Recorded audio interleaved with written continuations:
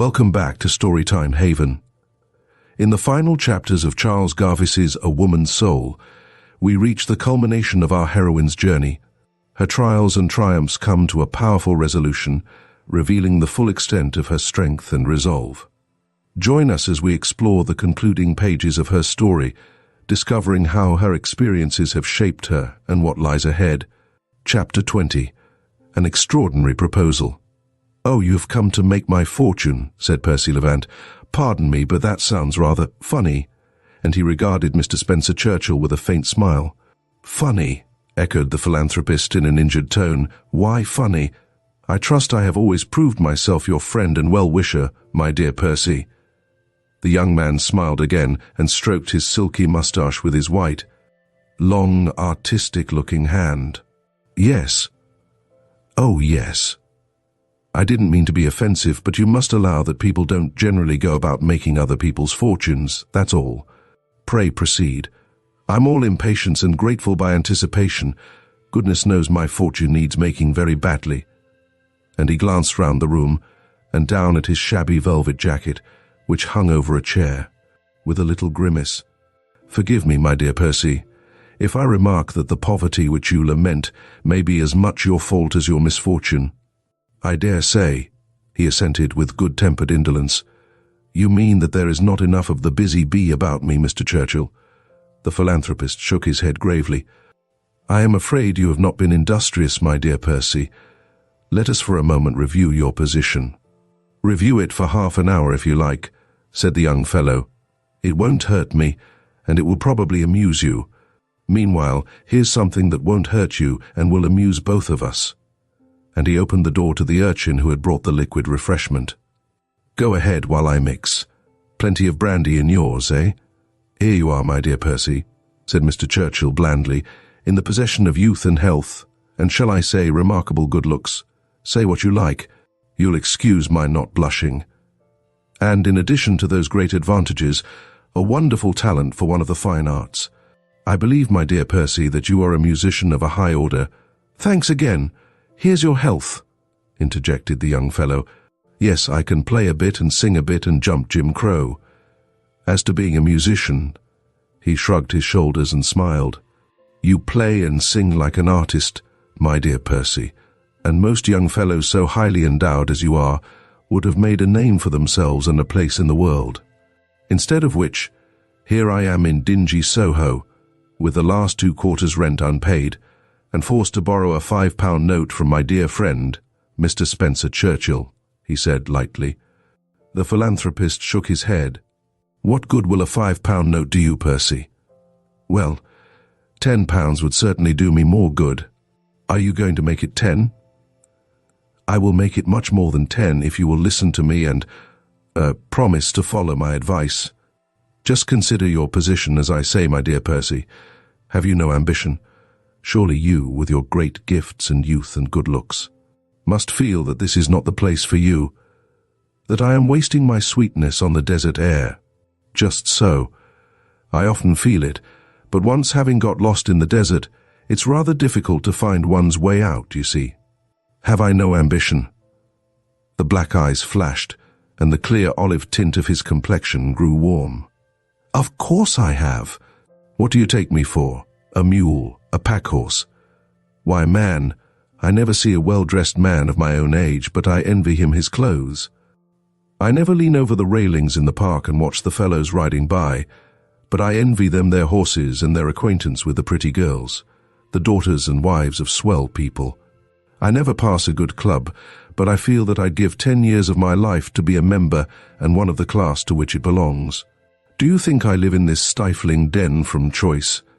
Do you think I dine on a 6-penny plate of meat and drink porter, sit in the gallery of a theatre, and wear old clothes because I like doing it?" He drew himself up to his full height and flashed down upon his observant listener for a second, then relapsed into his old lounging attitude and laughed musically. "Why do you come here with your Arabian Nights kind of speeches and stir me up? Bah, it's too hot for such mental exercise." And he sank into a chair and folded his hands behind his head. "No, Churchill, I am in the desert, and there I shall stick. "Unless some friendly guide extends a helping hand and leads you out," said the philanthropist. "I can quite understand your feelings, my dear Percy, and I must say they are very natural ones. You are, without flattery, formed by nature to adorn a higher sphere than your present one. I don't think any of the young fellows you envy could do greater credit to their wealth and position than you could do. Seriously, I think you were cut out for better things than teaching the piano to the daughters of the inhabitants of Soho and its neighborhood." "No doubt. I was intended for the eldest son of a Earl," said Percy sarcastically, "but there happens to be a hitch somewhere, and suppose I tell you that I can undo that hitch, that I can give you a helping hand to better and higher things, in short, to repeat myself, to make your fortune. Think of it, my dear Percy. Plenty of money, the entrance to good society, horses to ride, club doors thrown open to you, choice wines, men of rank for friends, and a world ready to welcome with outstretched hands good-looking and accomplished Mr. Percy Levant." The young fellow regarded him with the same incredulous smile, but there was a light of subdued eagerness in his eyes, and a warmer colour in his face. "You ought to go into the House, Churchill," he said. "I don't mean the workhouse, but the House of Commons. I suppose you learn all this kind of thing at your charitable public meetings. I'll come and hear you some of these days. They tell me you make uncommonly good speeches. Well, go on. How is this fortune of mine to be made, and, excuse my bluntness, why are you so anxious to make it?" "A very natural question, my dear Percy, and believe me, I am not at all annoyed by it. I intend to be perfectly frank and open-minded with you." Percy Levant smiled and got another cigar. "I beg your pardon, Churchill, but the idea of your being frank rather tickled me. The spasm has passed, however. Proceed. Is it a new gold mine you are going to ask me to become a director of? Or have you invented a new washing machine and want me to travel for it? What is it?" "It has always seemed so strange to me," resumed Mr. Spencer Churchill, ignoring the interruption, "that you have never turned your attention to matrimony." The young fellow stared at him, then laughed sarcastically. "You think that the palatial dimensions of this room are too large for one individual? That I should be more comfortable if I shared my sixpenny plate of meat and threadbare wardrobe with another? My dear Churchill, you might as well ask a limping, footsore tramp why he doesn't turn his attention to riding in a carriage and pair. Matrimony, good Lord, I am not quite out of my mind. But your wife need not be poor, my dear Percy. She may be rich in this world's goods." "Oh yes, I didn't think of that. And you suggest that there are hundreds of wealthy heiresses who are dying to become Mrs. Percy Levant, perishing with the desire to bestow their hands and fortunes on the music teacher of Soho."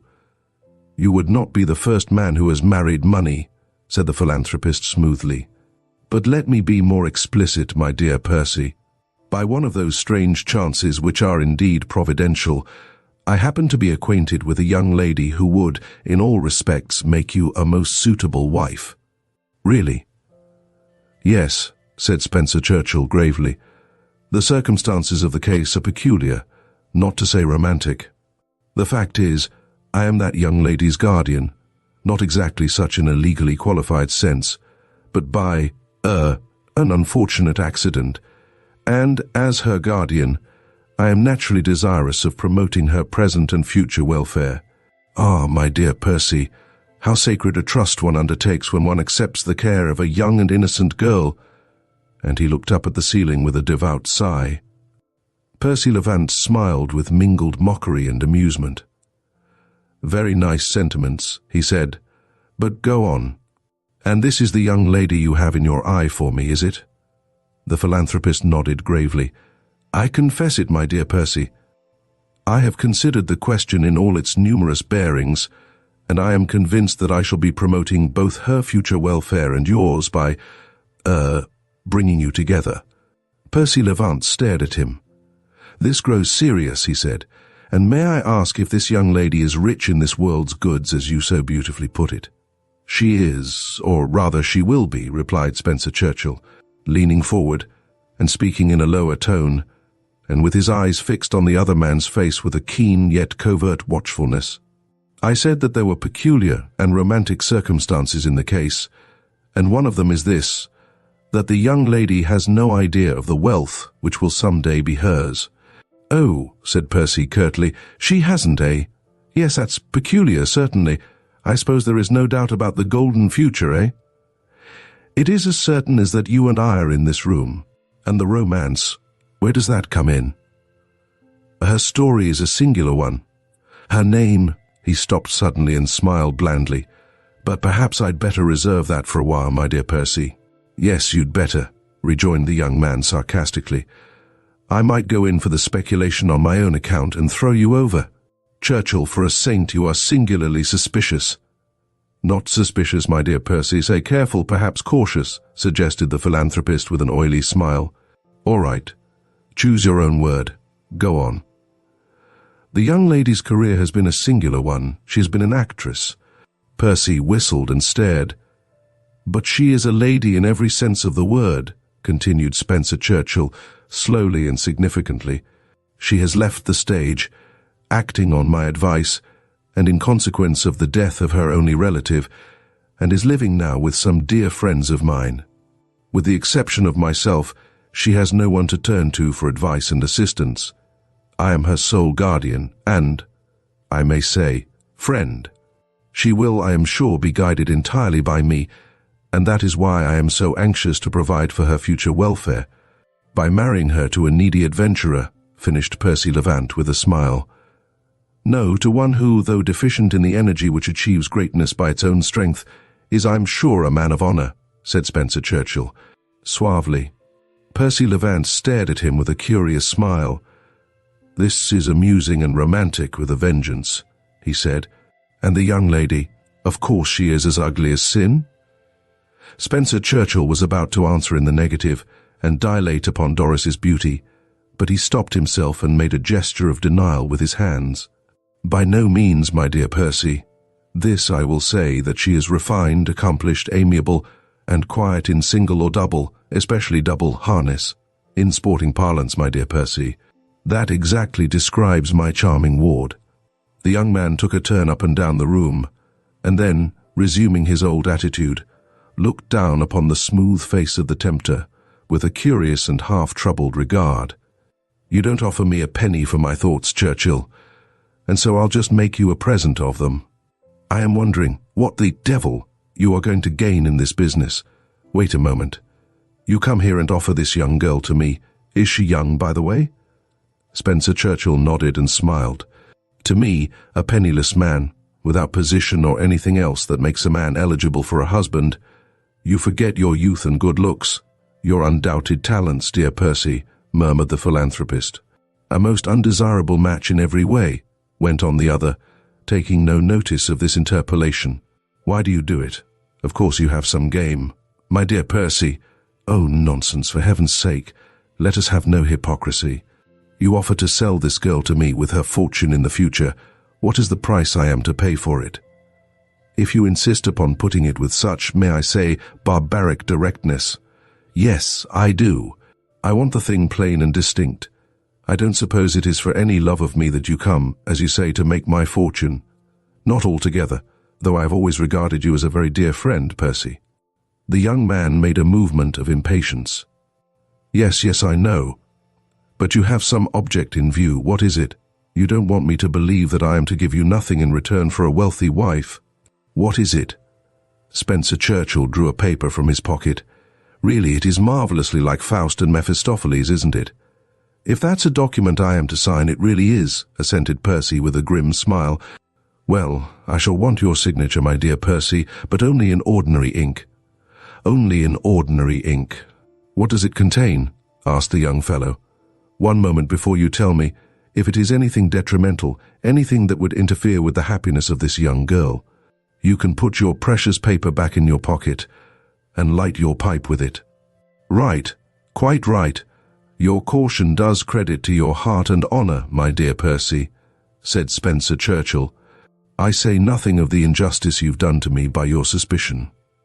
I forgive you. In a word, this is a little bond by which you undertake 3 things. To marry the young lady when I shall request you, and not till then, to keep the marriage secret until I give you permission to disclose it, and on your wedding day to pay me £10,000, or give me a bond for that amount. Is that all?" demanded Percy Levant, staring at him with knitted brows. Yes, and I don't think the condition's over hard. Consider, my dear Percy, I don't think you would have a chance of knowing who the young lady is without I tell you. You certainly haven't of marrying her without my assistance. As to the secrecy of the affair, why, that is not a great hardship, and for £10,000, believe me, my dear Percy, that it will be but a bagatelle to the man who shall marry my ward. She will be very rich then? Very rich. How am I to know that this is not a trick of yours, my good Churchill, that I may marry this protégé of yours, and wake up to find that it is beggar mated to beggar? Spencer Churchill nodded a smiling approval. A very proper question, very proper. If you will look over this bond, you will see that the payment of the £10,000 is contingent upon the young lady's becoming possessed of at least £20,000 a year. Do me the favour of perusing it. It is very short and very simple. And very sweet, said Percy, and he rapidly ran over the paper. I see you have left a blank where the young lady's name should go, which I will fill in when you have signed. Ah, how long will you give me to consider this extraordinary proposal of yours? Exactly 5 minutes, said Spencer Churchill blandly. And excuse me, my dear Percy, if I say that that is 4 minutes too long. My dear young friend, consider. A young, refined, accomplished lady with a future fortune of at least £20,000 a year, and you hesitate. Are you so fond of Soho and this rather, excuse me, squalid life of yours? Think what a vista this opens before you. You are ambitious. I present you with a golden ladder by which you may climb to any height you please. What are your prospects now, save those of a lifelong drudgery with the workhouse at the end? You, whose gifts warrant your taking your place among the flower of the land. Wait, interrupted Percy. I can't think with your drivel buzzing in my ears. I want to think. Man alive, I can scarcely believe that this is sober earnest, and if it were not for the price you exact, I should find it impossible to do so. But now I see your game, or part of it. He wandered to the piano as he spoke, and dropping into his music chair, abstractly let his hands stray over the keys. I think more easily to music, he murmured dreamily. Spencer Churchill watched him in silence for a few minutes, then he said, Time is up, my dear Percy. Is it to be yes or no? The young fellow rose from the piano, his face was pale and his eyes glowing with a strange excitement. I cannot resist it, he said, in a low voice, whose tremor belied his faint smile. You are right, more right than you guessed, when you said I was ambitious. I am sick and weary of this life of squalid drudgery. I feel as if I would sell my soul. Perhaps I am doing it to get out of it. Give me the paper and I'll sign it. Spencer Churchill spread it on the table, and Percy Levant snatched up a pen and wrote his name. There, he said, pushing it from him, folding his arms and looking down at Spencer Churchill with an almost defiant light in his dark eyes. And now what next? I am all attention. Who and where is my future bride, and when shall I see her? Her name is Doris Marlowe, said Spencer Churchill softly, writing the name in the blank, left for the purpose as he spoke. She is at present acting as companion to Lady Despard, and you shall see her in a day or two. Doris Marlowe, repeated Percy Levant. Doris Marlowe, it sounds pretty, but a rose by any other name, etc. And she is acting as companion to Lady Despard, is she, and has no suspicion of the wealth that will be hers. Churchill, are you sure that this is not a fiction born of your too fertile imagination? You will see in a day or two, said Spencer Churchill. It is really genuine. And what is the plan to be adopted? You will, I suppose, introduce me as a prince travelling incog, a millionaire in embryo, as something brilliant enough to dazzle the eyes of the young lady and carry her fancy captive? Is this to be the line? The philanthropist shook his head with an indulgent smile. No, my dear Percy, I'm free to admit that that is the kind of thing most men would do. But I think that you and I are too wise, not to say too honourable, to adopt such a course of deception. Percy Levant laughed sardonically. Pardon, I forgot that you were a man of high principle and a light of Exeter Hall. Well, what will you do? I shall tell the truth, said Spencer Churchill, with a virtuous uplifting of the eyes. "I shall introduce you to Lady Despard as a musical genius. You are a genius, you know, my dear Percy, struggling against the difficulties and obstacles insuperable to poverty and, that kind of thing. Lady Despard is never so happy as when she is assisting struggling talent, and she will receive anyone whom I recommend, dear Lady Despard. The rest I leave to you. If you cannot find a way to Miss Marlowe's heart, then I will confess that I am very much mistaken in you." "Thanks for your flattering opinion," said Percy with a short bow. "I will do my best, or my worst, which is it? Meanwhile, touching that £10, you shall have it with pleasure," said Spencer Churchill, and he took a note from his purse and handed it to him with a benevolent smile. "Do not spend it in riotous living. No, Father Patriarch, I won't. I will buy myself some decent clothes and get my hair cut. For I've noticed that your Lady Despards take a great deal more interest in struggling genius when it is clean and neatly dressed." Spencer Churchill nodded. "You know the world, I see, my dear Percy. I think that is all we need say. We thoroughly understand each other." "I thoroughly understand you," returned the young fellow. "Whether you understand me is quite another matter." I think I do, murmured Spencer Churchill blandly. "I think that you will do your best to win the game which will secure you a charming wife and future independence. Goodbye, my dear Percy. Don't let the new suit of clothes be too resplendent. Remember that you are a poor young man of genius." "I'm not likely to forget the poverty," said Percy slowly. "Goodbye. Mind how you go downstairs. There are generally from 20 to 30 children asleep on them at this hour, and the parents, strange to say, have an unreasonable objection to having them smashed." "I will take care," said the philanthropist, and with a murmured benediction he ambled out. Chapter 21. An Art Patron. "Dear me, how interesting," said Lady Despard. It was the third day after Doris's arrival, and they were sitting at breakfast in a small room, beautifully cool and shady, and furnished with an elaborate simplicity which, while it avoided all garish colour, was fresh and bright. A great bowl of roses stood in the centre of the table, from which rose a long fountain of perfumed water. Curtains of the faintest blush pink threw a warm tint upon her ladyship, who, in her morning gown of delicate chintz, looked like one of the Dresden shepherdesses which stood on the mantel shelf. Doris, in her white morning frock, with its deep black sash, was the only patch of decided colour, if white can be called a colour, in the room, but, beside Lady Despard's rather insipid prettiness, her fresh young loveliness looked like one of the roses in the bowl. She looked up from the coffee cup she was filling from the great silver urn with a faint smile of curiosity. In 3 days she had learned all that there was to learn of Lady Despard's character, and had grown to like her. As for her ladyship, she had already taken to the beautiful girl and her quaint, graceful ways and soft, musical voice, and 20 times in each of the days had congratulated herself and blessed Mr. Spencer Churchill on having sent her such a treasure. "Really very interesting," she repeated, turning over the note she was reading and regarding it with a pensive smile. "It is from our friend, Mr. Churchill, dear," she said. "One of his charming little letters. The good that man does in a quiet, unobtrusive way is really astounding." "What has he been doing now?" asked Doris quietly. "Why, he has written asking me to help him in assisting a young friend of his who has had a great deal of trouble and all that. He is a great musician, that is, he ought to be great, you know, but he is poor and friendless, and Mr. Churchill wants me to take him by the hand. He says that I have such immense influence in the arts and musical world that I can do anything. Of course that's nonsense. That is only his nice way of putting it. But there's the note.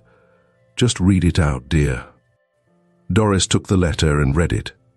It was a charming little composition, as Lady Despard had said, and in the pleasantest way told the story of struggling genius, which only needed Lady Despard's patronage to rise to the heights of success and fame.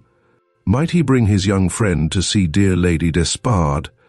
Perhaps, if he might suggest, and her ladyship was disengaged, she would kindly ask them to dinner.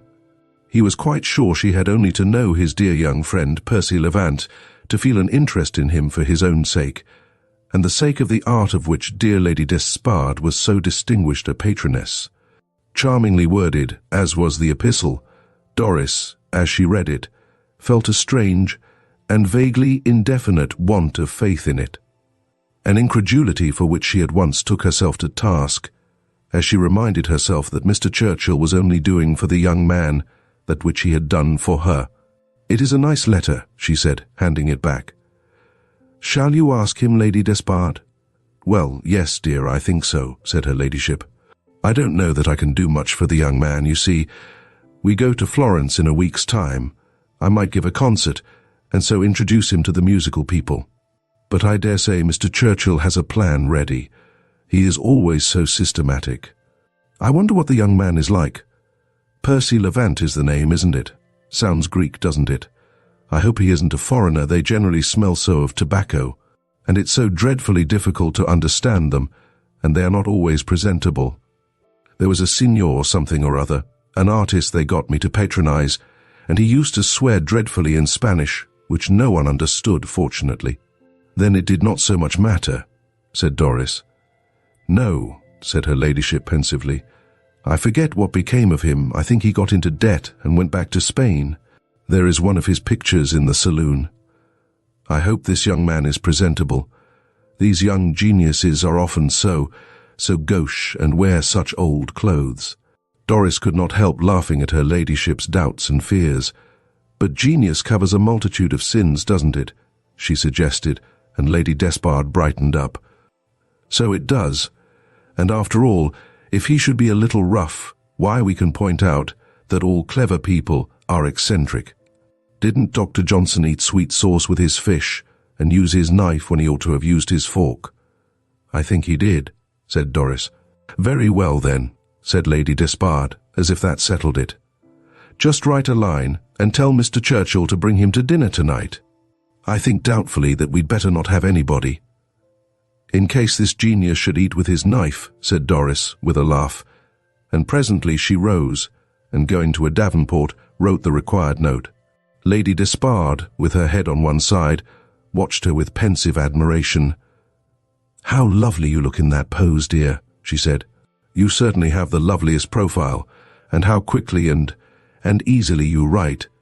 It takes me no end of a time to get my sentences together, and the spelling, I suppose you can spell like a dictionary."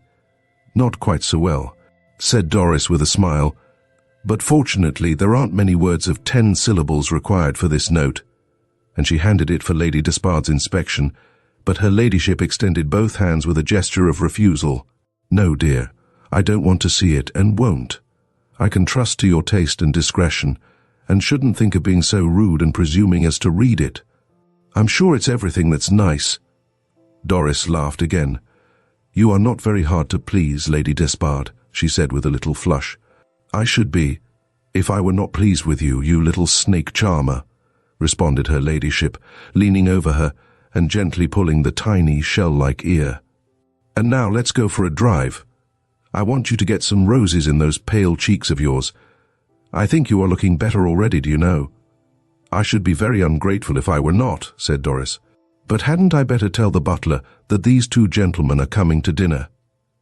"I declare you think of everything," exclaimed her ladyship. "You must have been wonderfully trained, Doris." A faint flush rose to the pale cheeks, and then left it all the paler for the swiftly passing colour. "Poor people learn to be thoughtful. The dear friend to whom I owe everything, Lady Despard, spent all his life in tender devotion to me." "There, I've made you nearly cry," exclaimed her ladyship, putting her arm round her. "What an awkward idiot I am. But I'll be more careful, dear, I will indeed. And now go and put on that pretty bonnet of yours, and we'll go and work havoc with the hearts of those foolish young men who hang on the rails in the park." Doris gave the butler the necessary information. Although she had only been 3 days in the house, Lady Despard had almost handed over the management of it to her, and the servants had commenced to look to her for their orders. It was a strange change from her old life of dependence and excitement, but it was a change which Doris found very grateful.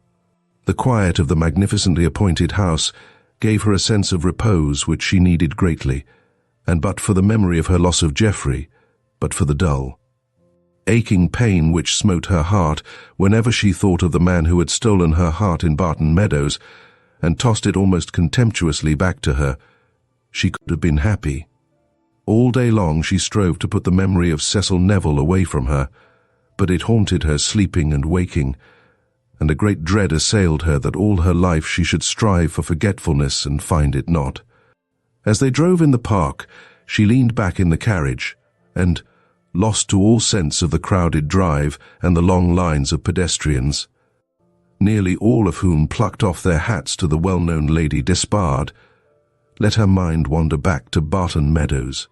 She did not observe that she attracted as much attention as pretty Lady Despard herself, and woke with a start when her ladyship, with an arch little laugh, said, "I never got so much notice before. I wonder why it is. Can you guess, Doris?" "No," said Doris innocently. "Really no? Well, for a really pretty girl, I think you are the most modest I have ever met, my dear." Doris laughed and drew farther back.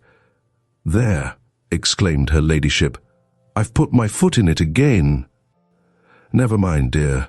We'll go home now. I'm tired of bowing.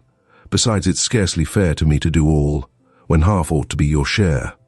Long before the evening, Lady Despard had forgotten about the invited guests, but Doris dressed early and arranged some flowers in the small dining room in which the meal was to be served, and thinking that it would be required, arranged as well as she could the music which lay in a confused heap in the rare Chippendale Canterbury. Presently Lady Despard came down, fresh from the hands of her maid, in a costume of Worth's, with which she had been entirely satisfied, until she saw Doris's simple frock of black lace with a yellow rose nestling in its bosom, for her only ornament. "How nice you look, dear," she exclaimed, taking her by the shoulders and holding her at arm's length. "Now I wonder why it is that you always seem just perfectly dressed. That neat little frock of yours is simply exquisite, while mine looks all furbelows and fuss. Where did you learn to dress like that?" Doris could have answered, "At the best of all schools, the theatre," but instead she smilingly put the question by and praised the other's handsome costume. They were still talking when a footman announced Mr. Spencer Churchill and Mr. Percy Levant. Lady Despard gave a little start. "Bless me," she exclaimed, "I had forgotten them," and she glided forward to receive them. Doris turned aside for a moment to pick up a flower which had fallen from a vase, then looking round, found Mr. Spencer Churchill waiting with extended hand. "My dear Miss Marlowe," he purred, pressing her hand and smiling down upon her with a perfect wealth of benevolence.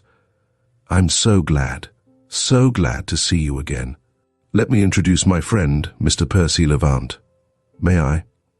He stepped on one side, and Doris, looking up, saw a tall, graceful young man, with a face almost perfectly handsome, and as she noticed the well-cut and carefully severe style of his evening dress, she felt surprised and amused.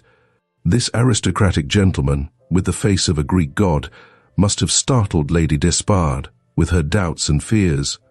"Miss Doris Marlowe, Percy," said Mr. Spencer Churchill, glancing at him sideways and with keen watchfulness.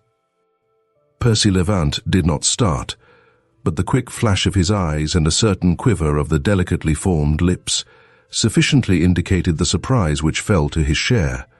He had imagined a girl, plain almost to ugliness, not only plain but shy and diffident, and, as he would have put it, bad form, a dark, colourless, governess kind of creature, and this vision of perfect grace and youthful loveliness startled him almost to bewilderment. He bowed low to hide the faint signs of his discomfiture, and Doris, just inclining her head, at once moved away. Dinner was announced, and Lady Despard, talking in her languidly glowing style, gave her arm to Spencer Churchill, leaving Percy to escort Doris. The dinner was served on the oval table, and the little party, which would have seemed cold and formal in the larger apartment, with its huge table and splendid furniture, was made to appear pleasant and homelike. Spencer Churchill and Lady Despard did all the talking for some time, and Percy Levant only joined in occasionally. But his silence was perfectly self-possessed, and without a touch of the gaucherie or awkwardness and want of breeding Lady Despard had so much dreaded. Every now and then he let his splendid eyes wander to the lovely face beside him, and each time the amazement overwhelmed him, although he sat apparently so calm. This exquisite creature had been sold to him by Spencer Churchill, this beautiful girl to be his wife. He caught himself once or twice looking round the room with a close scrutiny, as if to convince himself that he was awake and not dreaming. But he could not sit there silent all through the dinner, and at last he forced himself to address her. It was only some trivial remark about the weather, but it seemed to him that his voice trembled with the emotion with which his heart literally throbbed. Doris responded in her soft, quiet voice, and the sound of it somehow lulled the storm within him and gave him confidence. He found himself talking to her more freely, and each moment the spell her unexpected beauty and grace cast upon him grew stronger. To listen to a commonplace from Doris was delightful enough, but she could talk something better than commonplace. And Percy Levant, the adventurer, the man who knew the world, was again startled to find that Mr. Spencer Churchill's ward was, young as she looked, well read in subjects of which most women were utterly and sublimely ignorant. And yet she talked so modestly, so diffidently, that her knowledge was an added charm. He started when Lady Despard, rising, said, "The butler knows the claret you like, Mr. Churchill. I shall leave you to his tender mercies. Mr. Levant, we will have some tea for you when you come into the drawing-room, so don't expect any to be sent in." He opened the door for them, and then sank into his chair, let his head fall upon his bosom, his lips tightly compressed. Spencer Churchill filled his glass and remained silent until the butler had left the room. Then he said with a smile, "Well, my dear Percy, what do you think of my dear young ward?" Percy Levant raised his head and looked at him with a curious expression. "Give me some wine," he said. Then, after he had drank a glass, he demanded, almost sternly, "Why did you not tell me?" "Tell you what?" asked Mr. Spencer Churchill with a chuckle. "I told you she was a charming young lady." "And you wished me to think that you lied in saying so," retorted the other. "Why did you not tell me that she was as beautiful as she is?" Spencer Churchill chuckled again. "My dear Percy, I thought that a little surprise would not come amiss. If I had told you that she was pretty, well, beautiful, lovely, you would not have believed me." "No, I should not," he said curtly. "Don't say any more. I want to think. Great heaven, she is like a dream. Stop. Don't talk, I say. I'm not equal to any of your smooth platitudes at present. Let me be in peace." Mr. Spencer Churchill laughed softly. Certainly, my dear Percy," he said. "Yes, I can understand your astonishment. This claret is very fine." "No more," said Percy, rising and taking a step or two across the room, with his arms behind him, his head bent upon his breast again. "Let us go to them." "I'm quite ready," said Spencer Churchill, smiling with intense enjoyment. They went into the drawing-room. Lady Despard was turning over the music. Doris was seated at the tea table. "I am trying to find something for you to play, Mr. Levant," she said. "We are so eager to hear you play, Miss Marlowe and I." He bowed, and his glance caught Doris's, but she only smiled. "Will you not play or sing?" he asked. "Oh, no," she said. "I should be afraid." "Of me? It is I who should fear, for I know from your conversation that I shall have a musician for a critic." "No," she said quietly. "I am not a musician. You will have some tea presently." And she raised her eyes to his with the calm politeness of perfect self-possession and good breeding. Chapter 22. Two Songbirds. Percy Levant bowed and went to the piano, and Mr. Spencer Churchill walked across the drawing-room and took a seat immediately beside Doris. "I hope you like my young friend," he said in his softest voice, and glancing affectionately toward him as he stood by the piano talking to Lady Despard. "I have seen so little of him," said Doris, "but he is very agreeable." "Yes. Ah, my poor Percy," he sighed. "Poor boy. He has suffered so much, so much. There should be sympathy between you two, my dear young lady, for he has known what it is to lose his dearest. I should move your heart if I were to tell you what sorrow and trouble have fallen to my poor young friend's lot, and win your admiration and esteem for him if I recounted the many difficulties he has had to encounter. It has been a hard world for him, A hard life, poor fellow. I do so hope you and Lady Despard will like him." Doris remained silent, but the softly spoken words had something of the effect their speaker intended, and she looked toward the young man with increased interest. "I think, with the exception of myself, he has scarcely a friend in the wide world," said Spencer Churchill, sipping his tea and sighing. "I am counting so much on your and Lady Despard's sympathy, my dear Miss Marlowe. A word of encouragement from such kind hearts as yours will go far to console him for the cruel disappointments he has endured. Ah, he is going to sing, I see. Now you will see if I spoke too highly of his voice and abilities." Percy Levant was certainly going to sing, but he seemed somehow loth to begin. For a few minutes his fingers strayed over the keys irresolutely, then he struck a chord and commenced. He had chosen not an elaborate specimen of the flowery school, but a simple Brittany ballad, and he sang it exquisitely. Doris, as she listened to the long-drawn notes that seemed to float on eider wings through the room, felt a singular sensation at her heart. It was as if this stranger had defined the trouble of her young life and had put it into music. With tightly compressed lips, she sat fighting back the tears that threatened to flood her eyes. Her hands closely clasped in her lap, her eyes fixed on the ground, unconscious that Mr. Spencer Churchill's eyes were covertly fixed on her with a keen watchfulness. The last notes of the song died away, and Lady Despard's soft, languid voice poured out her praise. "Oh, but that is very, very beautiful, Mr. Levant, and you have a lovely voice. How kind of you to come and sing to us. And I am so grateful to Mr. Churchill for bringing you. You must sing again, must he not, Doris?" He had risen and bowed to Lady Despard, but his dark eyes looked beyond her and sought Doris's face. Her lips trembled, but she forced a smile.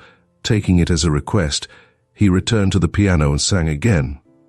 Lady Despard was in raptures, but he prevented her asking for another song by going across to Doris. "Lady Despard will not play, will you?" he said. "You are not afraid now?" "Yes, more than afraid," she said with a smile. "Will you sing with me?" "Here is a duet," he said quietly, his eyes downcast. "Do, dear," said Lady Despard. "Miss Marlowe sings like a professional, Mr. Levant." Doris rose reluctantly, and he led her to the piano. Mr. Spencer went and sat beside Lady Despard, and began to talk to her in an earnest but softly persuasive tone. The two voices at the piano rose and fell in harmony, and seemed to act as an accompaniment to his. "Isn't it beautiful?" said Lady Despard. "Their singing together is simply delicious. And if your ladyship assents to my proposal, they can sing together as often as you please," he murmured insinuatingly. She laughed and nodded. "That's true. Oh yes, just as you like. I'm sure he is most interesting and such a perfect gentleman." "Ah, yes," said Mr. Spencer Churchill. "I would not have brought him to you if he had been anything less. And it is settled then?" "Yes," nodded her ladyship. He rose at once and looked at his watch. "I will make all arrangements," he said in a low voice. "Say nothing to him tonight." The two men said good night, and Percy Levant found himself outside, his brain in a whirl, his heart beating wildly. "Well, may one ask your highness what you think of my ward now?" said Spencer Churchill softly. Percy Levant thrust his hands in his pockets. "Has she been ill, or is it trouble that makes her look like that?" he asked, in a grave, thoughtful tone. "Trouble," said Spencer Churchill. "Poor girl. Yes, she has been ill too, but she is better, and the change will completely set her up, I hope." "Change?" "Yes," he purred. "She and Lady Despard go to Italy next week," and he smiled as he struck the blow and saw Percy wince. "To Italy next week?" He turned upon him. "What are you scheming? What are you doing? Why did you take me to see her tonight if... Do you think I'm made of stone, that like yourself I've no heart? To Italy?" "Yes," murmured Spencer Churchill, "and I have arranged that you shall go with them." Percy Levant started again, and stopping confronted him with a pale, eager face. "What?" "Yes, exactly. You are to go with them as, what shall we say, friendly cavalier, courier, what you will. Anything will serve as an excuse." "What do you say?" Perhaps, after all, you regret your bargain. If so, say so, and I'll release you." Percy Levant caught him by the shoulder and held him in a savage grip. You devil," he said fiercely, almost wildly. "You know that I cannot. If I had not seen her, I might have had the strength, but now—" He withdrew his hand, and almost thrusting the other man away from him, strode on. Chapter 23. A Sad Homecoming. Lord Cecil Neville was a man of his word. He had pledged himself to remain in Ireland until the mission he had undertaken was completed, and he meant keeping his word, though his life depended on it. And it seemed to him that more than his life, his happiness hung in the balance. He had written again and again to Doris, and had received no answer to any one of his letters. That they had reached her was evident from the fact that none were returned through the post to him. To all his passionate attempts for an explanation of her silence, not one word came from her. Life had gone fairly smoothly for Viscount Neville up to this, and his hot, impetuous nature, inherited from his mother's side of the family, found it difficult to endure the suspense. Many men would have broken their word and returned post-haste to England and Barton, but a pledge was a solemn thing to Cecil Neville, and like a soldier on duty he stuck to his post.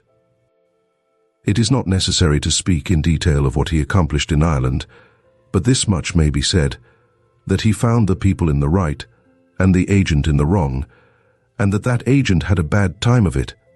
It may be added that Lord Neville succeeded in a few short weeks in winning more hearts among the Marquis's tenants than all the Stoyles for centuries had been able to do, and that before many days had passed, the young lord, as he was called, was regarded as a friend and protector, and many a faltering voice called down a blessing on his head and implored him to remain in the old country. The Irish are a warm-hearted people, quick to resent an injury, but equally quick in their gratitude for a benefit. This handsome young nobleman, who had relieved them from their oppressor and done his best to better their hard lot, received his reward in the shape of an affectionate gratitude which he should remember and cherish all his life through. The absentee landlord, the man who screws the last penny from the tenant and spends it in Paris or London, has been the curse of the country. And it was because Lord Neville saw this and owned it freely that the people trusted him. Often, when he had returned from a day's inspection of the estate and had relieved the oppressed, he wondered what the Marquis would say when he heard what his ambassador had done. Often when, tortured by an anxiety respecting Doris's silence, he spent the night pacing up and down his room, he vowed that when they were married, they would come and live among these people who had welcomed him so readily, and so gratefully recognized his efforts on their behalf.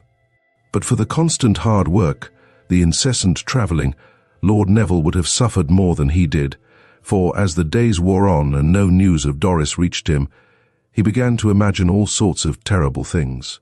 One night he dreamed that she was dead, and woke trembling and shaking, half persuaded that he had heard her voice calling to him. All day her image haunted him, and he found himself pulling up his horse and sitting staring vacantly before him, recalling her last words, her shy, passionate kiss. And then he would dash forward and try and persuade himself that his letters had in some way miscarried and that all would be well. One morning his servant brought him a letter, and he seized it eagerly, but his face fell as he saw the Stoyle coat of arms on the envelope. The letter was from the Marquis.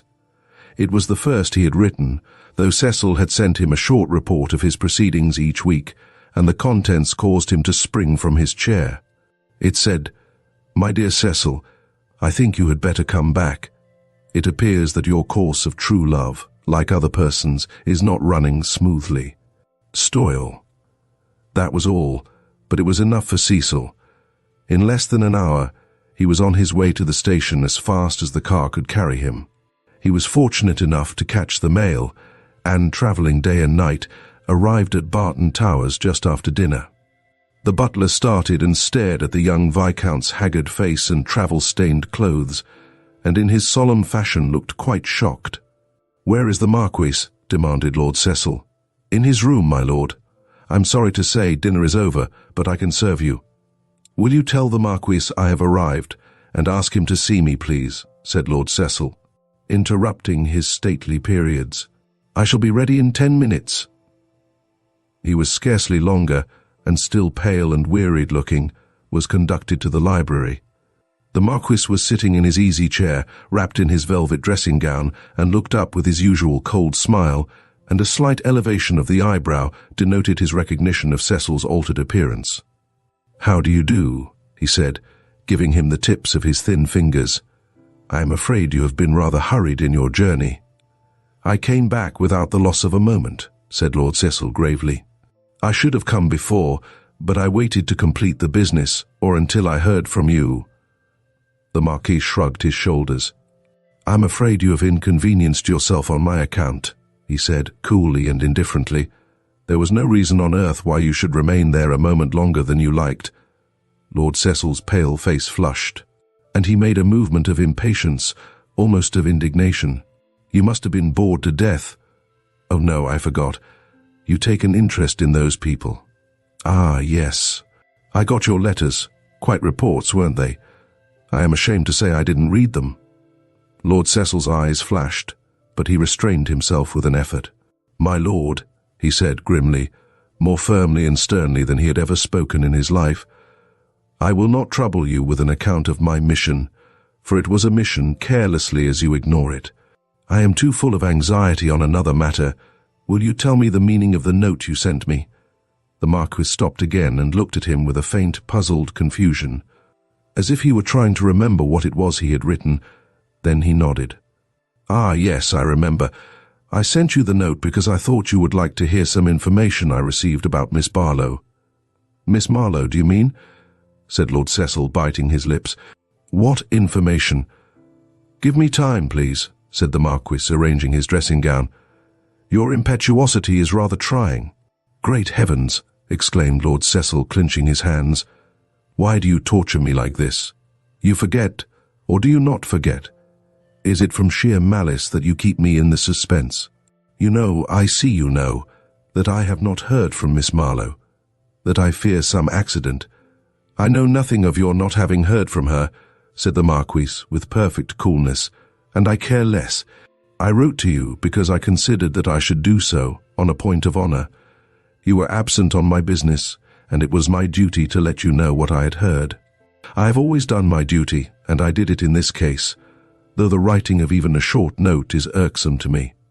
"Well, my lord, well?" demanded Lord Cecil, and he paced to and fro. "What is it? Is she ill? Is she—" He could not force his lips to utter the word dead. "Ill?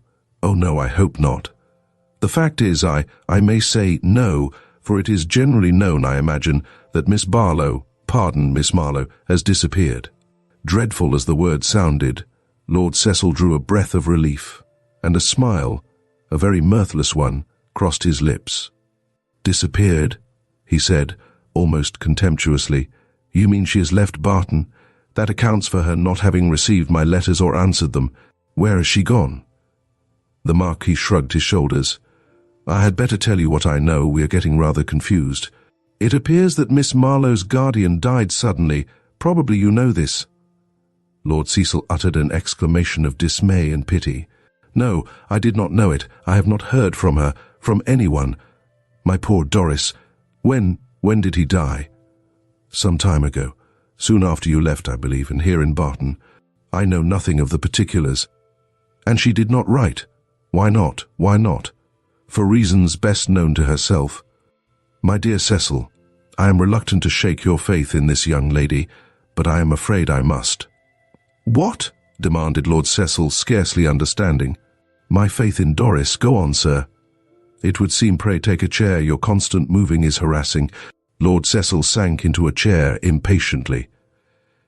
"It would seem that the young lady was not very serious in her little love affair with you.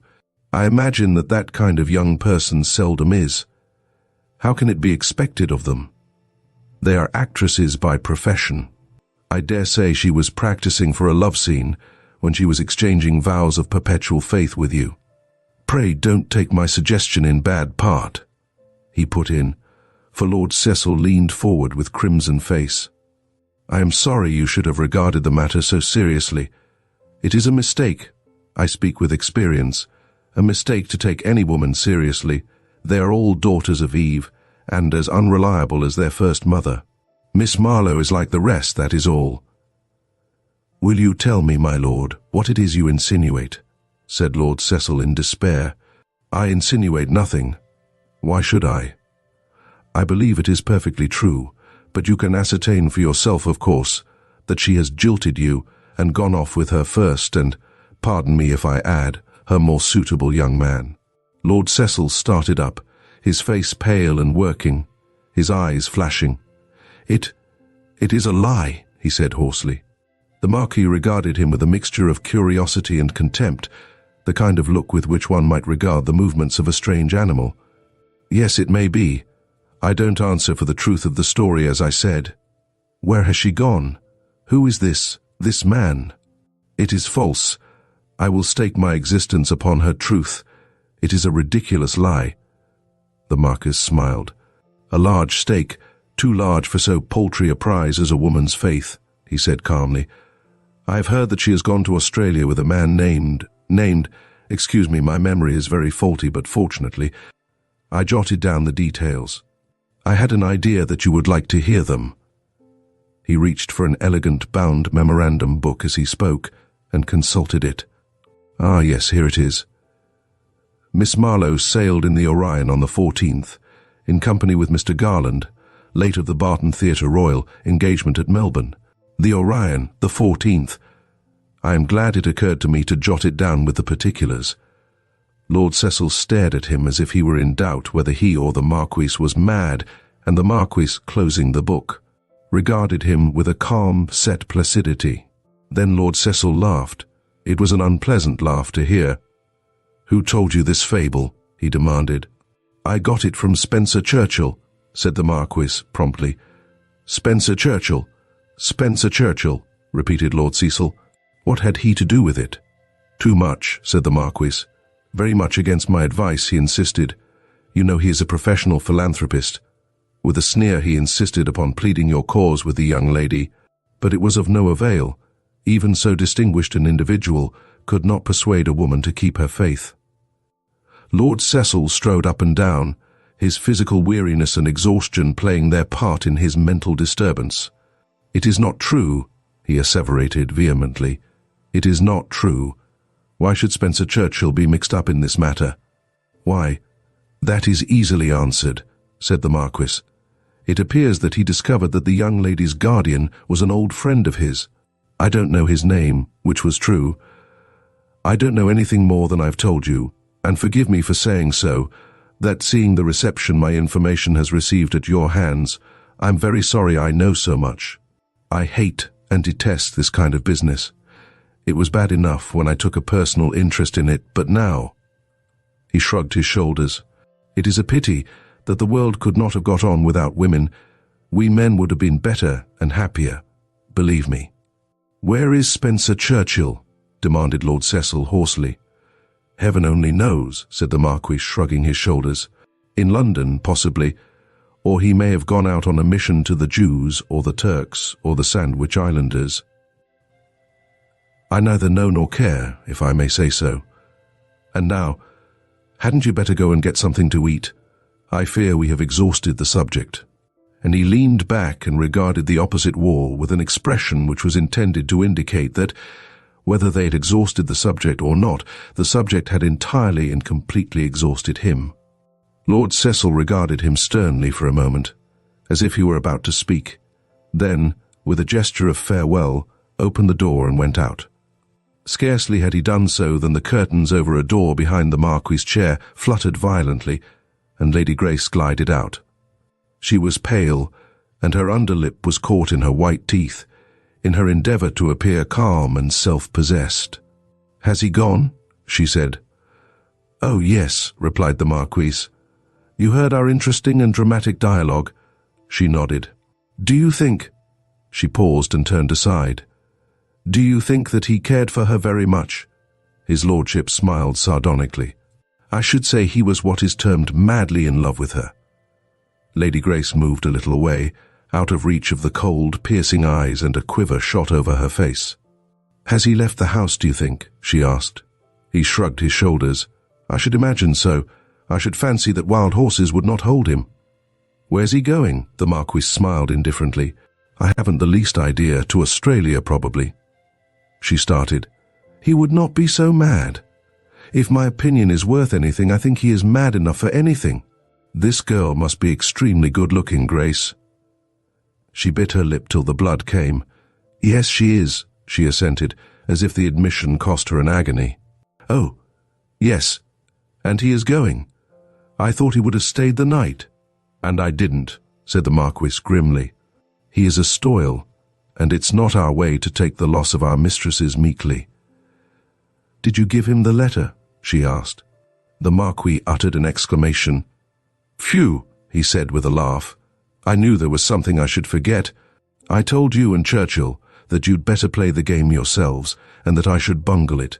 You see, I am so unused to intrigues of this description." And the great intriguer of his generation smiled grimly. "Give it to me," said Lady Grace, as if struck by a sudden idea. The Marquis pointed to a cabinet. "It's there somewhere," he said, indolently. Lady Grace opened the door sharply. "Take care, please," he said with a smothered yawn. "That cabinet is unique, and I have left it to you."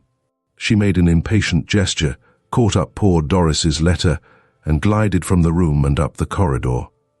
As she did so, Lord Cecil came out of his room, followed by his valet, with a portmanteau in his hand and wrap on his arm. "Lady Grace," said Lord Cecil. "Why, where are you going?" she exclaimed. "I've only just heard of your return."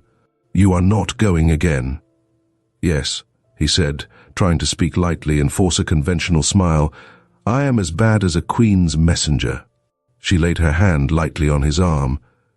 "Something's the matter," she said in a low voice. "What is it? Is it anything you can tell me? Anything I can help you in?" He shook his head as he signed to his man to go on. "I have learned bad news, Lady Grace," he said as coolly as he could, but his voice shook as he added, "No, you cannot help me, and I fear no one can." She came closer to him and laid her hand upon his arm, looking up at him with her magnificent eyes, softened with womanly sympathy. "I am so sorry. Can you not tell me what it is? Stay. Where are you going?" "To London," he replied. "To London?" She leaned over the balustrade and looked at the great clock in the hall. "You have plenty of time." "Stay one moment. Lord Cecil, do you remember the first night you came?" "Yes," he said gravely. A faint flush rose to her face. "And all I said to you, do you think I should have spoken to you as I did unless I had liked you?" "I appreciated your candor, Lady Grace," he said in the same grave tone. Her hand trembled on his arm. "Well then, I am going to be still more candid. I am going to ask you to try and fancy that you had asked me to be your wife and that I had refused." It was his turn to flush now, and his eyes dropped under her fixed, earnest gaze. "Do you know why I say that? It is because you may not misunderstand me when I ask you, as I do now, to let me be your friend." "I am grateful, Lady Grace," he began in a low voice, but she stopped him. "Wait. It is no idle, meaningless offer. I will be a real friend, Lord Cecil, if you will let me. I will prove that a woman and a man can be friends without being lovers. Now then, trust me, and show me that you trust me by telling me what this trouble is." Her eyes looked so honest, so eager, so trustworthy that Cecil, his heart wrung with the misery of suspense and doubt, his brain heavy and bewildered by fatigue and harassing anxiety, fell into the net. "I will trust you, Lady Grace," he said, and there was a quiver in his voice which was no discredit to his manliness. "In a word, I have lost the girl I love." "Lost her?" she said with wide-open eyes. "Ah, yes, I know. Miss Marlowe, is it not?" "Yes," he said. "Do you know anything? For heaven's sake, tell me everything." "I will," she said. "But I have heard nothing more than this, that she has gone to Australia with a man to whom she was engaged before." "And you believe it?" he said with grave reproach. "No," she said at once. "I do not believe a word of it." He took her hand and pressed it all unconsciously, so that the rings almost cut into her delicate fingers. "How shall I thank you for saying that?" he exclaimed in a low voice, which showed how deeply he was moved. "They are the first words of comfort, of encouragement. You do not believe it?" "No, I am certain it is not true. She has left Barton, I know, but as to the rest, why, it is too absurd. Shall I tell you why I do not believe it? Because I have something for you which will explain all, I've no doubt." And she held out the letter. He almost snatched it from her. "A letter? Why, where, when, how?" And he stared at her with eager impatience. "It came while you were away, and I took it. Don't be angry." "Angry? Has anyone seen it but yourself?" "No one. No one. I kept it. Of course, I felt that its safety was of importance to you. I should have forwarded it to you, but I knew you were moving about, and I feared it might be lost." I see, he said, and already hope was displaying itself in his face and voice. "Yes, that will tell you where she is and why she has gone, no doubt," said Lady Grace, and with an affectation of delicate consideration, she turned to the great oriel window, that he might read it undisturbed. Suddenly he uttered a cry and, looking round, she saw him leaning against the balustrade staring at the letter, which shook like an aspen leaf in his hands. "Oh, what is it?" she breathed, and her face went almost as white as his own. He looked up with a bewildered stare, then with a working face seemed to struggle for composure. We were both wrong," he said hoarsely. She has gone." "Oh, no," murmured Lady Grace, "don't say that. Do not believe it. Oh, Lord Cecil." And she laid both her hands upon his arms and looked up at him beseechingly, sympathizingly, as a sister might strive to soothe and encourage a brother. "Yes," he said almost inaudibly, and with a catch in his voice, it is true. Great heaven. And I loved, I trusted, He turned his head aside for a second, then faced her, every muscle of his face quivering under the effort to appear unmoved. "Lady Grace, the letter proves the Marquis's estimate of women to be a true one, and mine, heaven help me, false. Read it." "No, I cannot. It is the only letter she ever wrote me. It is sacred, the first and the last. Great heaven, to think that she, and as he recalled the pure and innocent face, the truthful, trustful eyes that had looked up so devotedly, so passionately, with such an infinity of love into his voice broke, and he could not utter another word. "No, do not show me the letter," she said. "It should be sacred to you, and I do not believe it yet. Where were you going, Cecil?" Her omission of his formal title escaped him at the moment. "To London," he said. "But where?" And he made a despairing gesture. "It doesn't matter. Nothing matters now." And he forced a rueful smile. "Yes, but it does matter," she said. "There may be some mistake. There must be. It is useless to ask you to remain here, I feel that. Go to London, Cecil, and go to the offices of the Orion. Go and see if her name is on the passenger list. I will stake my faith in the honor and truth of my sex that it is not." He seized her hand and pressed it again. "How can I thank you?" he breathed. "Yes. What woman's wit will do. I will go to the office. And you will let me know. You will not forget. Your friend." "I shall never forget all you have done, all you have been to me this day, Lady Grace," he said, fervently, and with a grave solemnity that might well have become one of the old knightly stoils, whose pictures looked down on them. He raised her hand to his lips. A deep red suffused Lady Grace's face, and she drew a quick, sharp breath. "Go then," she said, her hand resting on his clingingly, "and come back with good news." He nodded, and with the letter in his hand, ran down the stairs. Lady Grace leaned over the balustrade and looked at him, her heart beating wildly, her eyes flashing with suppressed excitement. She looked at that moment like one whose soul and brain with keen desire burnt in a flame of all-consuming fire. Then, as the door closed behind her, and she heard the retreating sound of the dog-cart, she drew herself upright, and pressing her hand to her forehead, she thought intently. A wrong step now, a false move. And I lose him," she murmured. "Oh, if I were there with him, if I could be sure that Spencer Churchill had got her out of the way." "Ah!" The ejaculation was forced from her lips by an idea worthy of a woman. Without waiting a moment, she sprang up the staircase to her own room. "Find the next train to this," she said to her astonished maid. "Don't stand staring. There may not be a moment to lose. Pack a bag, a small bag, and order a brougham. Say nothing to anybody but the groom of the chambers, and tell him to keep his tongue quiet. Give him this." She handed her a couple of sovereigns. "Wait. I want this to go to the telegraph office. Stay, no, I will take it myself as I go." "The office is closed, my lady," said the maid, looking up from the portmanteau she had already commenced to pack. Lady Grace's face fell, then it cleared again. "Of course. All offices are closed by this time. None will be open till tomorrow." "No matter. Give me a telegraph form." She sat down and wrote quickly, "He will be at the Orion packet office the first thing tomorrow. Act. Meet me at the square at 10. 2 hours later, she was seated in the train following that which had borne Lord Cecil to London, and her telegram lay at the office to be forwarded to Mr. Spencer Churchill at 8 the next morning. Lord Cecil reached his chambers in the grey of the summer morning, looking like a man who had received sentence of death, and yet hoped that by some chance a reprieve might save him. Not until the train started had he remembered that the steam packet office would not be open until 10 o'clock, and yielding to the respectful entreaties of his man, who was deeply attached to him, and saw with dismay the change which the last few days had made in him, Lord Cecil threw himself on the bed. But he found it impossible to rest there, and spent the long hours pacing up and down, vainly trying to draw encouragement from a remembrance of Lady Grace's assertion of faith in Doris.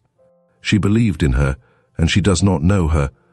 How much more should I trust in her, who do know her? And yet this letter, and he took it out and read it for the 100th time. Long before 10 he had a bath, drank a cup of coffee to appease his valet, and, dressing himself, went down in a cab to the office of the Australian Steamship Company. He was there before the office opened, and had to wait for a quarter of an hour. While he was pacing up and down, smoking a cigar, with fierce impatience, a quietly dressed man, in a brown pot hat, sauntered up, glanced at him casually, and passed by, then, as if he had remembered something, took out his watch, and returned at a quick pace, so quickly indeed that he almost ran against Lord Cecil, and offered profuse apologies. A few minutes after 10, a yawning boy wound up the iron shutters, and Lord Cecil went into the office. "I want to know," he commenced, but the boy, struggling with a yawn which threatened to bisect his face, said, languidly, "Clark's not here yet. Don't know nothing myself." Lord Cecil inquired when they would be there, was told 5 minutes, 10 perhaps, lit another cigar, was informed by the intelligent lad that he mustn't smoke in the office, flung the cigar away, and strode to the door, nearly knocking over the quiet-looking gentleman in the brown hat, who was looking in at the door inquiringly. 10 minutes, a quarter of an hour passed, and at last a clerk arrived, and Lord Cecil made for him as if he were going to demand his life. "Can you tell me whether a lady of the name of Marlowe sailed by the Orion for Melbourne?" he began with suppressed eagerness. The clerk eyed him with the charming impassibility and indifference which distinguishes some of his class, and read a letter which lay before him before answering. "You will find her name in the passenger list if she did," he said at last. "Then for heaven's sake give me the passenger list," said Lord Cecil with suppressed fury. "I have been waiting." He pulled himself up on the verge of an outbreak, and the clerk, with a great deal of dignity, got down a huge ledger and leisurely found the proper page. Then he proceeded to read off the names. There seemed a million of them to poor Cecil, who leaned against the counter, his eyes fixed on the book, his lips tightly compressed. "Mr. and Mrs. Brown, Mr. and Miss Tompkins, Mr. Garland, Miss Doris Marlowe." "Yes, she sailed," said the clerk. Lord Cecil gripped the counter hard and stared in a dazed, blind way at the open page.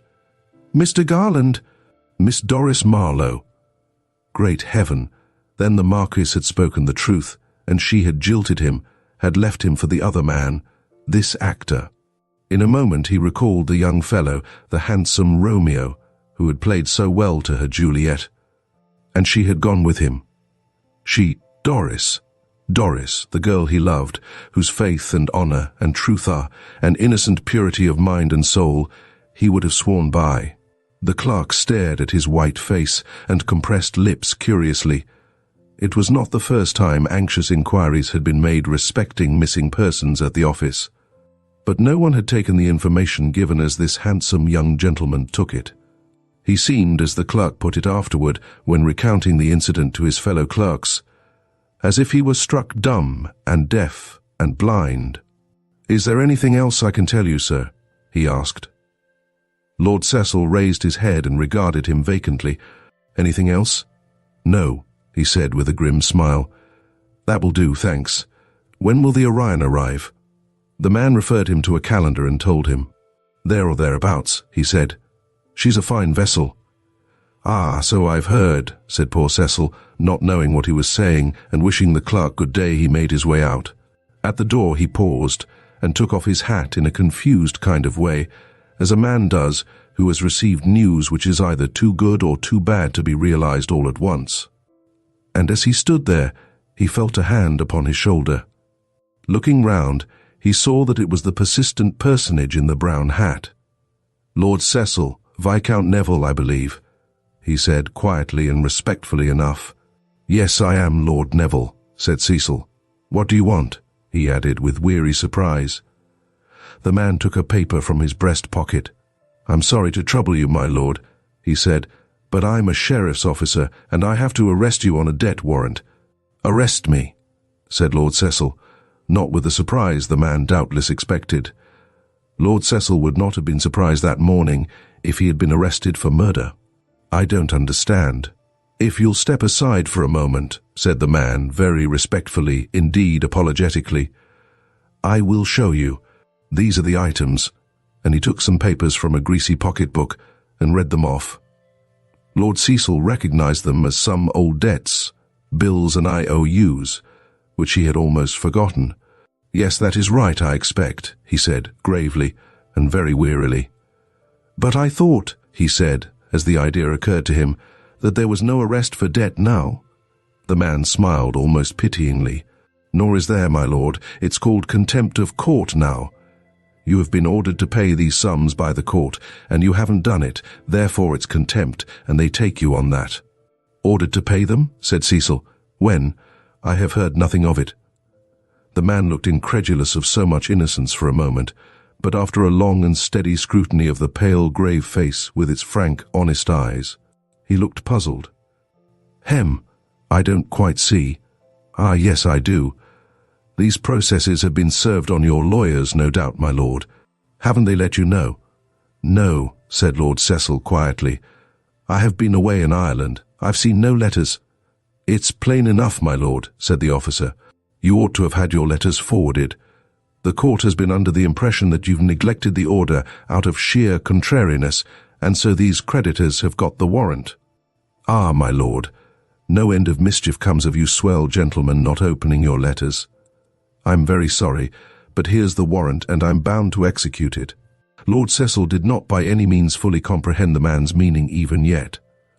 "What do you want me to do?" he said gravely. "Ah, I see you want to take me to prison." "Oh, no, my lord, certainly not," said the officer respectfully.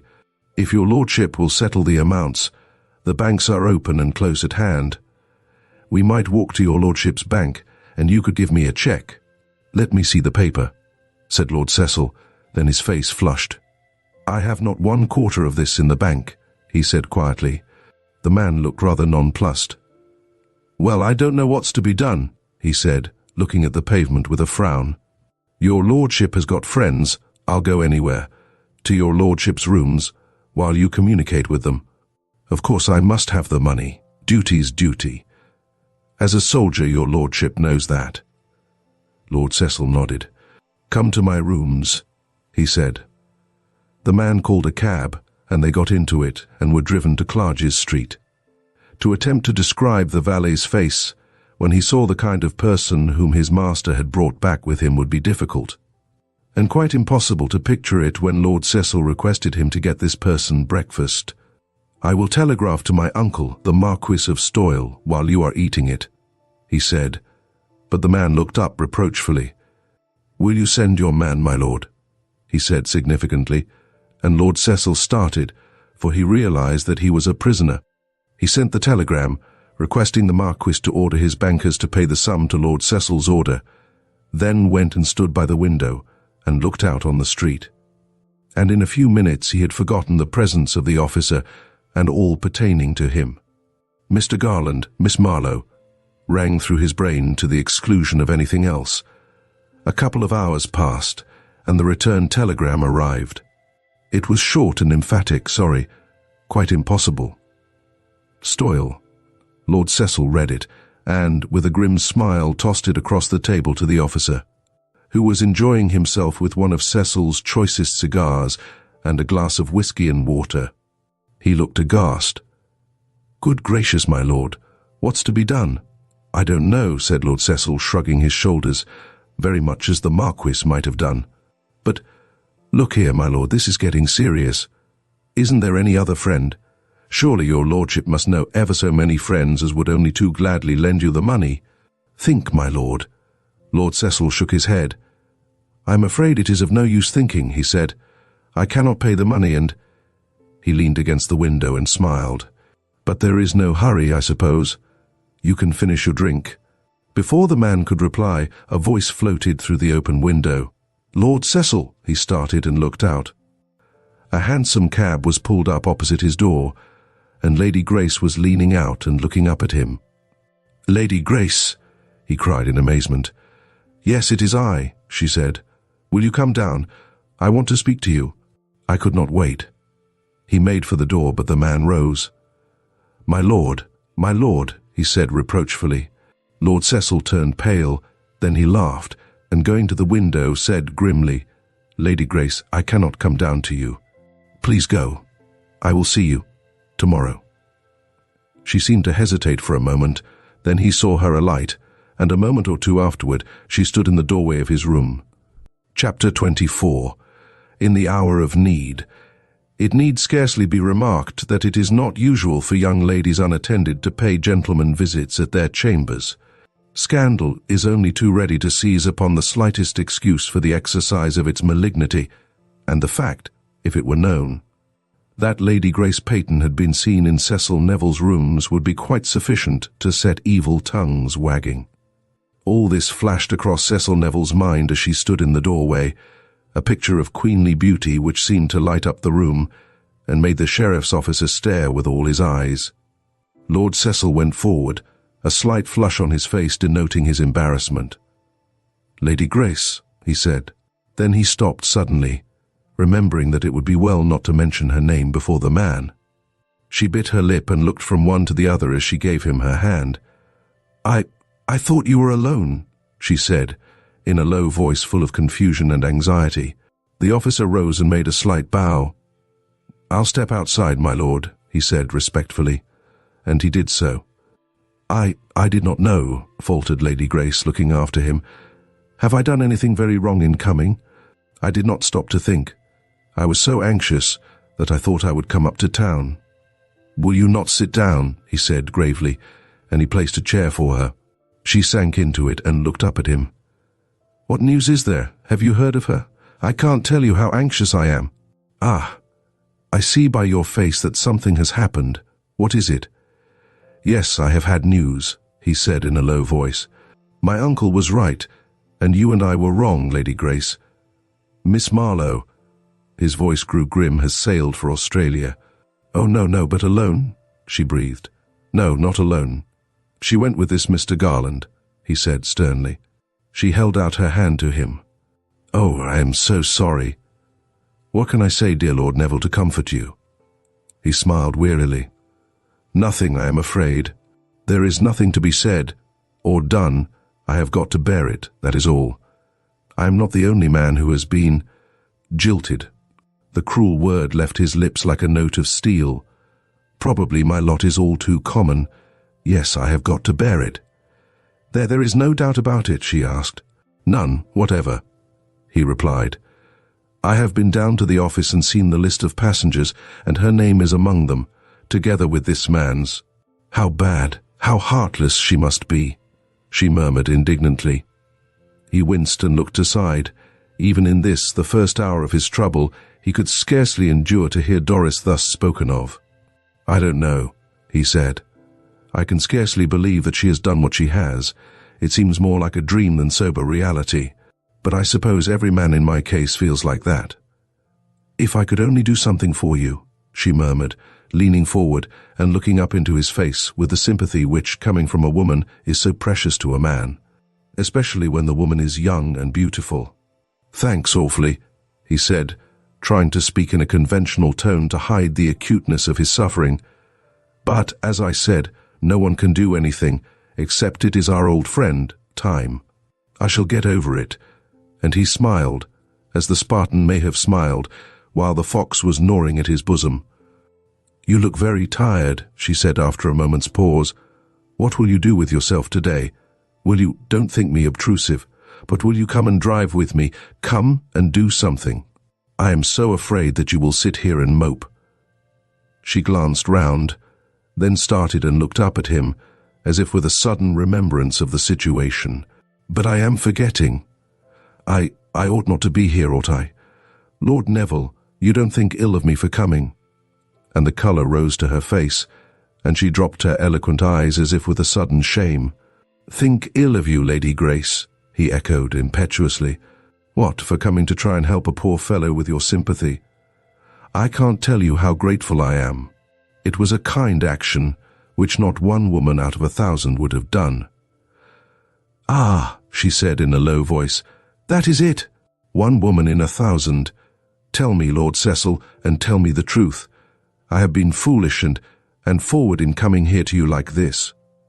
If he had told to her the truth, Lord Cecil would certainly have been obliged to admit that she had been foolish, but what man in his position ever does make such an admission?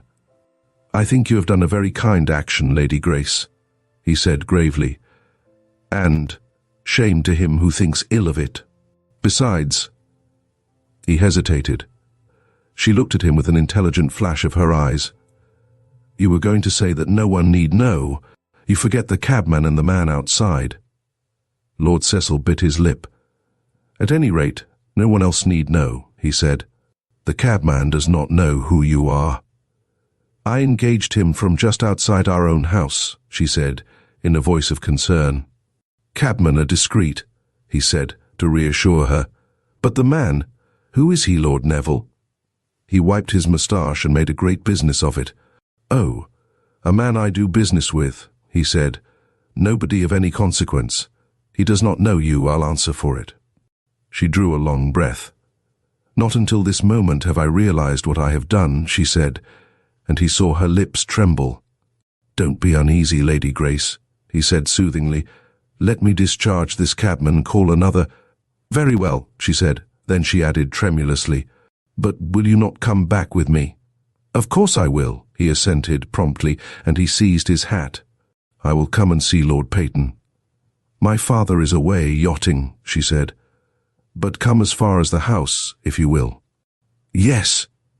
Then he stopped and turned crimson and stared at her, the picture of a man embarrassed beyond measure. "Oh, what is it now?" she exclaimed, almost clasping her hands. "Nothing, nothing," he hastened to reassure her, though his voice was anything but reassuring. "Only that I have just remembered that I cannot leave the house just at present. The fact is, I have important business with this man. And, oh, Lady Grace, I am so sorry. Don't misunderstand. I'd give all I'm worth," he laughed bitterly, and corrected himself, 10 years of my life to come with you, but— He turned away and set down his hat almost savagely. "I don't understand," she murmured anxiously, and there seemed to him a touch of reproach in her voice, which maddened him. "But I will not ask you to explain. Goodbye," and she turned away without offering her hand. He sprang forward, then pulled up, and with something between a groan and an oath, sank into a chair. She passed out, closing the door after her. On the bottom of the stairs she found the man sitting with his hands in his pockets, his hat on the back of his head, but he sprang up and removed his hat as she appeared. She made a slight gesture with her hand, and he followed her to the door. There she turned and, looking at him, calmly said, "You are a sheriff's officer." He looked rather surprised. "Yes, I am, my lady," he admitted. "I suppose his lordship told you." "No matter," she said. "Do you know who I am?" His eyes dropped before her steady gaze, and he looked rather uncertain how to answer. "I see you do," she said. "Well, yes, my lady. You see, I get about a good deal," he added apologetically, "and anybody who is accustomed to seeing much of the Upper Ten knows Lady Grace Peyton." She looked round as he spoke her name and bit her lip. "Yes, I am Lady Grace Peyton," she said, "and I have come to see Lord Cecil Neville because he is in trouble. I am a very great friend of his." The man nodded appreciatively. He took her words as meaning that she was engaged to Lord Cecil. "He's in great trouble, is he not?" "Well, yes, he is," he replied. "That is, he is in just a bit of a hole at present. It's not much of a hole, but he seems as if he couldn't get out of it." "You have arrested him for debt, have you not?" "Well, yes, I have," he admitted almost reluctantly. "I suppose he has told you, and it's no use my denying it, my lady, especially if, begging your pardon for the liberty, you're going to help him. And I suppose you are." "Yes," she said quietly. "What is the amount?" He handed her the paper. "Is that all?" "All I'm concerned with," he replied significantly. "I will pay it," she said, after a moment's reflection. "Will you come with me to the bank?" He hesitated a moment, then put on his hat with a certain amount of emphasis. "Yes, I will. It's not usual, but I trust your ladyship to the utmost." "Walk down the street and beckon the cab to follow, please," she said. "I do not wish Lord Neville to see us together. I do not wish him to know anything of what I have done. Can I trust you?" "You can, my lady," he said. They drove in silence to the West End branch of the bank, which was only half a mile off, and Lady Grace drew a cheque for the amount and handed it to the officer, who took it with unfeigned pleasure. "I can't tell you now how glad I am you came, Lady Grace," he said. "If ever I've had a disagreeable job, this one of Lord Neville's was one. Most of 'em treat one like dirt and give a lot of trouble into the bargain. I've met with rough usage sometimes, my lady. But Lord Neville, though he's young and full of go, so to speak, has behaved like a gentleman and treated me as if I had the feelings of a man. Yes, he's a nobleman, every inch of him, and I hope you won't laugh, my lady, but I declare, if I'd had the money, I'd have lent it him myself rather than taken him off. There's the receipt." She thought a moment, holding the paper in her hand. Then she said, "Take it to Lord Neville and put an end to his anxiety, but remember your promise and do not tell him from whom you got the money." Then she lowered her veil and left him. He walked back to Clarges Street, almost ran indeed, and opening the door in response to Lord Cecil's gloomy "Come in," entered and pantingly surveyed him with a smile. "Well," said Lord Cecil grimly, "you are agreeably surprised at finding me here still. Most jailbirds would have taken advantage of your absence and flown, would they not?" "Yes, they would," assented the man emphatically. "But I spoke the truth when I said you were a real nobleman. And I didn't hurry back because I was afraid. No, I knew you'd wait. You are the right sort, you are, my lord." "Thanks," said Lord Cecil curtly.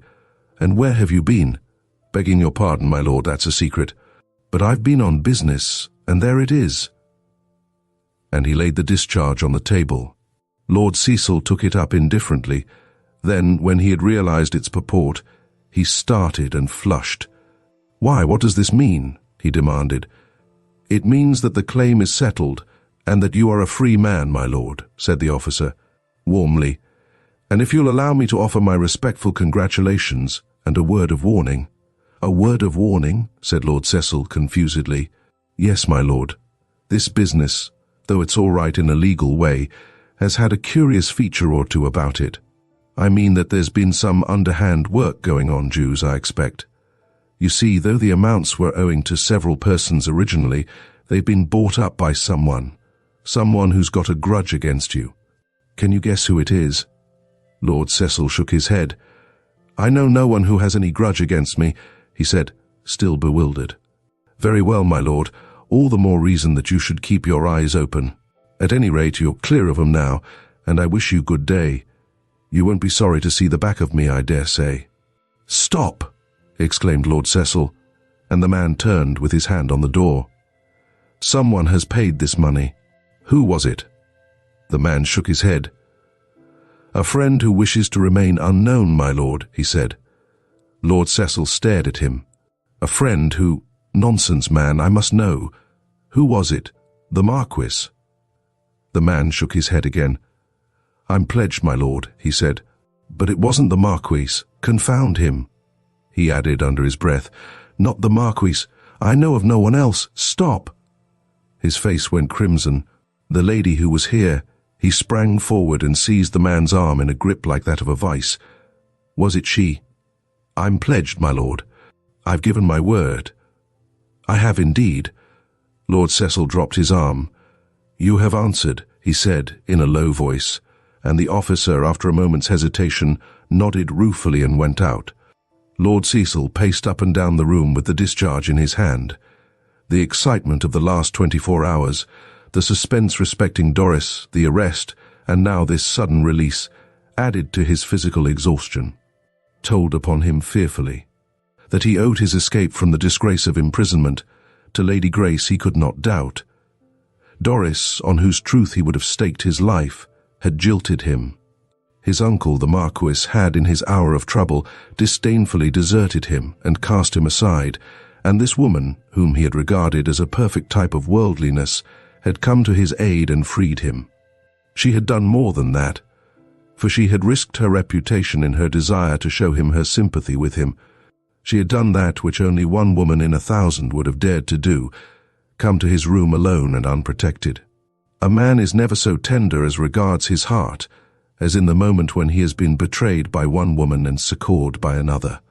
And Lord Cecil's heart throbbed with a painful sense of admiration and gratitude toward this woman of the world, the girl whom he had always regarded as just a society beauty who had, at such fearful risks to her own name, come to his side in his dark hour. "May heaven forget me if ever I forget it," he said to himself, not once nor twice only. "What shall I say to her? What am I to do to show her how I feel about it? And where shall I get the money to repay her? I can't let her be the loser. I must pay her. But how? But how?" Meanwhile, Lady Grace had reached her house in Grosvenor Square, and going to the drawing-room found Mr. Spencer Churchill seated in an easy-chair, reading the last annual report of the Sweeps Orphan Home. "Well?" he said, looking up with a bland smile. She sank into a chair and began pulling off her gloves, her eyes downcast, her face pale and thoughtful. "It is done," she said. "Ah," he said with a nod of satisfaction. "You have seen him, then?" "Yes, I have seen him," she said in a low voice. "I was only just in time." He smiled with an air of complacency. "Oh, I think I timed it carefully," he said. "I knew he would be at the office the moment they opened it. I calculated that he would be arrested shortly after, and that he would go to his rooms and telegraph to the Marquis, allowing a little over an hour, say 2, for the answer, a refusal, as the dear Marquis and I arranged. And there you are, you see." And he laughed softly. "Yes," she said, "you arranged it very well." "Yes, and the news at the office, is he satisfied?" "Yes, he is satisfied. He saw her name. It did not occur to him to ascertain if she had really sailed, if it had—" She paused significantly. The philanthropist laughed with unctuous enjoyment. "But he didn't, you see, my dear young lady. That is just the little risk one has to run, but after all, it isn't much risk. Why should he suspect that anyone should go to the trouble and expense of booking a passage for Miss Marlowe? And you found him in bonds, just starting for prison." And he rubbed his hands together with renewed enjoyment. Poor Cecil. Really, it is very sad that one should be compelled to take such strong measures. And yet, after all, will not the lesson be a salutary one? Pride must have a fall, dear lady. Pride must have a fall. And our dear Cecil, his small eyes glinted maliciously for a moment, was very, very proud. "And you paid the money?" She looked up with a little start. "Yes, I paid the money. In fact, I have carried out your instructions to the letter. Yes, yes, you are a courageous girl, dear lady. It is not everyone so well known as you who would so far brave the consequences as to go to a gentleman's rooms." She looked at him, with a flash in her eyes and with a tight compression of the lips, but he pretended not to notice the warning signs.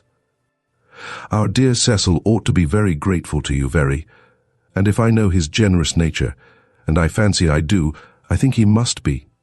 Oh yes, he will never forget it, never. Why, bless me, if it were known, if for instance any acquaintance had seen you going or departing, what would not be said?" And he held up his fat hands.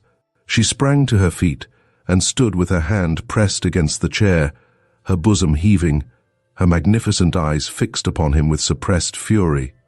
A word, a hint, just a whisper, is enough nowadays for the scandal-loving world, and I can just fancy how delighted the society papers would be with such a dainty morsel as the incident of a visit to Lord C. L.N.L. from Lady G. E.P.N. They never print the name in full.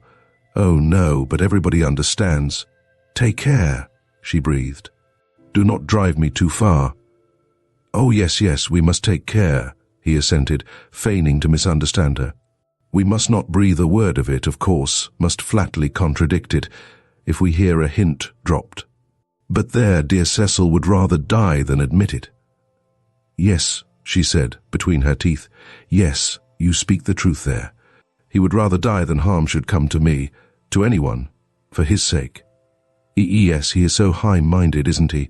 And how does the dear fellow bear this blow? It isn't pleasant to be jilted, is it?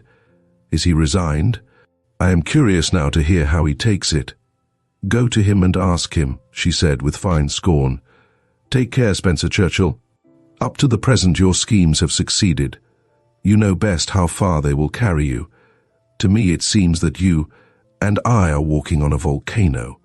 What if he should find this girl? Miss Marlowe, do you mean?" he said. "My dear lady, you forget she is in Australia," he said. "Is she in London?" she asked in a lower voice and looking away from him. "If so, and he finds her—" She stopped significantly. He smiled blandly. "Let me beg of you not to be uneasy, dear lady," he said seriously. "The young lady in question left England nearly a week ago, and there is no chance of our friend Cecil meeting her until it is too late." "Too late?" she echoed, raising her eyes to his face. "Yes," he smiled, "until he is married." She let her hand fall from the mantel shelf, and a warm crimson flooded her face, and he chuckled unctuously. "I am quite sure it is time dear Cecil ranged himself, as the French say. It really is time he was married and settled down. Don't you agree with me?" "Ah, I see it is too delicate a subject. Well, good morning, dear lady. Accept my profound homage and admiration for your courage and generosity in our dear young friend's behalf." And with another chuckle, he smiled himself out of the room. Chapter 25. As in a Dream. "There is no place like Florence," said Lady Despard in her soft, languorous voice. "One gets tired of London and Paris and Venice. I always fancy when I'm there that I'm living somewhere in Regent's Park near the canal, you know. And, as for the country in England, you either get burned up by the heat or drowned by the rain." But Florence, she paused and sighed contentedly. "Oh, it's always delicious." She was lying in a hammock, swung between two laburnums on the lawn in front of the Villa Rimini, and she addressed Doris, who sat on the ground, with an open book in her lap, but with her eyes fixed dreamily on the exquisite view, which stretched out in an endless vista of grassy plains and violet-tinted hills, over which the full moon was shedding its silvery light. The soft evening breeze came to the two women, laden with flowers, as with an offering. There were flowers everywhere, in the long beds, starring the velvety lawns, on the banks, which ran along the limits of the garden, in huge jardinières, on the terraces and balconies, on the plains, which lay like embroidered cloths beneath them, and over the hills, to which they lent colour and perfume. It was a land of fairies, a land of beauty, in which every breath of wind that blew carried with it the memory of music and song, of laughter and joyfulness. In a word, it was Florence in the height of her loveliness, crowned as a bride for her bridegroom the summer, and rejoicing in her splendor. The Villa Rimini, with its numerous windows twinkling with the recently lit candles, was one of the most beautiful of the many palatial residences in the City of Flowers. It had been a home of one of the ancient princes, and when Lady Despard had first seen, fancied and bought it, was nearly in ruins. But, with the immense wealth at her command, she had restored it, if not to quite its ancient splendor, at least to a semblance which came very near the original reality. Marble corridors, vast saloons, with rare hangings and costly frescoes, statues which the Louvre would gladly have bidden for, antique fountains and priceless mosaics were all here, as in the days when the princely owners were, indeed, a name and a power in the land. And here she and Doris had been living a dreamy existence, a period of lotus-eating, for nearly a month. There was the usual colony of English in Florence, of which the Villa Rimini was, by right of its splendor, and the rank and wealth of Lady Despard, the center. Her hospitality was limitless, and the salon of the princes, as the vast reception room was called, was every afternoon the scene of a gathering which almost resembled a royal levee. While the widely extending grounds were open to those fortunate individuals who had procured an introduction to the wealthy owner, to the Villa Rimini came also the Florentine nobility, tall, grave-looking Italians, with their high-bred voices and polished manners. Men whom Doris always pictured as wearing the silken hose and brocaded tunics of their forefathers in the old Florentine days, when men wore shoes almost as pointed as the swords which were always ready to leap from their scabbards with, or without, the slightest provocation. Amidst these surroundings, Lady Despard held what might, with little exaggeration, be termed a court, but it might be said, to her credit, the adoration she received did not turn her head. Probably because she recognized the obvious fact that she shared her throne with the quiet-looking, soft-voiced girl who had come to her as a companion, and whom she had grown to regard and love as a friend. Once, when the reception was over and the two women were alone, as they were this evening, she looked at Doris, laughingly, and said, "Well, dear, tired of all the adulation and worship, or are you looking forward to tomorrow's repetition? Seriously, my dear, I am beginning to be a little jealous. More than half the pretty speeches this afternoon were addressed to Miss Marlowe, and your bouquets were quite as numerous as mine. Beware of vanity, Doris." And Doris had looked up at her with a quiet smile, beneath which always lay an undercurrent of sadness, and shook her head as she replied, "The danger is all on your side, Lady Despard. You are the sun, I am merely the shadow. Some day someone will pluck the sun from its place, and the shadow will be desolate." But Lady Despard had laughed placidly. "No, thank you, dear. I've been married once, and, as the boy said of the prickly pear, no more for me, thank you, but yours is another case altogether. And I confess that I tremble every day, lest you should come and tell me, with that mouse-like little smile of yours, that one of these men is going to take you from me. Ah, what a pity it would be, for we are so happy, you and I, dear. If girls could only know when they are well off, but they never do. It's only when they have resigned their liberty and given all their heart for about a quarter of some selfish man's that they discover what a fraud matrimony is." And Doris had made no reply beyond the quiet, mouse-like smile and a little sigh, which was too low to reach her companion's ear. Not Lady Despard alone, but many another of the frequenters of the Villa Rimini have wondered that this beautiful English girl should be so irresponsive to the admiration and attentions lavished upon her. Men of rank and position, for whom the matrons of society angled unceasingly, paid court to her, needing but a smile or word of encouragement to lay their titles at her feet. But the smile nor the word were never extended to them. As the Princess of Carthage, clad in the mystic veil, moved, like an unapproachable spirit, among the suitors at her father's court, so Doris Marlowe lived, surrounded by a barrier of reserve which, vague and intangible as it was, served to keep the most ardent at arm's length.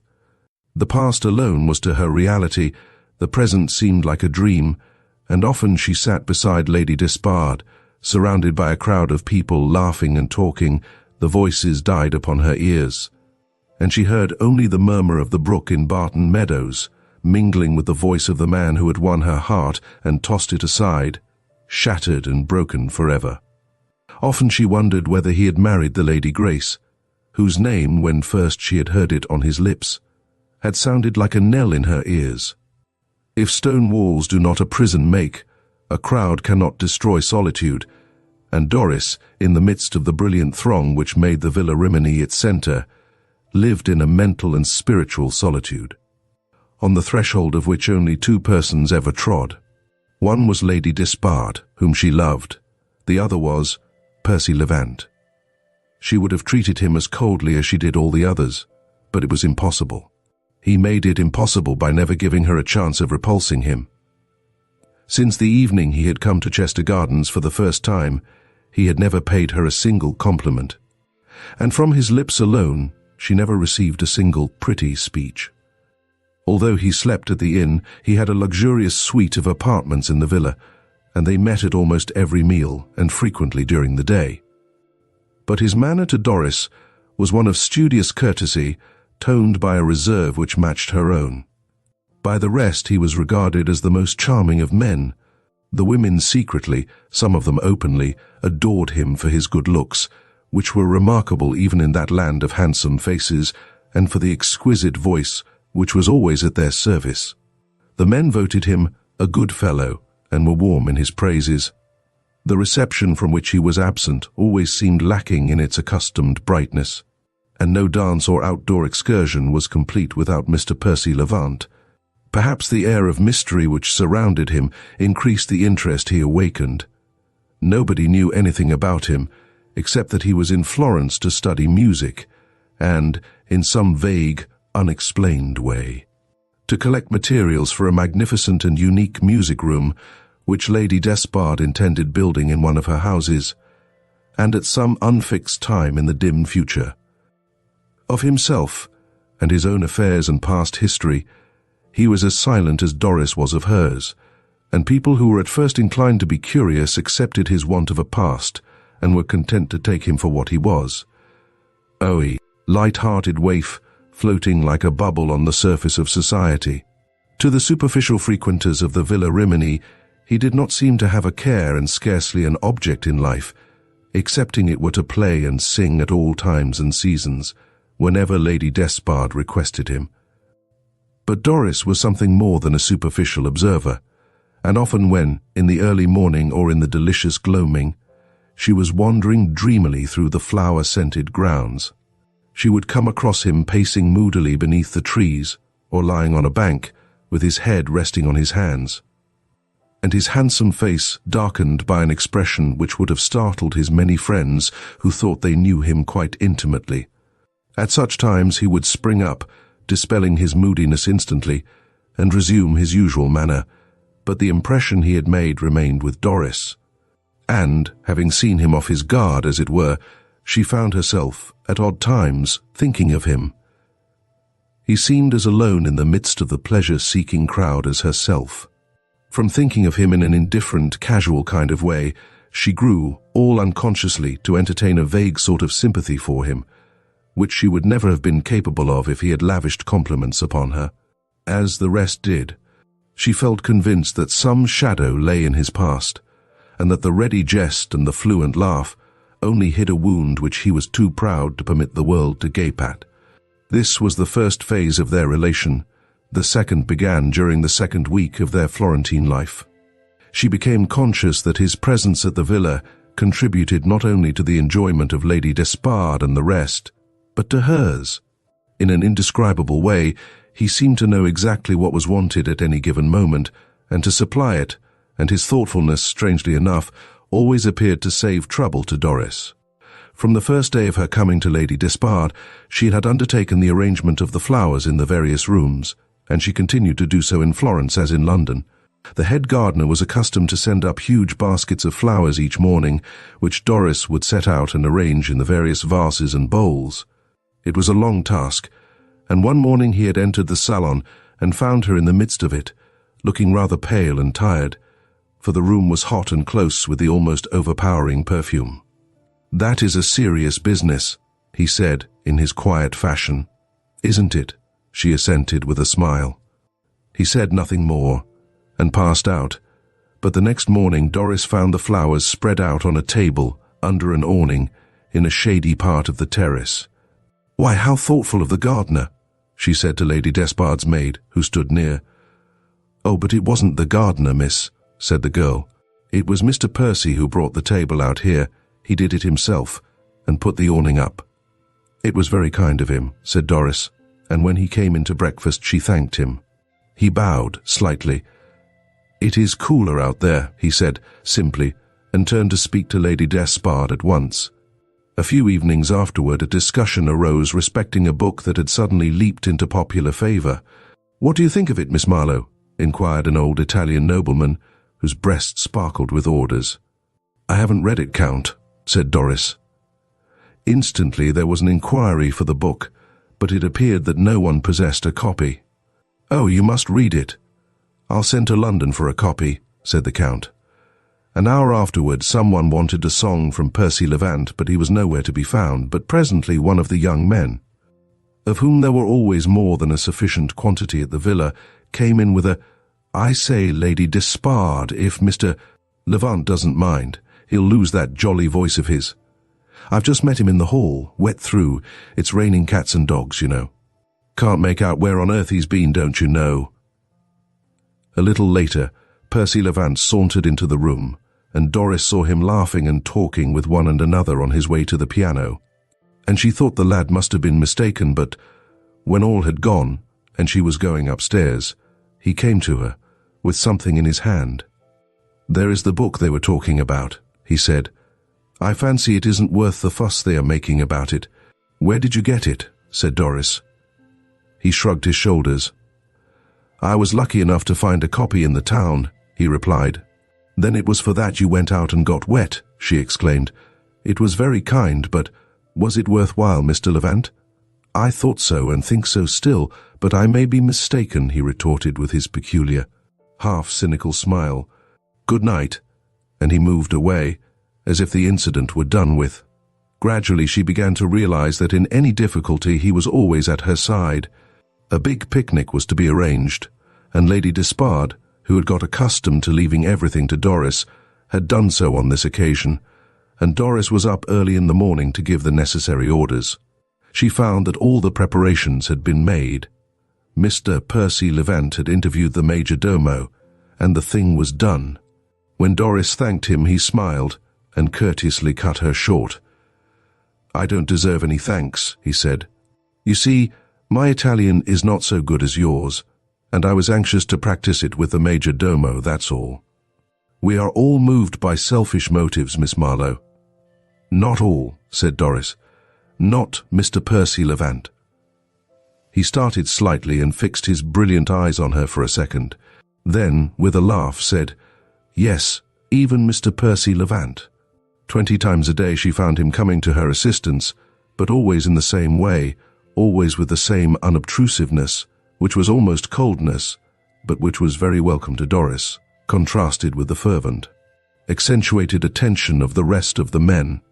This evening, as she sat beside the hammock, looking at the stars, which were beginning to peep out from the midst of the deep blue of the sky, and thinking of the past, she was conscious, in a half-troubled way, of recalling one of the innumerable services Percy Levant had rendered her, and she started when Lady Despard said in her sleepy fashion, "I wonder where Mr. Levant is. Has he gone to the hotel? I haven't seen him all the evening. How one misses him, doesn't one?" "Yes," said Doris, "that is our tribute to his amiability." Lady Despard laughed. "He is quite the bright particular star of our group," she said. "Some of our fair Florentine friends are almost mad about him. I shouldn't wonder if he were caught and chained before we leave." "Yes?" said Doris. Lady Despard leaned over the hammock and regarded her with a lazy smile. What a cold little... "Yes," she said. "I really believe you are the only woman here who doesn't admire him." "But I do admire him," said Doris, smiling in return. "I think he is the handsomest man I ever saw."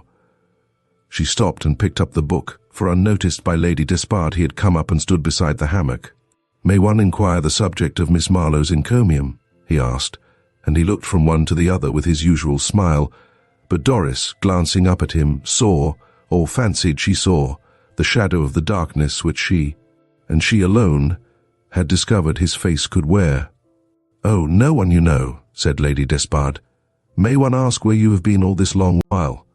"All this long while?" "A few hours. What a testimony to one's worth," he said, as lightly as before, but his eyes, as they rested on Doris's pensive face, were grave and intent. "I have been wandering in the woods, listening to the birds." "While we have been dying to listen to you," said Lady Despard with mock reproach. "We have missed you terribly, haven't we, Doris?" "Miss Marlowe is halting between truth and politeness," he said, as Doris remained silent. "I will spare her a reply." "We've had no music to speak of," said Lady Despard. "Won't you sing us something now? Shall we go into the house?" No, he said, almost abruptly. "Who would exchange this?" And he waved his hand for four walls. "What shall I sing to you?" "Let me think." He thought for a moment, then he began to sing. Doris never heard his voice, even in the crowded saloon, without feeling a thrill run through her, but tonight, although he sang in so low a tone that it seemed scarcely more than a whisper, the melody stirred her to her depths and brought the tears to her eyes. "That is beautiful," said Lady Despard with a little sigh. "We won't spoil it by asking for another. Come, Doris dear, will you come in, Mr. Levant?" "No, thanks," he said slowly. "I'll say good night now." He did not offer to shake hands, and the two ladies left him and went toward the house. As they were ascending the steps, Lady Despard stopped and uttered an exclamation. "Oh, my bracelet! What is it?" "Have you lost it?" inquired Doris. "Yes, I must have dropped it while I was in the hammock. I'll go back." "No, I'll go," said Doris, and she ran back. She had almost reached the spot where they had been sitting, when, with a start, she saw in the starlight a man lying full length on the grass, with his face hidden on his arm. It was Percy Levant. He sprang up at the sound of her footsteps and confronted her, and Doris saw that his face was pale and haggard, so different indeed to its usual bright and careless expression, that she felt a shock of distress and almost fear. "Mr. Levant," she said falteringly, then she recovered herself. "I have come back for Lady Despard's bracelet," stooping down and looking about her to give him time. "It is here," he said, picking it up. "Thanks," she said. "Good night." "Wait, will you wait a moment?" he asked, and his voice, usually so soft and musical, sounded hoarse and strained. Doris stood, silent and downcast, and waited for him to go on. Chapter 26. Not love, but pity. Doris's own face grew a little paler as she looked at him. So haggard was his, and yet his pallor lent an added charm to his delicately cut features and expressive, deeply colored eyes bent upon her with a strange, intent look, as she sat on the edge of the hammock, and half trembling, for she knew not what reason, waited for him to speak. She was startled by the changed appearance of the man, who was usually self-possession itself. He stood for a moment in silence, leaning against one of the trees to which the hammock was slung, his arms folded, his head sunk on his breast, and a nightingale in a neighboring tree commenced to sing. All her life afterward, Doris never heard a nightingale without recalling this night. "Miss Marlowe," he said at last, and he spoke in a voice so low that it seemed to harmonize with the voice of the bird.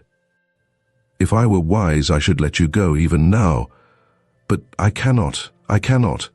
Chance is too strong for me. It sent you back to find me, as you found me, and I must speak to you, and perhaps for the last time. I am leaving the villa, Italy. I go to England tomorrow." Doris glanced up at him. A streak of light from one of the brilliant windows fell across his handsome face, and she saw that, with all his self-command, his lips trembled. "I am sorry," she murmured, and a faint thrill of regret stirred her. She knew that he had been her friend, that with all his apparent coldness and reserve, he had never lost an opportunity of quietly serving her. "I am afraid you have heard bad news." "No," he said, "I have heard no bad news. For the best of reasons, there is no one to send me news of any kind, bad or good. I am a man without a friend in the world." "Ah, no," she said almost inaudibly. "I am not forgetting you, nor Lady Despard," he said. But Lady Despard, for whose kindness I am and shall ever be grateful, will she remember me after 1 week's absence, accepting as that of the man whose voice helped to while away an idle half-hour? And amuse her friends? And why should she?" he added, not bitterly, but with a grave sadness that touched Doris deeply. "I am, as I have always been, alone in the world, a man of no account, a speck of dust dancing in the sunbeam one moment, the next, floating in the gutter. Don't think I say this to excite your pity. No, it is because I want you to remember what I am, how worthless and insignificant, just Percy Levant, the man who sings for Lady Despard." He smiled with a bitter self-scorn, which lent to his face an air of tragedy that fascinated Doris. "And now you wonder, seeing that I am basking in the sunshine just at present, that I should wish to leave it and sink into the mire again. I don't wish it. If I could, I would remain at the Villa Rimini, to play the part of Lady Despard's singing man till she grew weary, or the voice which renders me acceptable lost its novelty and became valueless. But I cannot stay. A power stronger than my will is driving me, and if you had not come back to seek for her ladyship's bracelet, I should have gone without a word of farewell to you, who are the cause of my flight." Doris started and looked up at him. "I?" she said, her brows drawn together with startled trouble. "Yes, you, Miss Marlowe," he said quietly, but with something in the music of his voice that thrilled Doris. "You will listen while I try and tell you. Heaven knows I find it hard enough. Be patient with me, oh, be patient with me." He held out his hand with a sudden gesture of entreaty, then let it fall to his side. "How poor, how friendless, how completely alone I am, you know, but I am base enough to be proud as well. And all my life I have been prouder of nothing more than my power to repay the world's scorn of my poverty and abjectness with my scorn for the world. I prided myself on the fact that I had no heart. For other men there might be happiness, a life shared with someone whom they loved, and who loved them in return. For me, the social outcast, the pariah, there could be no such thing as love, no hope that any woman could be found to share my poverty and my hopelessness. So I went through the world, hardening my heart, and telling myself that at least I should be spared the madness which men call love." He paused a moment and looked at her downcast face, then went on, "This was before I went to Chester Gardens. You don't remember that night, I dare say. I shall never forget it, for it was the night upon which I first saw you, first learned that all my pride was to melt at the sight of a woman's face, at the sound of a woman's voice. Miss Marlowe, if I had been a wise man, I would have taken my hat and gone out of your presence never to return. But the spell was wrought, and I consented to come here in the train of Lady Despard, as her jester, her singing man. I would have come in the capacity of her footman or bootboy, if there had been no other place for me, no other way of being near you." Doris looked up with a pale, startled face, and made a movement to depart. But he stretched out his hand again, pleadingly.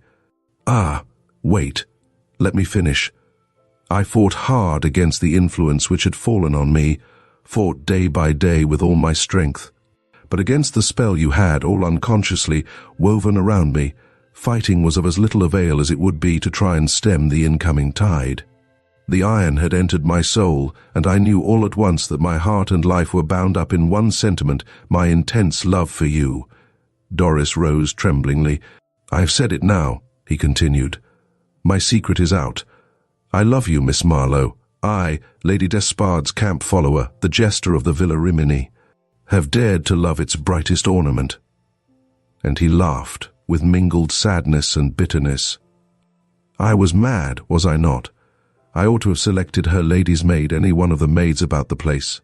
But Miss Marlowe, the beautiful creature for whose smile lords and princes, men of fame and note, were willing to contend. Mad, yes, but all love is madness, so they say, and, well, that is my only excuse. And now, before you send me away with one of those gentle smiles of yours, let me tell you what I have to offer you. Myself, and nothing. I have nothing but my voice to depend upon. I lay it at your feet, knowing well that at a word from you other men would lay their coronets and their gold there. He laughed again. Not much to offer, Miss Marlowe, but it is my all, and my life goes with it. And yet, if you stoop to take it, well, he drew a long breath, and his magnificent eyes seemed to glow well. I think I could make a good fight of it. The world should hear of Percy Levant, and you should not be ashamed of the man whose hand you had stooped to take. Yes, he bent forward with outstretched hands, with your love to encourage me, with you by my side to make the struggle worthwhile, I would win a name which at least might be not unworthy of you. Ah, think a moment, he pleaded, his voice suddenly quivering in its intensity. Think what your answer means to me. To any of these others it might matter a good deal, I grant, whether you said them yes or no, but they have so many other things to live for, rank, wealth, place in the world. But I have nothing but this wild, mad love of mine, this deep love for you which seems part and parcel of my very being. Miss Marlowe, Doris, it is a beggar who pleads to you for the one chance which will lift him from a life which has never yet known happiness to one of hope and perfect joy. Think and, I love you, don't send me away. And he was on his knees beside her, his face upturned to hers with an expression which a man might wear who is indeed pleading for his life. Doris looked down at him speechlessly. His passionate avowal, the wonderful music of every word, the handsome face and thrilling eyes affected her strangely. But she was more moved by the confession of his lowliness and loneliness than by aught else. She too, was she not lowly enough and lonely enough also? This, at least, made a bond between them. She did not love him, but she pitied him, and pity with such a girl as Doris is indeed near akin to love. What should she say to him? The thought of having to tell him that there was no hope for him smote her with a keen sense of pain. She dreaded seeing his face as she dealt the blow. She herself had loved, you see, and could sympathize with him. Heaven!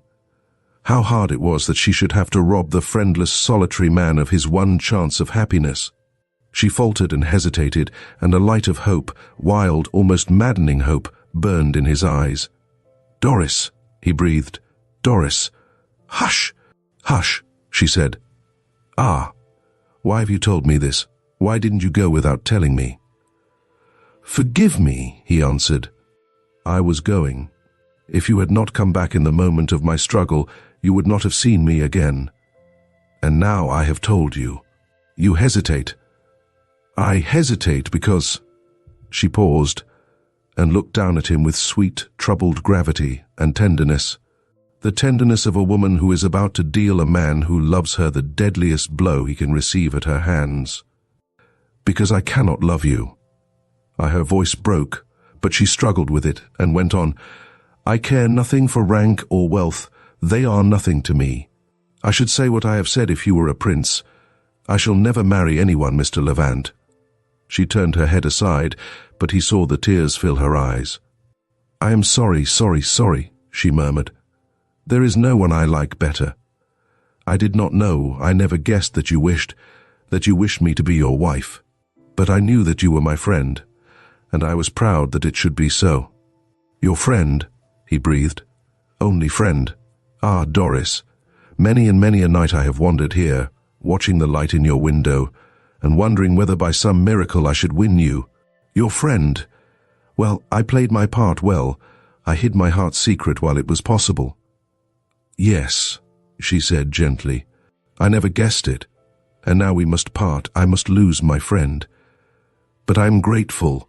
Ah, so grateful. You speak as if I were so far above you. You forget that I also am alone, and lowlier than yourself, for I am a woman, while you are a man, with all the world before you. No, he said, all the world lies behind me. Losing you, I say goodbye to any hope of happiness, goodbye to ambition. Percy Levant and the world have done with each other from tonight." "Oh, no, no," she murmured pleadingly. "You do not know. If I told you that I am not worthy of your love, that I am not only poor and friendless," but her face went paler and her lips quivered, but nameless, "that my life has been wrecked." "Wait, wait," he said, with a strange expression on his face, his voice suddenly hoarse.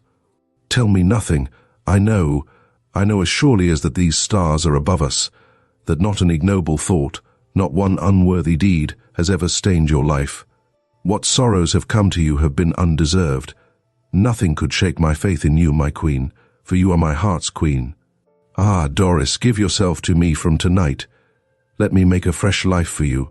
Let me teach you to forget the past. Let me make the future for you. Say yes for my sake, or your own. Yes, for your own. See how confident I am that I can make you forget, make you happy. It is my love gives me confidence. I ask for so little. I don't ask you to love me. I ask you to confide yourself and your future to me. I know that I shall win your love. I am not afraid." His face lit up as if transfigured by the hope that had sprung up within his breast. "With you by my side I can face the world and vanquish it. Doris! Doris!" She put her hand to her eyes and her lips quivered. "And you will be content," she murmured, almost inaudibly. "Content to accept so little for all you offer me, for so much love." "Content? Yes," he responded fervently with a world of meaning in his voice. "Yes, I shall be content. I can guess, though you shall tell me nothing now, dearest, that there has been someone else, some other man, who proved unworthy the great treasure of your love, that you have not forgotten him and the sorrow he caused you. I ask nothing. I am content to wait and win back your heart for myself, and I shall win it. Now, my queen, give me my sentence." And he held his hand out to her. Half dazed by his passionate pleading, touched by the generosity of his faith and belief in her, thinking of him and not of herself, Doris slowly let her hand fall into his. He did not take her in his arms, but his hand closed on hers and held it in a close grasp. Then, as he pressed his lips to it, he murmured, "My queen, my queen," with a passionate reverence that would have moved a harder heart than Doris's. She drew her hand from his clasp gently, and he did not offer to retain it, as if he meant to show her that his promise to be content to wait until he had won her love was something more than an empty phrase. "Good night," he murmured. "Good night, Doris. Some day you will know how happy you have made me. Some day when I have taught you to know what happiness means. Good night, my love, my queen." She looked at him for a moment through a mist of tears, tears that fell upon the grave of her old love, and then glided from his side.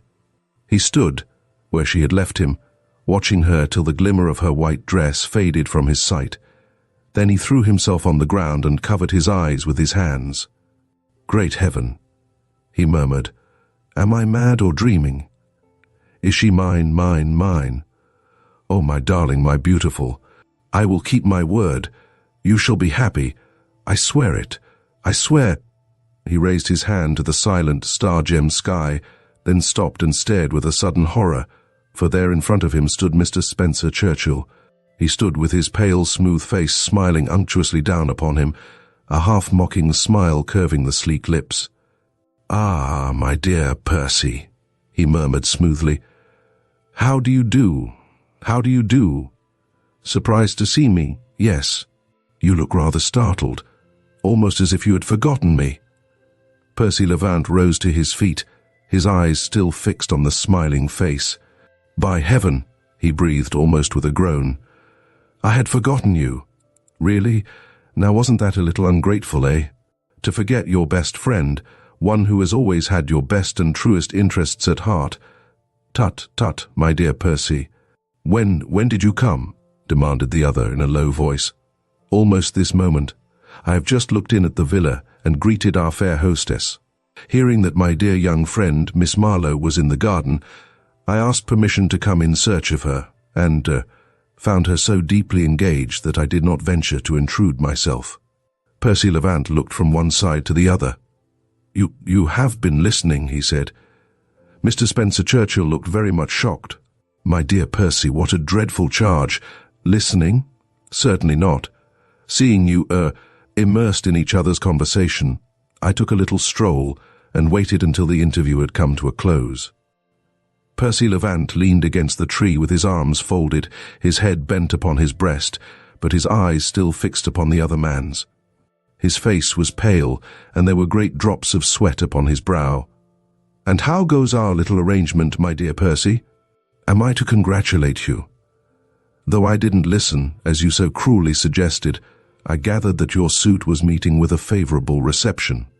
Did my judgment play me false, or has Miss Marlowe accepted you?" The younger man remained silent for a moment. Then he said, almost inaudibly, "She accepted me."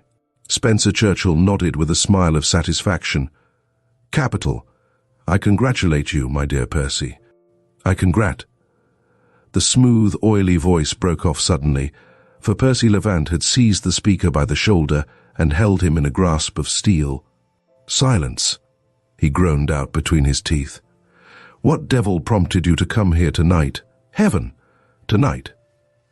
"My dear Percy, I came to see how you were progressing, not that I was anxious." "Oh dear, no. I knew that handsome face and lovely voice of yours would prove irresistible, but I wanted to see for myself how our little scheme was going on.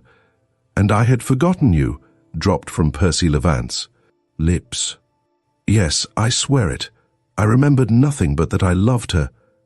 Mr. Spencer Churchill's lips wreathed in a rather painful smile, for the grasp of the strong hand made him shudder. You fiend, you cannot believe it, cannot understand. How should such as you believe that I had forgotten our devilish contract, that I should love her for herself alone?" He broke off and his head dropped. Come, my dear Percy, the delicate sentiment you have expressed does you credit. Of course you love Miss Marlowe for herself, and the fact that you happen to know that she is not so poor as she thinks herself.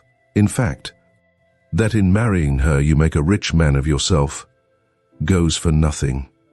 Of course, very nice and, proper. But would you mind taking your hand from my shoulder? You have remarkably strong fingers, my dear Percy. But I trust you will not forget that I have a curious document in my possession. Percy Levant withdrew his hand, with a sudden and violent thrust that caused the philanthropist to spin round like a teetotum. "Remember?" "Yes, I remember," he said hoarsely. "It would be as well for you if I had continued to forget it. Keep out of my sight while you are here, or I will not answer for myself." Chapter 27. The Glass of Fashion. Doris went back to the house, scarcely knowing whether she was awake or dreaming. Could it be possible that she had promised to be Percy Levant's wife? She stood for a moment outside the door of Lady Despard's boudoir, trying to realize all that had passed, and the step she had taken so strangely, so suddenly, and when Lady Despard called out, "Is that you, Doris?" She started like one awakening from sleep. "Yes, it is I," she said. "There is your bracelet." "Oh, thank you, dear. I am afraid you have had a hard search. Why, what is the matter?" she broke off to exclaim as Doris turned her face to the light. "Why, dear, you are as white as a ghost, and your hands taking them anxiously are burning. Doris, you have taken a chill, you foolish child, to stay out so long, and on account of this stupid bracelet. Why, it isn't of the slightest consequence. Go to bed at once, dear. Stay, I'll come up with you. You look dreadfully ill." "I am not ill," said Doris, and she sank down on the leopard skin at Lady Despard's feet. "I have something to tell you, Lady Despard. It was not your bracelet that kept me so long. I've been talking to Mr. Levant." "To Percy Levant?" He was there still. What could he have to say? "Ah, you don't mean to tell me, Doris, that he has proposed to you?" exclaimed her ladyship, in a tone of suppressed excitement. "Yes," said Doris in a low voice. "He has asked me to be his wife. And you said no, of course." "I said yes," replied Doris. Her ladyship sank back and stared at the pale, lovely face. "You said yes? But good heavens, my dear Doris, have you thought? Percy Levant? Why, child, there are half a dozen of the best of the men here madly in love with you." I know, that the Prince Romanus is only waiting an opportunity to propose to you. He hinted as much to me yesterday. And Percy Levant. Of course, I'm not surprised that he should ask you. I've seen that he was overhead in love with you. Of course, we've all seen it, but never thought he would venture to tell you, least of all that he should ask you to be his wife. Why, he hasn't a penny. He is as poor as a church mouse. Then he's as rich as I, said Doris in a low voice. Yes, but, there, what is the use of talking? It's his face and his voice, of course. And how long have you cared for him? Are you sure you love him? Doris's face grew scarlet for a moment, then went pale again. He loves me very dearly and truly, she murmured, almost inaudibly. Yes, that's nothing wonderful, so do other men. But do you love him? I shall marry him, said Doris gently. Lady Despard almost groaned. Why, child, you must have taken leave of your senses. You have consented to marry a poor man, a man of whom one knows nothing. And you haven't even the excuse that you love him. Doris leaned her head upon her hand so that her face was hidden from Lady Despard's anxiously searching eyes. I respect him. I think him worthy. Lady Despard broke in impatiently. My dear, dear child, how can you tell? What experience have you had? Doris looked up with a swift spasm of pain. I have had some experience, she said in a low, troubled voice. You ask me if I love him. He knows that I do not, and he is content. Lady Despard, I have had two great sorrows in my life. The loss of him who stood as a father to me was one. The other was the discovery that the man to whom I had given my heart. She stopped. Is it so easy to love and lose and forget, and love again so quickly? Lady Despard laid her hand upon her head with tender sympathy. My poor Doris, she said gently and pityingly, and that is why you are so cold to them all. I might have known there was something. I'm so sorry, dear, but why consent to marry Percy Levant? Doris smiled wearily. Don't be angry with me. I don't think I can answer in set terms. Perhaps it is because I think I can make him happy.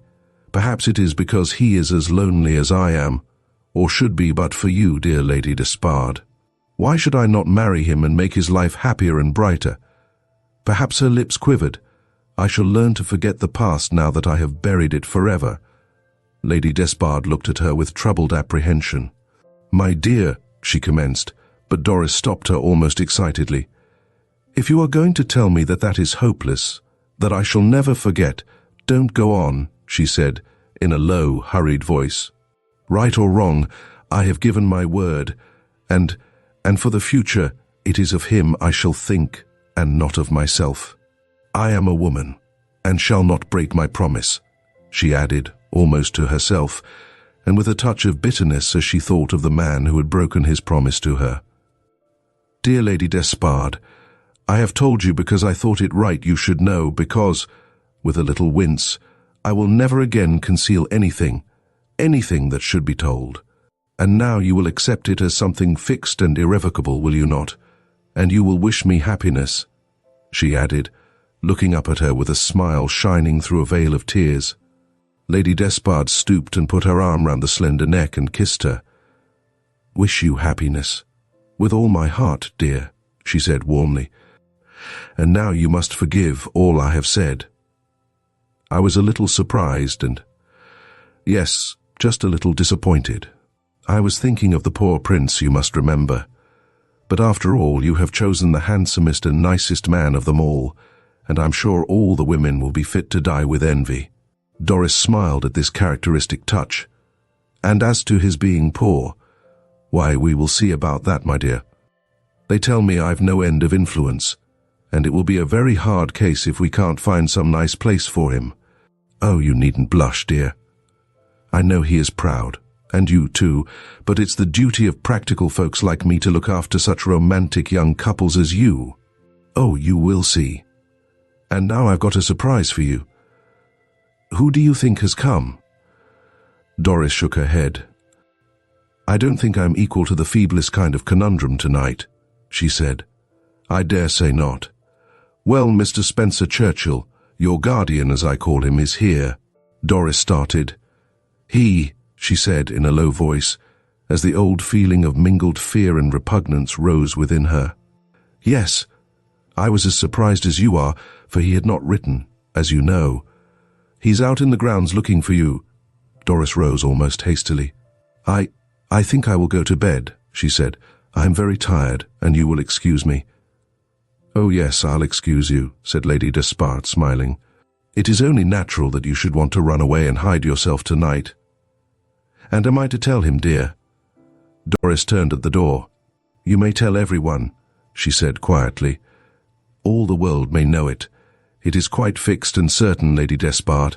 Doris lay awake all through that night, trying to realize the fact that she was betrothed to Percy Levant, and by the morning she had succeeded. She would begin a new chapter of her life from this date.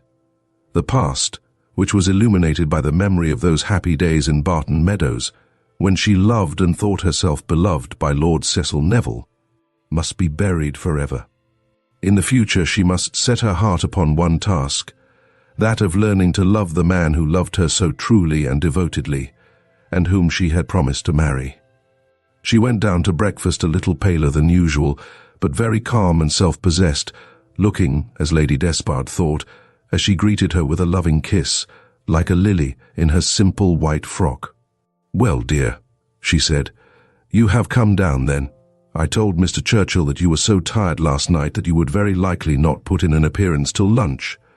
He's on the terrace. Oh, here he is. Mr. Spencer Churchill came in at the French window as she spoke, and advanced to Doris with his sweetest and most benevolent smile. My dear Miss Marlowe, he murmured, how do you do? I am so glad to see you, and looking the picture of health and happiness, there were dark marks under Doris's eyes, which wore the look a sleepless night always produces, the very picture of health and happiness. And with good reason, good reason. You see, a little bird has told me the news, and he wagged his head playfully. Am I very much like a little bird? Said Lady Despard. I told him, Doris dear. You said I might. Yes, dear Lady Despard has told me, he said, spreading his napkin over his knee and smiling upon them both. And I hasten to express my best and most heartfelt wishes. Lucky Percy. I must confess that I envy him. He is such a dear fellow. I have known him since he was, quite a boy, and he was always, quite too charming. But I never dreamed he would be so fortunate as to win so great a prize as the beautiful Miss Doris. Doris took her place in silence. Lady Despard laughed. That's a very nice speech and hits them both, she said. And it is such a strange coincidence, he went on. They say that good luck always comes in showers. Do you know I am the bearer of a very good offer for our dear Percy? I won't give you the particulars, but will only say that it will make him almost a rich man. Really, the dear fellow is in favour with the gods. The door opened and Percy Levant walked in. He bowed to Lady Despard, and to Spencer Churchill, then went to Doris, took her hand and raised it to his lips, and, as a matter of course, seated himself next to her. He held a couple of small bouquets in his hand, and placing one beside Lady Despard's plate, laid the other against Doris. Oh, thanks, said Lady Despard, talking quickly to cover the little embarrassment. You have been flower-gathering this morning, and you met Mr. Spencer Churchill last night. I am so glad he has come, for I want to hear all the news, all the London news, I mean. We seem to be quite at the other end of the world here.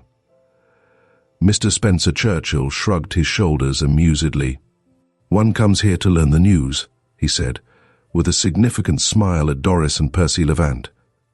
Doris's face flushed, but Percy Levant's remained grave.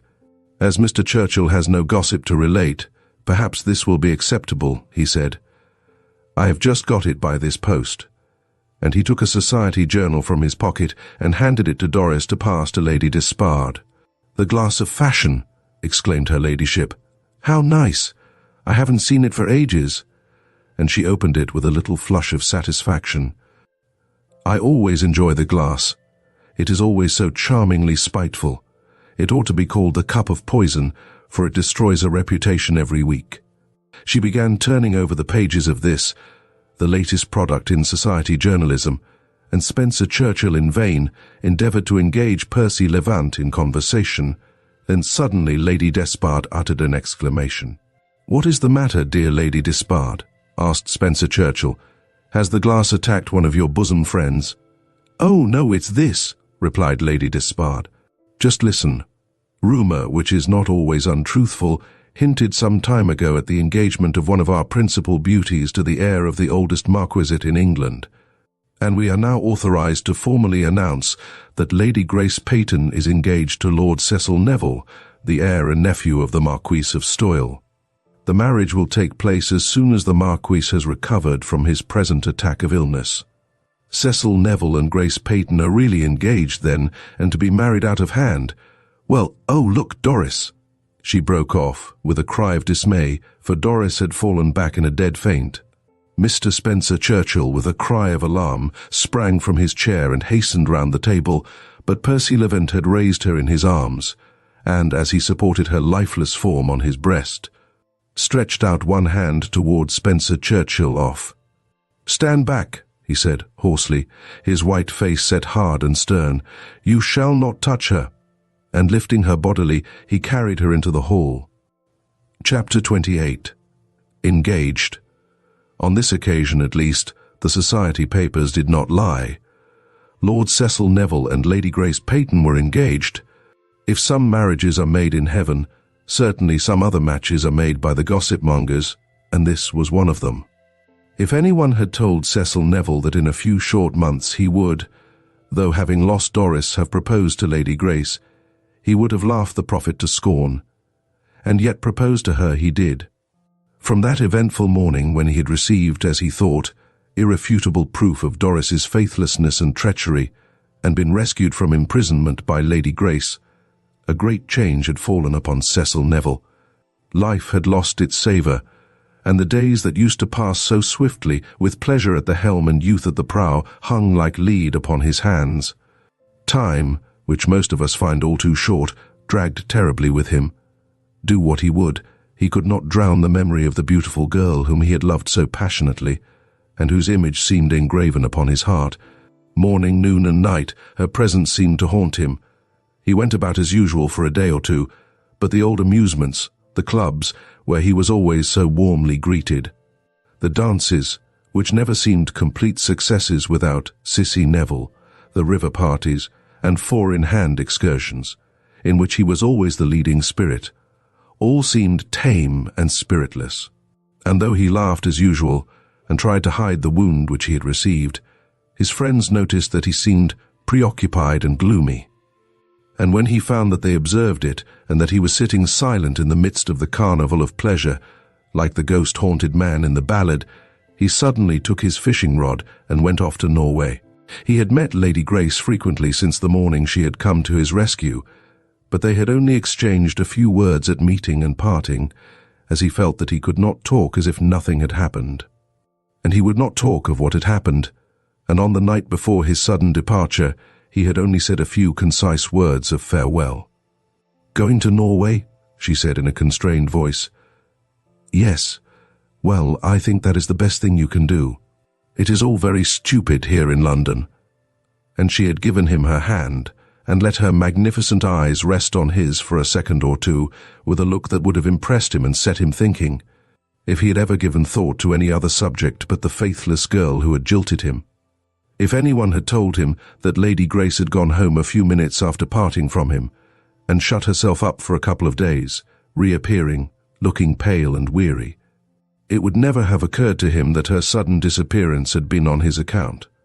He went to Norway, and though he thought of her now and again with a gratitude which made him miserable, for he could not see how on earth he was going to repay her the money she had so generously paid for him, he was too much occupied with recalling Doris to think much of this other beautiful woman.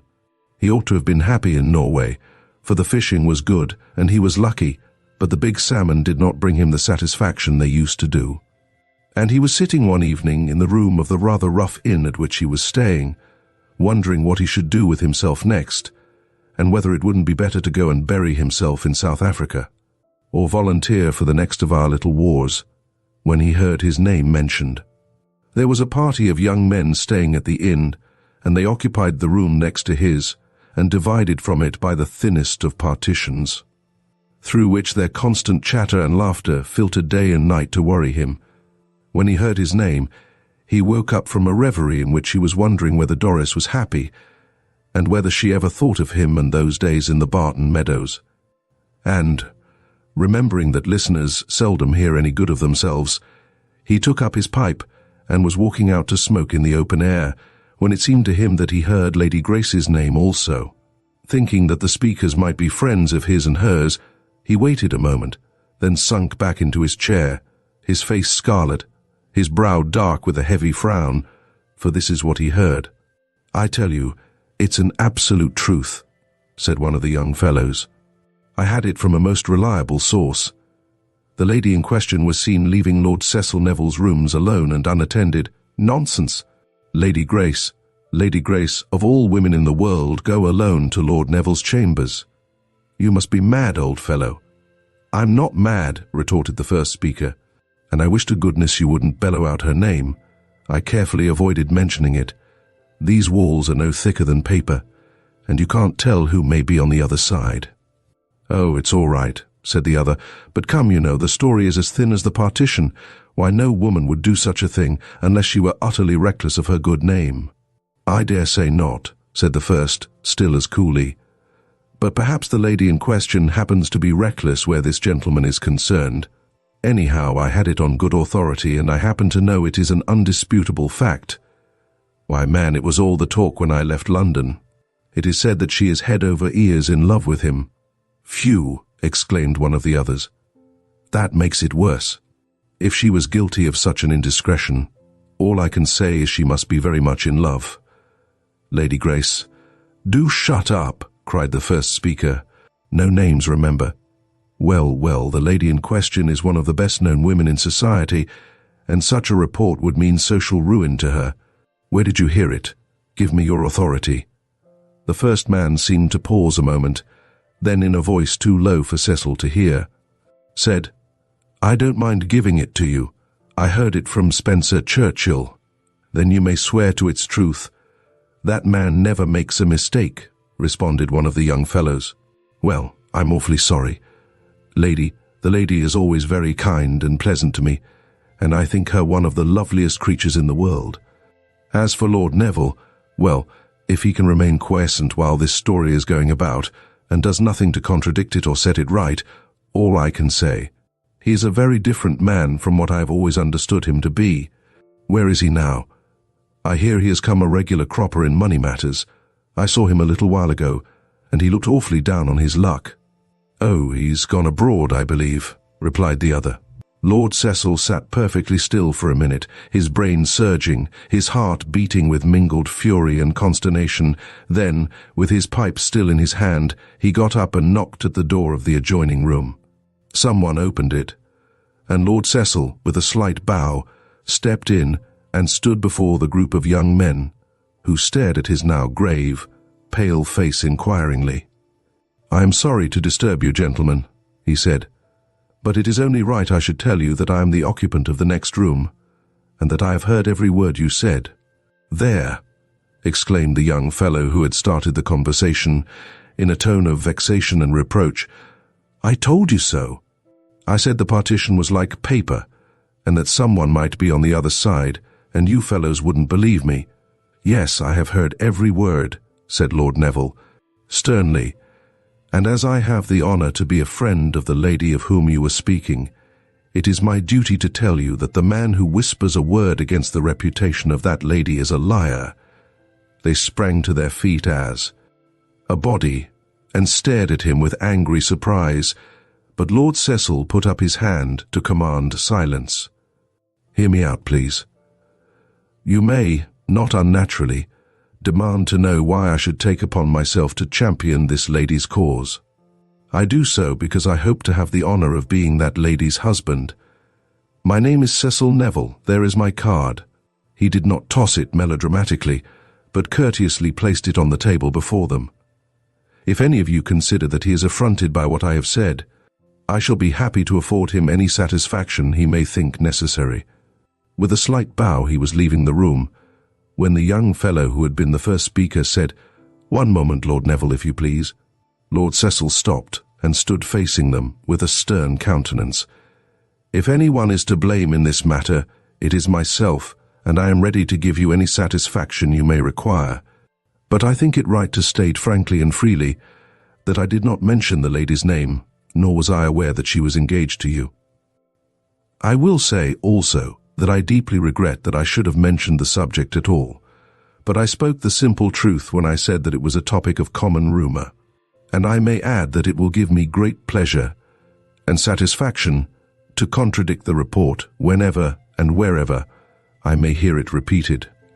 "I thank you," said Lord Cecil simply, and with a grave bow that took in all of them, he turned and left the room. An hour later he was on his way to England. By whomsoever spread, this report was in circulation, and he could not contradict it. Lady Grace had been to his rooms alone and unattended, and it was his duty as a gentleman and a man of honor to protect her.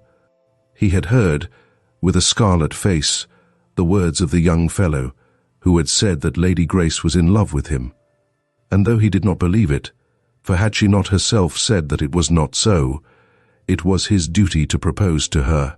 What did it matter what became of him or whom he married? He must marry someone, and some day. The heir to the Marquisate of Stoyle could not remain single. Rank has its duties as well as its privileges, and it is the duty of the head of a noble house to carry on the direct line. He would have to marry sooner or later, though his heart throbbed and ached every time he thought of Doris Marlowe. And why not marry Lady Grace? He thought of her beauty. He recalled her noble generosity to him. Why, she had not only come to his aid when he was in mortal straits, but she had done so at the risk of her social reputation. Surely, if he must marry someone, it must be Lady Grace. He might also have reminded himself that by so doing he would win his uncle's, the Marquis's favour, but to do Lord Cecil credit. He did not think of that. He only remembered Lady Grace's goodness to him. He reached London at noon, had a bath, and allowed his valet to clothe him in the regulation morning attire, and went straight to the Peytons' house. The footman told him that Lady Grace was out, riding in the park. "I'll wait," said Lord Cecil, and he went into the drawing-room. He paced up and down the Turkey carpet, looking out of the window and staring at the ornaments on the mantel shelf. Among them was one of the fashionable cabinet photograph frames, with a portrait covered by a curtain. In absence of mind, he drew the curtain aside and saw a portrait of himself. With a sudden flush, he let it fall as the door opened, and Lady Grace entered. She was in her riding habit, in the garb which set off her perfectly graceful figure to its very best advantage. As she entered, her mature and majestic loveliness struck him fully for the first time, and he remembered with a sudden vividness the words of one of the young fellows at the Norwegian inn. Yes, she was one of the loveliest of society women. She started perceptibly at sight of him, so much so that she dropped her whip. He sprang forward and picked it up for her, and by the time he had given it her, few moments though the action required, she had recovered herself. "Back so soon," she said, giving him her hand, small and white and warm. "This is a surprise. Don't the salmon bite or rise or whatever you call it? Or has it rained all the time, and have you been bored to death? I'm afraid you'll be bored just as much in London, for everyone is leaving." "The salmon were all right," he said, still holding her hand. "I came back because I wanted to see you." "To see me?" she said, her eyes flashing into his for a moment and then drooping. "Well, you were just in time, for Papa and I were off to the continent." "Then I have just come in time," he said. "Let me give you some tea. Sit down," she said, and gently tried to withdraw her hand, but he held it firmly. "Never mind the tea, Lady Grace," he said with something of his old light-heartedness. "You shall give me, or refuse me, a cup after you have heard what I have to say." "And what have you to say that is more important than tea?" she retorted, in a light tone which was belied by the quiver on her lips. "I have come to ask you to be my wife," he said quietly. She put her left hand to her bosom and her beautiful eyes dilated. If joy always killed, then Lady Grace would have fallen dead at Cecil Neville's feet that moment. But it is sorrow, not joy, that kills, and instead of falling, she leaned towards him with a tremulous sigh. It was almost too good to be believed. Spencer Churchill had told her that it would come, but she had always doubted it, and now it had come. He was hers. Hers, he whom she had grown to love, the man for whom she had plotted and risked so much, even her social good name, was hers. It was a proud and ecstatic moment. No wonder she prolonged it. "What do you say?" he asked, still holding her hand, his grave voice as much unlike an ardent lover's as it is possible to imagine. And yet, it was like music to her. "I know I am not worthy to win so great a prize, but I will do my best to make you happy." And you love me?" she asked. It was a dangerous question, but she was a woman, and longed to hear the magic words which every woman loves to hear from the lips of the man she loves. He paused imperceptibly. "Who could do anything but love you, dear Grace?" he replied. "Will you be my wife?" "I will try and make you happy. Indeed I will. What do you say?"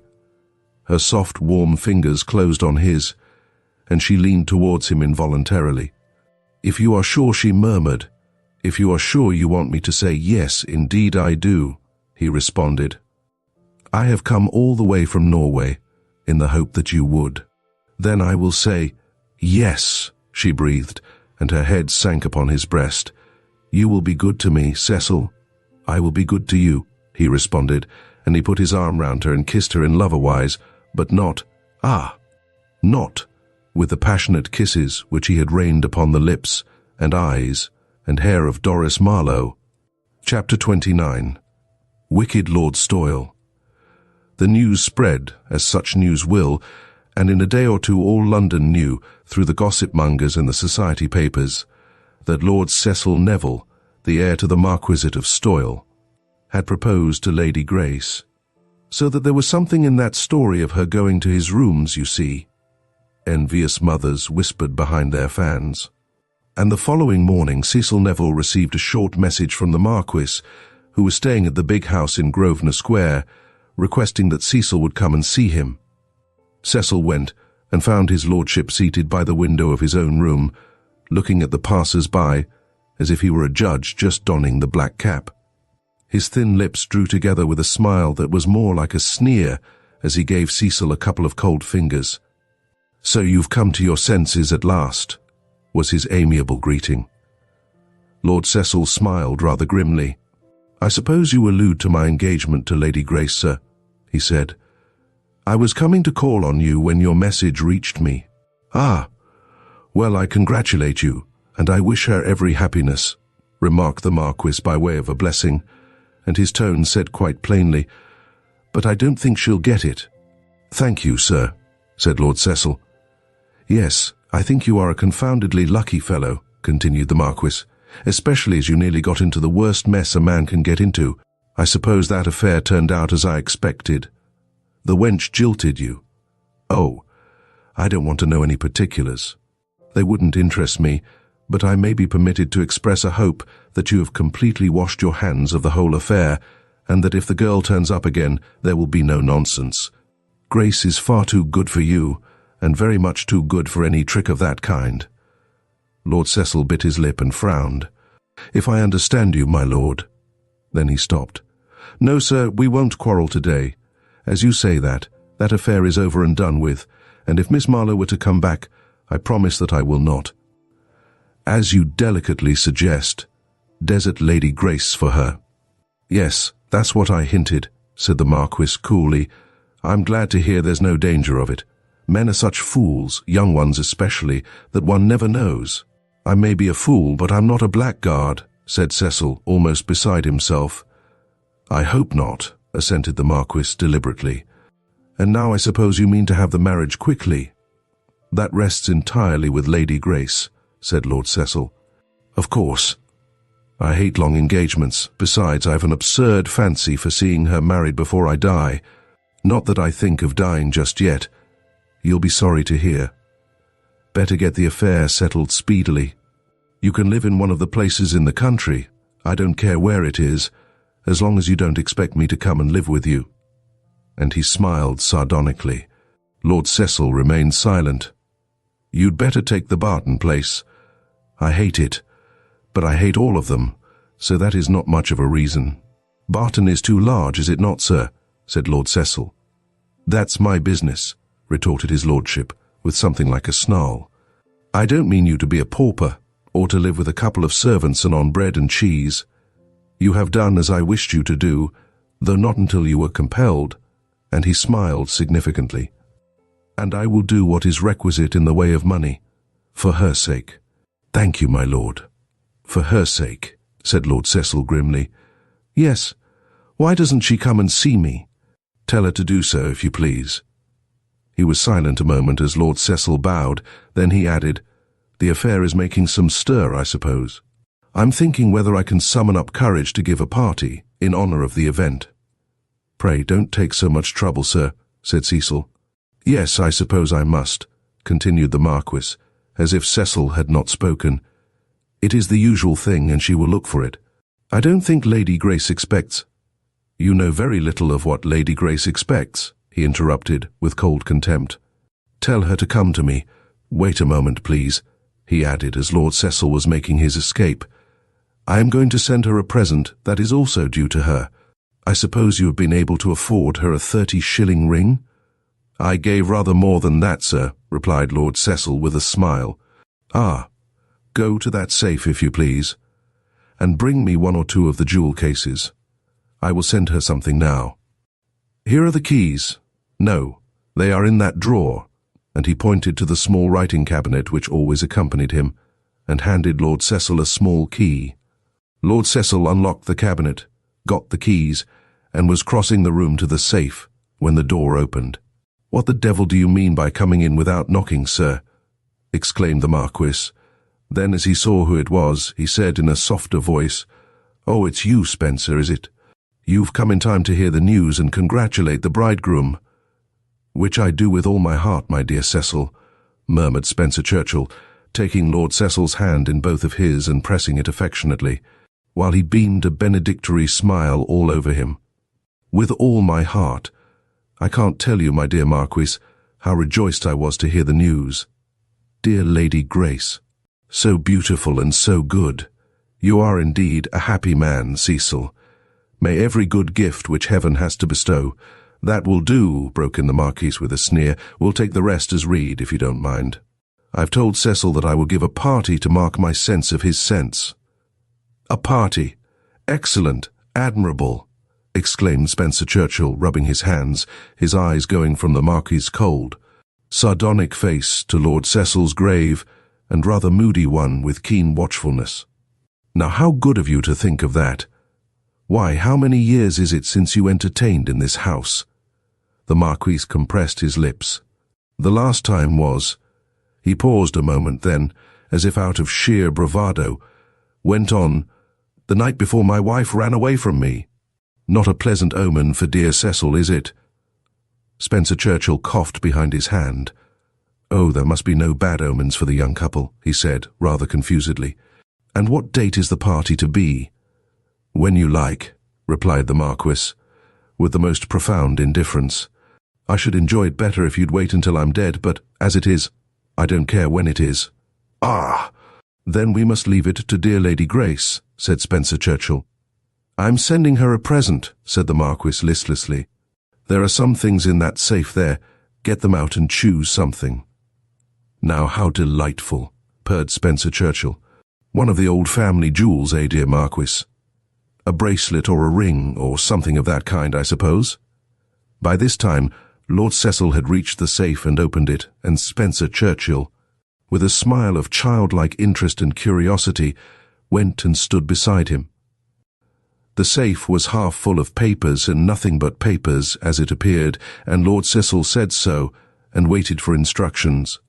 "The cases are at the back," said the Marquis. "For heaven's sake, don't bother me over the business, or I shall regret my sudden and unusual generosity," he added with a sneer. Lord Cecil took some of the documents out and revealed a couple of jewel cases, and placing the former on a chair, carried the latter to the Marquis. "These papers want arranging, dear Marquis," said Spencer Churchill, and he lingered behind as if casually, but his eyes flashed over the litter of parchments with keen and searching scrutiny. "I dare say," assented the Marquis indifferently. "There are some wills of mine there, I think, but it doesn't matter. I shall live to make 2 or 3 more to add to this collection," and he glanced at Lord Neville maliciously.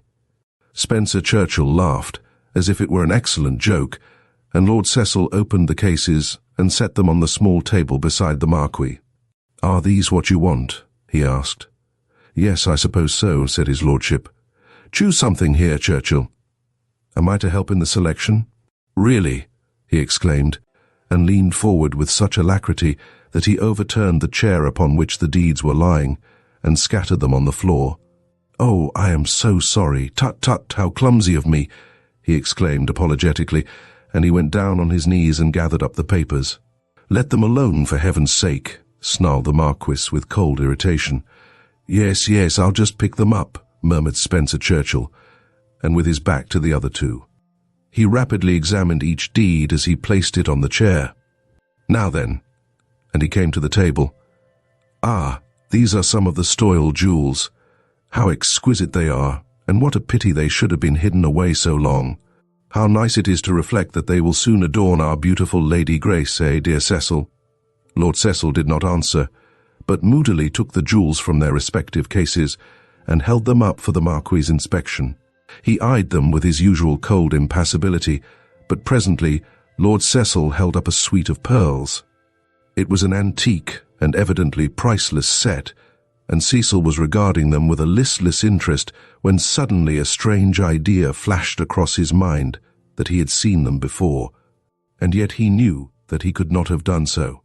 The last person upon whose neck and wrists that priceless suite of antique gems had shone was the ill-fated Marchioness, whom he had never seen, and whose end was still a mystery to him. He was convinced that he had never seen them before, and yet he seemed to remember them. "Beautiful, beautiful," murmured Spencer Churchill, but looking at his companion's face instead of the jewels with a watchful scrutiny. "Yes, they are," said Lord Cecil, and he turned the remaining jewels over as if searching for something. "What are you looking for?" demanded the Marquis, his eyes fixed with a strange expression upon the pearls in Lord Cecil's hands. "I am looking for the ring. I suppose there ought to be one to make the set complete. There is everything else here." The Marquis's face seemed to grow grey, then he laughed a dry, harsh laugh. "The ring is missing," he said, almost inaudibly. "It went with—" No, cut in Spencer Churchill softly. "I saw it at the bottom of the box a moment ago. But really, my dear Cecil," he continued, hurriedly, as if to prevent the Marquis contradicting him, "I don't think they would suit dear Lady Grace as well as some of these other things. Now, if I might suggest, may I?" And with smooth deftness, he took the case from him and picked out a diamond and ruby bracelet. "Now, that is the kind of thing which would please dear Lady Grace. These pearls will be more suitable when she is married." The Marquis took the bracelet, and Lord Cecil fancied that the claw-like hands trembled slightly and looked at it absently. Then he dropped it on the table and turned aside with listless indifference. "The pearl suite will do," he said curtly. "Take it and give it to her. Will you be good enough to send my man to me?" he added, as a hint that he desired to be rid of their presence. "Good day, sir, and thank you," said Cecil, moving to the door. "Stop, my dear Cecil, the safe. You must put those jewels away and lock it, you know." "Let him go. You can lock it," said the Marquis with icy impatience. "Oh, Cecil will lock it," murmured Spencer Churchill. "I'm going to get some lunch, Marquis." And with a nod he went to the door, but there he turned. "Oh, would you like a newspaper, Marquis?" he asked. And as he waited for the reply, he watched Cecil lock the safe and deposit the keys in the cabinet drawer. "No," answered the Marquis, almost fiercely, and the 2 men went out. Spencer Churchill locked his arm in Lord Cecil's reluctant one. "Dear Marquis," he murmured softly, "so generous and thoughtful. You have made him very happy, my dear Cecil, and be sure that his happiness will find its reflection in your own heart." "Ahem," "Did you notice, my dear Cecil, how unwell and, so to speak, generally feeble he looked?" "No," said Cecil gravely. "No? Then perhaps, indeed I fervently hope, that it was only my fancy, but I certainly did think that I saw a change in him since last I was here. I do hope it was only fancy. The world could ill afford to lose so great and kind-hearted a man as our dear Marquis. And so you are going to marry the beautiful and charming Lady Grace? Ah, youth, youth, what a blessed possession it is. How I envy you, my dear Cecil." "Thanks," said Lord Cecil curtly. "I'll tell Lady Grace, who will feel duly complimented, I've no doubt." "Yes, yes, tell her, you happy rogue," said the philanthropist, and, with a playful nod and laugh, he watched Cecil go down the hall and out at the door. Then his face changed to one of keen reflection, and as he went into the dining room to the little lunch he had ordered, he muttered, "Yes, the one I want is there. And the keys are in that drawer, which he always keeps locked. I must have that will. But how?" When the invitations to an evening party at the Stoyle House were issued, they caused as much astonishment to the recipients and the world at large as if the trustees of the British Museum had announced their intention of giving a dance at that revered institution. Only a very few of the last generation remembered any entertainment at Stoyle House, and they declared that the rumour must either be false or that the Marquis had at last, and very appropriately, gone out of his mind, and it was not until signs of the vast preparations for the event made themselves felt that the world began to realize the truth. Then arose such a struggle and scramble for tickets as occurs in connection with one of the events of the season, and Lady Grace was worried and pestered for an invitation as if it were a permit to paradise itself. For a couple of seasons she had been the acknowledged belle, but now it seemed as if suddenly she had become one of the veritable queens of society. Wherever she went, she was surrounded by a crowd, eager to lay their tribute of adulation at the feet of the beautiful girl who had succeeded, where so many had failed, in securing handsome Cecil Neville, the future Marquis of Stoyle. Women who envied and hated her approached her with faces wreathed in smiles and voices soft and affectionate. Her carriage, or her horse in the park, was surrounded by men eager to claim acquaintance with the future Marchioness, who could give them invitations to so many shooting and hunting parties when the old Marquis died, and Lady Grace bore herself through it all with charming moderation. She delighted in all this worship, but it may be truly said that she was never happier than when Lord Cecil was by her side. Some of us tire of the prize we scheme and toil so eagerly for, but in Lady Grace's eyes the prize she had so basely won increased in value day by day. She had loved him the first night they had met at Barton Towers, and her love, perhaps by opposition and the struggle she had made to win him, had grown into an absorbing passion. She was restless and nervous when he was absent, and those who knew her well could tell when he was in the room or near at hand, by the joyous smile on her lips and the soft glow in her eyes. "Always thought that girl had no heart," remarked one keen observer. "Only shows how a fellow can be mistaken in a woman. She's as clean gone upon Sissy as a girl can be." "And Sissy?" queried the man to whom he spoke. "What about him?" The cynic shrugged his shoulders. "Don't know. Seems as if he's got something on his mind and couldn't get it off. Never saw a man so changed in all my life. Perhaps his happiness is rather too much for him." And yet Lord Cecil's conduct gave no cause for evil comment. No man could be more attentive to his fiancée. He was with her every day, was by her side at nearly all the at-homes, was seen at the crushes at concerts and balls, her shawl upon his arm, the arm itself always at her command. And yet the old Sissy had gone, and in its place was the tall, grave-faced man, with the look as if he had something on his mind. The night of the party arrived. Some preparations had been necessary, and they had been made with a lavish hand. The big house, which had sheltered so many generations of the Stoyles through so many London seasons, was ablaze with lights, which shone upon the handsome decorations of the great saloon and the magnificent dresses of the women. Only at one of the state balls could have been seen such a display of diamonds, and very soon after the ball commenced, it was declared by the experienced that it would prove the event of the season. It was not until the fourth dance on the list had been reached that the Marquis put in an appearance. Lady Grace, magnificently dressed, robed, one might almost say, had been questioned concerning his absence by the throng that surrounded her, but had shaken her head with a charming smile as she answered, "He has promised to come into the room, if only for a few minutes, but I don't know when he will come." She was, by right of her beauty and position, the queen of the brilliant assemblage, and she reigned in truly queenly fashion. Lord Cecil, moving about as host during his uncle's absence, glanced toward her now and again, and said to himself that if he needs must choose a mate, he could not have chosen a more beautiful or more splendid one. But he sighed as he made the admission, and there rose before him the vision of Doris's ivory-pale face, with its wealth of dark hair and witching blue eyes, and he would have given half that remained of his life to be sitting at her feet once more, only once more.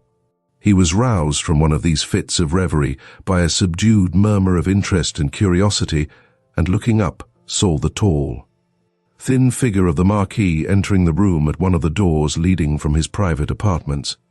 The clean-cut face was deadly pale, but the dark eyes shone with a hard steel-like brilliance, and the thin, cruel lips wore a reflection of a smile as he came forward and greeted those near to him.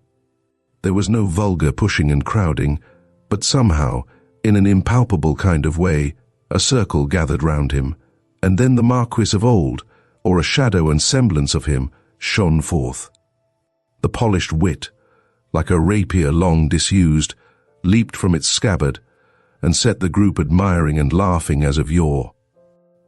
As he moved from one to the other, addressing his courtly flattery to the women and his biting cynicisms to the men, a feeling of wonder ran through the room. "By heaven," exclaimed an old man, who remembered him in years gone by, "it is like a resurrection. It is like going back a quarter of a century. That is the kind of wit we were accustomed to, sir. Look at him, and compare him with the young fellows of the present day. And don't tell me that we haven't degenerated." Lord Cecil stood a little apart, looking on at the success which the Marquis was making, the enthusiasm which he was arousing, when he felt a hand softly touch his arm, and Spencer Churchill's unctuous voice purred in his ear. "Do you see the dear Marquis, Cecil? Wonderful, isn't it? Quite like what he used to be, I assure you. Remarkable man. Really, it fills me with admiration and, astonishment. Did you hear that brilliant repartee of his at which they are all laughing?" "No," said Cecil gravely. "Astonishing. Ah, my dear Cecil, he is a marvellous man.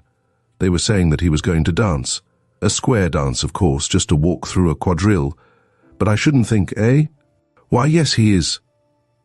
He broke off smoothly. "Actually is."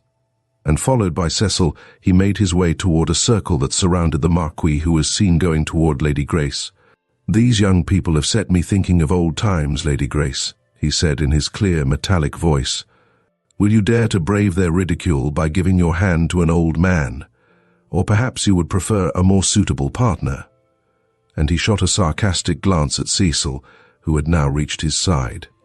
She bent toward him with perfect grace and placed her hand upon his arm. A thrill of amazement and curiosity ran through the room, and those near the two fell back.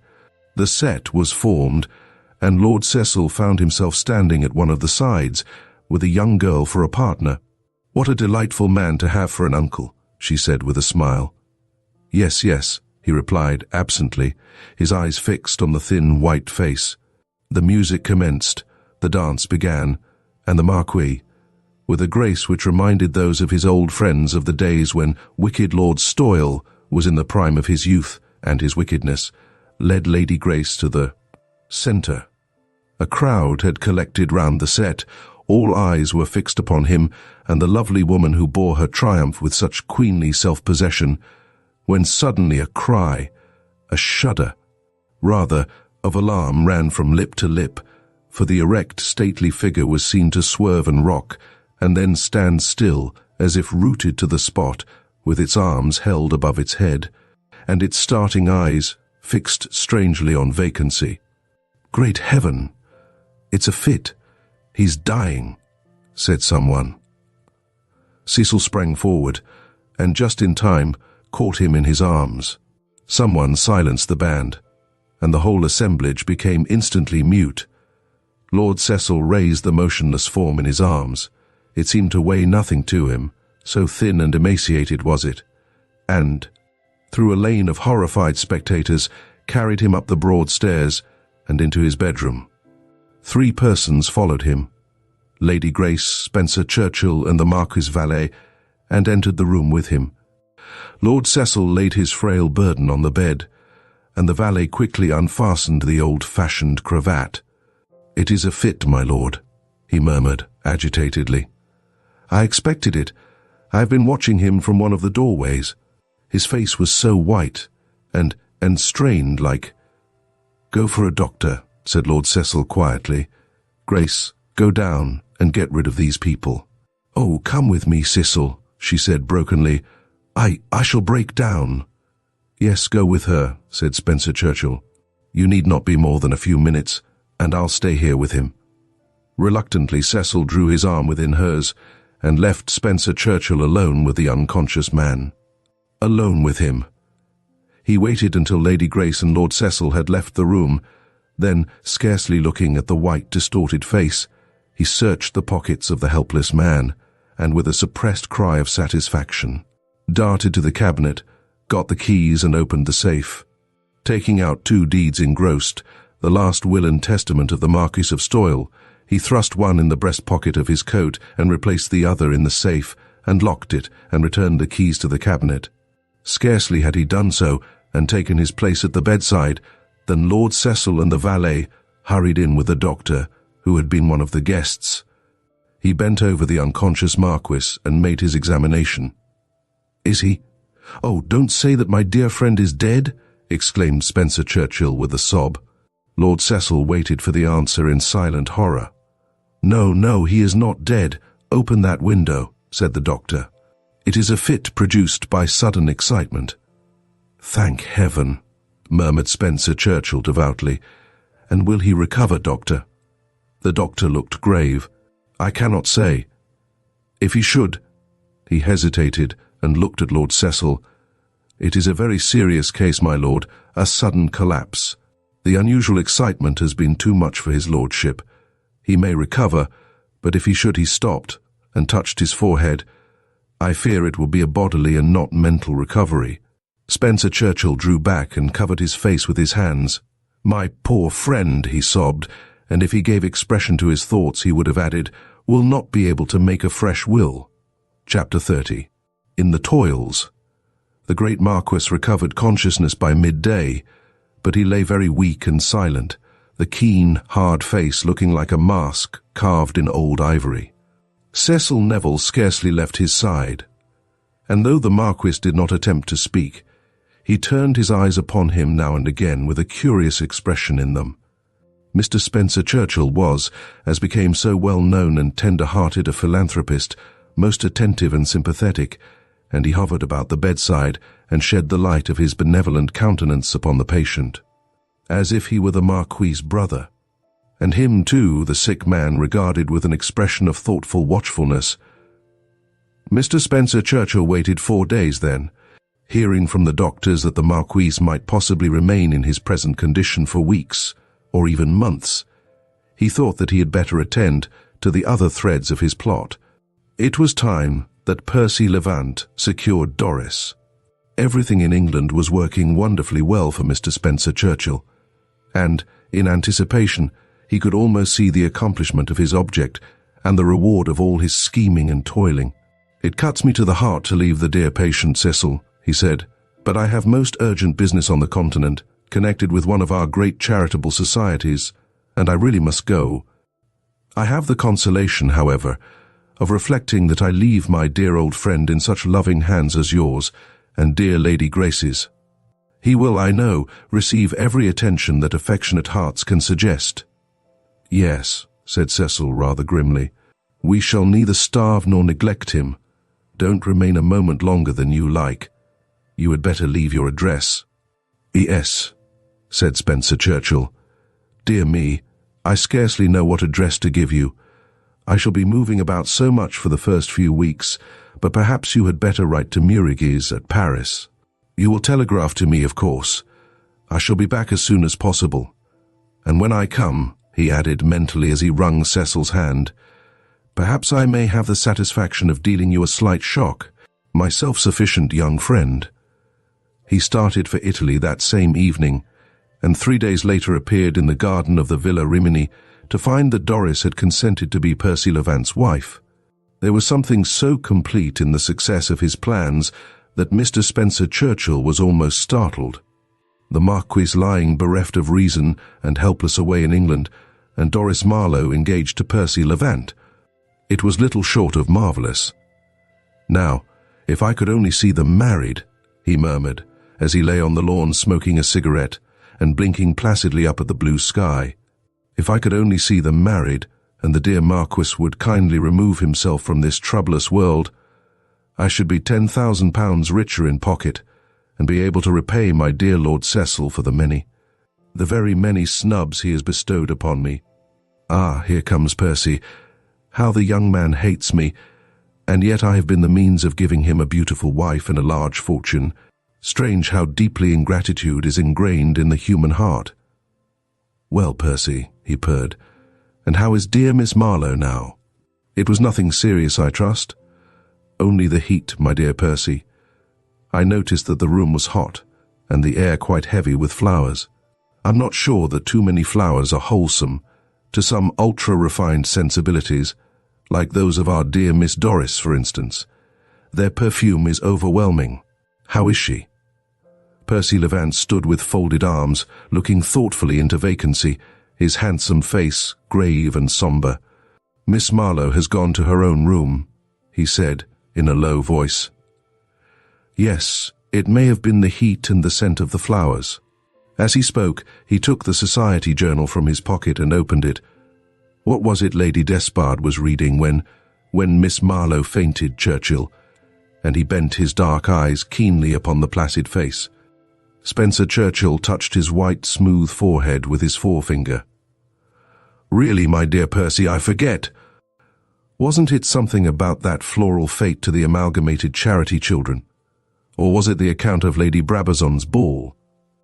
Miss Marlowe's sudden and alarming indisposition so startled me that it drove the matter out of my head. Percy Levant looked at him fixedly, then opened the paper and scanned it carefully. Then his eyes flashed as he came across the paragraph respecting Lord Cecil's engagement, and he read it aloud. "That was it not?" "Oh, I don't think so, but I really can't be sure. To tell you the truth, I wasn't paying much attention. You see, I'd read the paper coming across." "It was this, and you know it," said Percy Levant in a low voice. "Was it? I dare say. But what has that to do with Miss Marlowe's swoon?" inquired Spencer Churchill with a patient smile. Percy Levant paced up and down, his head sunk upon his breast. "I don't know," he muttered inaudibly. "But I will know." "Don't look so distressed, my dear Percy," purred Spencer Churchill, leaning his head on his elbow and watching him through half-closed eyes. "I trust there is nothing to be really anxious about. Miss Doris will be well and honour us with her presence at lunch or at dinner at latest. Of course, I can understand your anxiety, but don't give way to it, my dear Percy. Will you come and sit down? I want to talk to you for a few moments." Percy Levant stopped short in his pacing to and fro and looked down at him. "Well," he said impatiently. "I want to speak to you about the marriage," said Spencer Churchill. "What marriage?" demanded Percy Levant with a frown. Spencer Churchill opened his eyes and laughed softly. "Why, your marriage, my dear fellow," he returned. "Yours and Miss Doris. I don't know whether you agree with me, but I am, on principle, strongly opposed to long engagements. When two young hearts are yearning for each other, Percy, this marriage must take place at once." He broke off with a sharp and sudden change of voice. Percy Levant watched him closely and in silence for a moment. "Why?" he asked. Spencer Churchill smiled blandly. "For several reasons. One, and not the least, being my anxiety to see two young people in whom I am deeply interested made happy." Another, if I may be candid, is because I am anxious to complete our contract and destroy the bond." And he touched his breast pocket. A strange expression came into Percy Levant's face, came and passed like a flash. "You want your money?" he said. "Naturally. And you want your bride, so that we are of one mind, my dear Percy. And what if I say I will go no further in this vile business? If I say that I will no longer be a party in this conspiracy against a helpless girl," said Percy Levant in a low voice, and with a sudden crimson rising to his face. Spencer Churchill smiled blandly. "But you won't say any such nonsense, my dear fellow," he retorted, blowing a thin wreath of smoke from his complacent lips. "And it would be nonsense, sheer nonsense, for you couldn't draw back if you would, because, my dear Percy, you are so completely and madly in love with her." Percy Levant grew pale, and he clenched his hands. "You fiend," he muttered. Spencer Churchill laughed softly. Come, we had enough hard names last night. If I am a fiend, as you call it, don't you be a fool. Why, my good sir, you have got everything you wanted, and like a spoiled child, you are still dissatisfied, and want to quarrel with the person who has been your best friend. What, give up charming Doris Marlowe? Tut, tut, you couldn't do it now, could you?" Percy Levant turned his head aside, and something like a groan escaped his compressed lips. "No, you couldn't. And therefore I say that the sooner the marriage takes place, and you have got for your bride the beautiful young creature with whom you are so madly in love, the better. A bird in the hand, and there is many a slip, etc., etc. You know the too old but exquisitely true proverbs, I dare say. Get the marriage over, my dear Percy." "You speak of a marriage, and we were engaged only last night," he said after a pause. "Do you think she would consent? How little you know her. Perhaps you think with a bitter smile that she is as madly in love with me as I am with her." Spencer Churchill shook his head. "No, my dear fellow, I don't think anything of the kind. I think I can understand why Miss Doris has promised to marry you. But if she doesn't love you now, she will do so. Oh yes, believe me, with most women love comes after marriage." A light shone in the dark eyes for a moment, then faded out again, and left the handsome face grave and moody. "I think she will consent. In fact, I am sure she will." He leaned forward on his elbow and whispered the ensuing words insidiously. "She must be made to." "Made to? Yes." "Tut, tut. Don't look so black. Moral force, not physical, my dear Percy, is what I mean. Listen to me. I think you will admit that, up to now, my judgment has been pretty correct, and that I didn't start you on a wild goose chase that morning in Soho when I offered to give you a beautiful wife and make your fortune. Eh, my dear Percy? Well, I'll finish what I began, and here is my little plan. Do you know Pescia?" Percy Levant nodded. "A charming little place, my dear Percy. So quiet and secluded, and so much healthier than Florence. Now, if I were a medical man, I should say that Miss Doris wanted a change, and that no place, within even easy distance, could be more suitable than Pescia. Though I am not a doctor, I think I shall venture to suggest to Lady Despard that she and Doris go there for a few weeks." Percy Levant listened intently, his brilliant eyes covered by their long, dark lashes, so that Spencer Churchill could not see the expression that gleamed in them. "Well, they go to Pescia, and you, of course, with them. You are there, say, a fortnight or 3 weeks, when I write to offer you an engagement at a large salary, in Australia." Percy Levant did not move a muscle. "It is a most tempting offer, but alas, poor as you are, you cannot bring yourself to leave your lady-love for years, perhaps forever, as the song says. And what so natural and reasonable as the suggestion that you should marry her and take her out with you? At first she will hesitate. Oh, yes, certainly she will hesitate. But I think with a smile, I think I do not overestimate your powers of persuasion when I say that I am convinced you will overcome her reluctance to so hasty a marriage. There is a charming little English church in Pescia, most charming, the very church for a quiet wedding. A quiet wedding. Mark me, my dear Percy, you see. Come admit that I am as thoughtful on your behalf as even a parent could be." And he laughed unctuously. "To Australia, said Percy Levant in a low voice. Spencer Churchill made a mocking gesture. Nonsense, my dear fellow. Why should you go to Australia? On the day after the wedding, you and I will have a little explanation. I shall have the happiness of telling you whom you have married and the extent of your good fortune, of putting you in the way of paying me that little bonus we agreed upon, and then you may go where you please, London, Paris, Jericho. I see, said Percy Levant slowly. It is a clever plan. And you will tell me nothing until after the marriage? You will not trust me? The gentle philanthropist's smile spoke volumes by way of answer. It really meant, do you take me for a fool? Yes, it is a clever plan, repeated Percy Levant, but clever as it is, I think you will spoil it, Spencer Churchill. I spoil it, he echoed with reproachful indignation. Yes, I think so. Do you think Lady Despard will not suspect that there is something wrong when you dog our footsteps and follow us about? Mr. Spencer Churchill laughed. But I do not intend to inflict my presence upon you, my dear Percy. I shall ask dear Lady Despard's permission to remain here at the villa, in charge, as it were, during her absence. You see? So that there will be nothing to be suspicious about. A curious expression, almost one of satisfaction, shone for a moment in Percy Levant's dark eyes. I understand, he said quietly. Though not with us, you will be near at hand, and I'm to come here the day after the wedding. Yes, said Spencer Churchill, nodding complacently. You will come to me and obtain the key to the enigma, and I flatter myself, my dear Percy, that you will, I fear, alas, for the first time, overwhelm me with gratitude. Ah, lucky, lucky boy. If I'd had the good fortune in early life to possess such a friend as I have proved myself to you, where should I be now, I wonder? And he sighed unctuously. In Gale, I should say, retorted Percy grimly. Then he added quickly, but I like your plan, and I shall do my best to carry it out.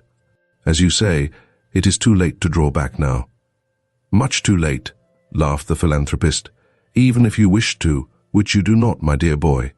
No, I do not, he assented, and he took a cigar from his case and lit it, his white, shapely hands trembling slightly.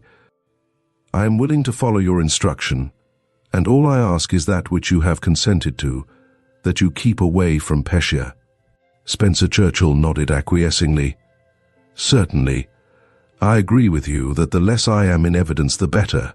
As he spoke, a footman came across the lawn with a telegram. It was from Lord Cecil, and had been forwarded from Murrayguys. Mr. Spencer Churchill took it and opened it. The Marquis's condition is unaltered. Cecil Neville, it ran. He tore it into minute fragments. A request that I will speak at the annual meeting of the Washerwomen's Burial Fund next week. You see what sacrifices I am making in your behalf, my dear Percy, he said, shaking his head. I think I am rather thirsty. It is this peculiar air, I suppose. A small brandy and soda now. Will you join me, my dear Percy? No. And with a gentle sigh he ambled toward the house. Percy Levant dropped down on the grass and smoked furiously for some minutes. Then he flung the cigar from him as if he were too agitated to smoke. Yes, I'll do it, he muttered. Oh, my beautiful angel, for your sake. It is for your sake. Chapter 31. A Postponement. Some men take a great deal of killing. The Marquis of Stoyle ought, according to medical rules and poetical justice, to have died out of hand. But he clung to life tenaciously, and not only refused to die, but got better. In 10 days from Spencer Churchill's departure, his lordship rallied, and to the surprise of everyone, including the doctors, regained sufficient strength to enable him to leave his bed. But a great change had taken place, one of those extraordinary changes which baffle medical science and set all its knowledge at naught. The Marquis had not lost his reason, but his memory. He was perfectly sane, understood every word that was said to him, and could converse with all his wonted acuteness and sardonic cynicism. But he had forgotten everything excepting those things which had occurred in years long back. It was exactly as if the later years of his life, with all their experience, had been wiped clean from the tablets of his mind, And, as he sat in his easy chair looking out of the window, he was under the impression that his wife had just left him, and that time had put back the hands on life's dial 20 years. The doctors were both startled and puzzled. If he had become actually insane and idiotic, they could have understood it. But that a man should lose all hold upon 20 years of his life, and yet be able to understand what was said to him and converse rationally, was little short of phenomenal. They sent for Lord Cecil, who came hurriedly, and was received by the old man with a cold, haughty courtesy, as if they had not met for years. "I am glad to see you, Cecil," he said.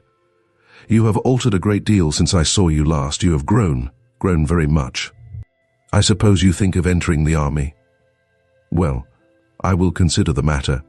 I imagine you would do as much mischief as a civilian as you will do as a soldier. Tell your father, my brother, that though I bear him no good will, I will do my duty by you. Ask the steward to give you a £5 note, and you may go now, please." And Lord Cecil, dismissed like a schoolboy, left the room, too embarrassed and confounded to utter a word. "What is to be done?" he said to the doctors.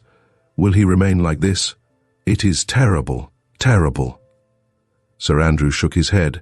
"It is very extraordinary, but I must remind you, Lord Cecil, that it might be worse. His lordship is in possession of all his faculties, and accepting this remarkable loss of memory, is as sane as you and I. I have had a long and I must add most interesting conversation with him this morning, and he talked with all his old brilliance." "And bitterness," said the other famous doctor, under his breath. "As to how long this singular lapse of memory will affect him, I really cannot say. It is an altogether unusual case." "It is very bad, my lord, I admit," for Lord Cecil was much moved by the old man's condition, "but as I say, it might be worse. His lordship's physical strength is improving daily, we may say hourly." Lord Cecil sighed. "It is dreadful to hear him talk so strangely," he said. "Can nothing be done? No experiment be tried? Perhaps if I brought Lady Grace—" "Bring her ladyship by all means," said the doctor. "There is no knowing what a familiar face may do. Yes, bring her, Lord Cecil." Cecil jumped into a hansom and returned with Lady Grace, whom he took up to the Marquis's chair. "Here is Grace, sir," he said. "Grace, Grace, what Grace?" demanded the old man, with a hard, keen glance at the beautiful face he used to know so well. "I have not the honor and pleasure of the young lady's acquaintance. Do me the favor to introduce me, if you please." "Surely you know me, dear Marquis," said Lady Grace, bending over him. The old man took her hand and turned it over in his with a vacant smile. "Let me see. Peyton calls this girl of his grace, doesn't he? Are you Peyton's daughter?" "You know I am, my lord," she said. "You remember my father, your oldest friend?" "Jack Peyton? Oh, yes," he said with his old caustic smile. "My oldest and best friend. He proved himself so by running off with the girl I was going to marry. And then I married Lucy." His lips tightened and seemed to grow stiff and hard, and she ran away too. I dare say she had reason. The child was a girl. It ought to have been a boy, and I hated it because it was not one. Yes, it ought to have been a boy and cut out Cecil, and now Cecil will be the heir. I beg your pardon, Cecil," he broke off with his sardonic smile. "I forgot you were present. Yes, it was a girl. Someone told me that it was dead, and Lucy too. No, I don't wear mourning, why should I?" With a hard, haughty stare. "Let the man who went with her wear mourning. I dare say he regrets her, the fool. He was an old flame of hers. Spencer Churchill can tell you all about him, for he helped me to get Lucy away from him. Heaven knows what I saw in her to take so much trouble." "I don't. Where is Churchill, by the way?" he broke off to inquire. "He's on the continent, sir," said Lord Cecil. "Oh, what a pecksniff the fellow is. The biggest hypocrite on the face of the earth, but useful. Oh, yes, useful. And so you are Grace Peyton, are you?" turning his glittering eyes upon Lady Grace, who shrank back, half frightened. "Hem! I should think you'd make a good match with Cecil." "Have you forgotten that we are engaged, Cecil and I, Marquis?" she murmured, bending over him. "Engaged, are you?" he said. "Rather early, isn't it? but I've no objection. Engaged to Cecil, eh? By gad, I pity you if he has any of the Stoyle temper. The Stoyles are the worst husbands in the world, so they say, and I think it's true.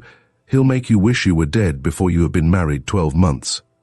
Come away, Grace, said Cecil, pale and stern, and he led her out of the room. Oh, Cecil, I am sorry, she murmured, clinging to his arm and looking up into his face. And we were to be married soon, too. Yes, he said, I'm afraid the wedding must be put off, Grace. And, though he spoke in accents of regret, a guilty thrill of relief shot through him. Poor old man, poor old man. We were never on very affectionate terms, but it hurts me to see him like this. And he may remain like it for ever so long, she said, raising her eyes as her head lay on his breast.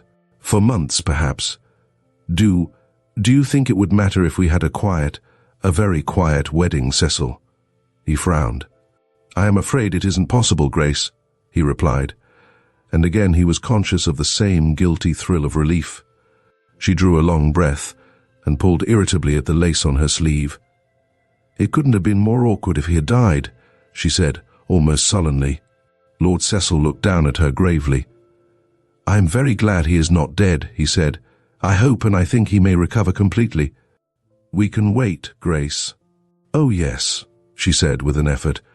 We can wait, but it is terribly awkward all the same, and people are talking so.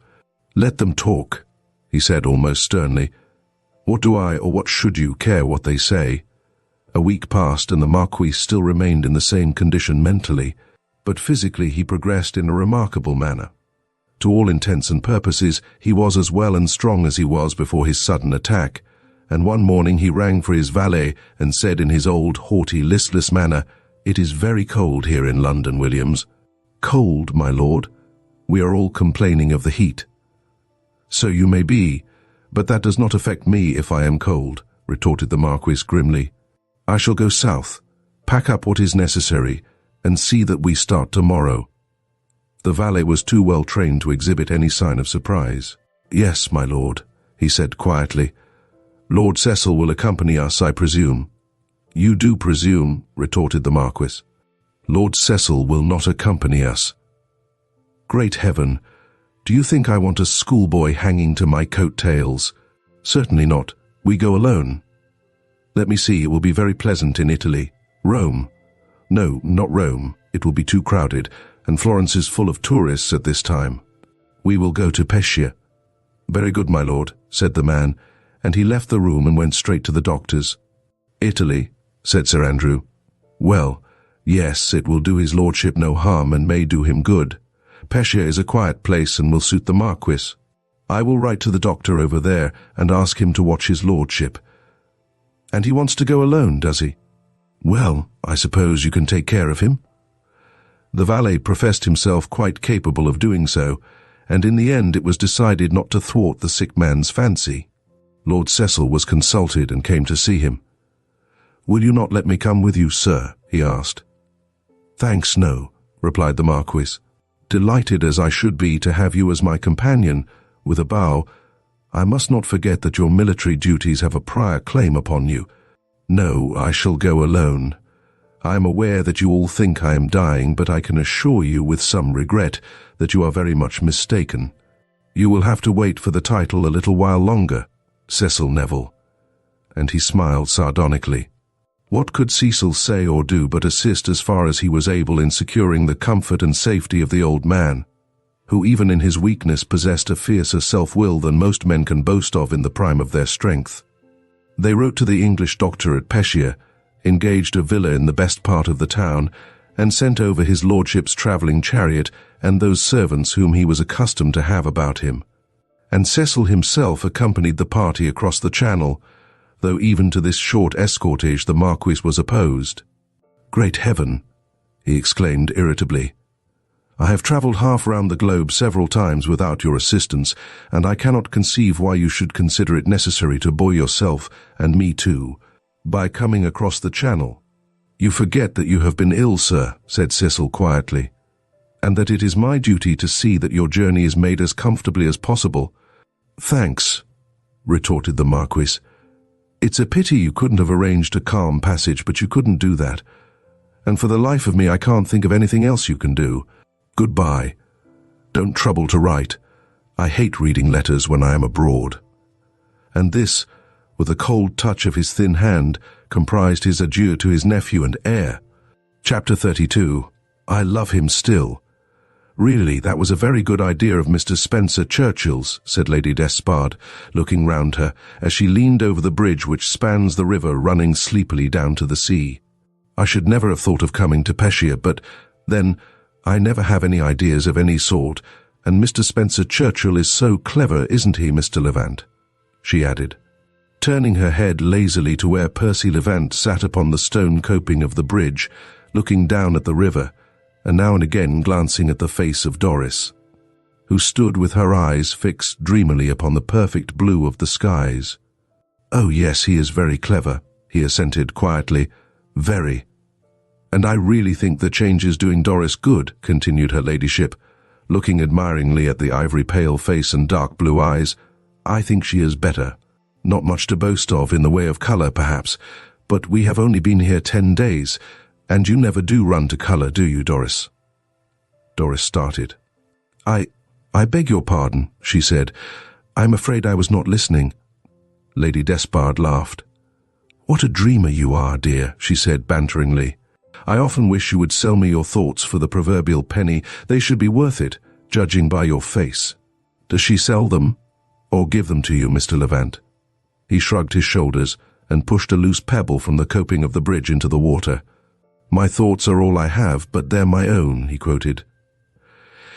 "Will you tell me what you were thinking of, Doris?" he added in a low voice.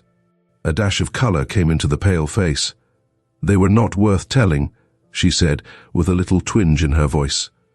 I scarcely know what I was thinking about." "Just dreaming," said her ladyship. "Well, you couldn't have come to a more suitable place than sleepy old Pescia, where nothing happens, or has happened since the Ghibellines and the Florentines used to squabble and fight," said Percy Levant. "By the way, though, something has happened. There has been a new arrival lately.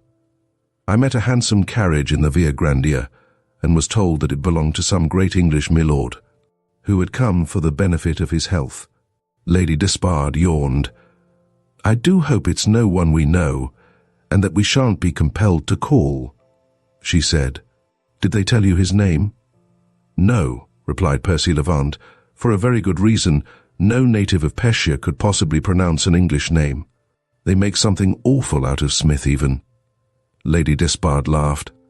"I think I shall go in," she said.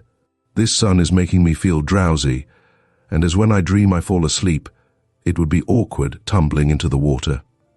"You need not come, Doris," she added, as Doris made a movement to follow her, and after a moment's hesitation Doris remained. It was seldom that she was alone with Percy Levant, though they were engaged, and his manner toward her was as full of respect, almost as full indeed of reserve, as it had been before the night she had promised to be his wife. Not once had he ventured to kiss her, and when his lips touched her hand it was with a reverence which was almost that of a subject for a monarch. And certainly no monarch ever had a more devoted servant. As Lady Despard said, Percy Levant was a model lover, and she declared that his devotion almost made her wish that he had proposed to her instead of Doris. "I wish he had," Doris had retorted, with a smile that was rather too grave to accompany a jest. They stood now in silence for a moment or two, then he turned his head and looked at her. "I am glad you stayed, Doris," he said. "I have something to tell you, to show you." "Yes?" she said, leaning on the bridge and shading her eyes with her hands, that she might the more easily watch the upward flight of a hawk which had been hovering over the plain. "It is some news I have had," he said, and he drew a letter from his pocket and held it out to her, but kept his fingers closed on it, as he added, quietly, "Before you read it, let me tell you that I shall accept the offer it contains. Now, will you read it, Doris?" She took it. "It is from Mr. Churchill," she said. "I know the writing." He nodded, and she read the letter, and as she read, her face grew pale. "To Australia," she said in a low voice. "And you are going?" "Yes," he said. "And now the question I am going to ask you, Doris, is, am I to go alone?" "Are you to go alone?" she repeated, as if she did not understand him. Then, reading his meaning in his eyes, she shrank back a little, and her face grew crimson, and then white. "You mean that you should come with me," he said in a grave voice. But, she glanced at the letter again. "He says that you must start in a fortnight." "We could be married in less than that, Doris," he said gently. She clasped her hands tightly as they rested on the bridge. "In a fortnight, in 2 weeks," she said, with a little catch in her breath. "Is the idea terrible?" he murmured, with a touch of sadness in his voice. "No. Oh, no," she made haste to answer. "But it is so sudden. 2 weeks."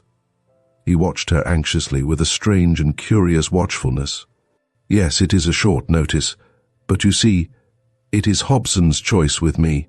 Poor men must take what is offered them, and I, as you know, Doris, am very poor, and this, well, it is a wonderful offer." "It comes through Mr. Spencer Churchill," she said, as if speaking to herself. His lips twitched and he looked quickly at her. "Yes, why?" Nothing, she murmured thoughtfully and with her brows knit. "But it is so strange." "What is strange, dear Doris?" he asked. "Ever since I have known him, Mr. Churchill seems bound up and connected in some way or other with my life."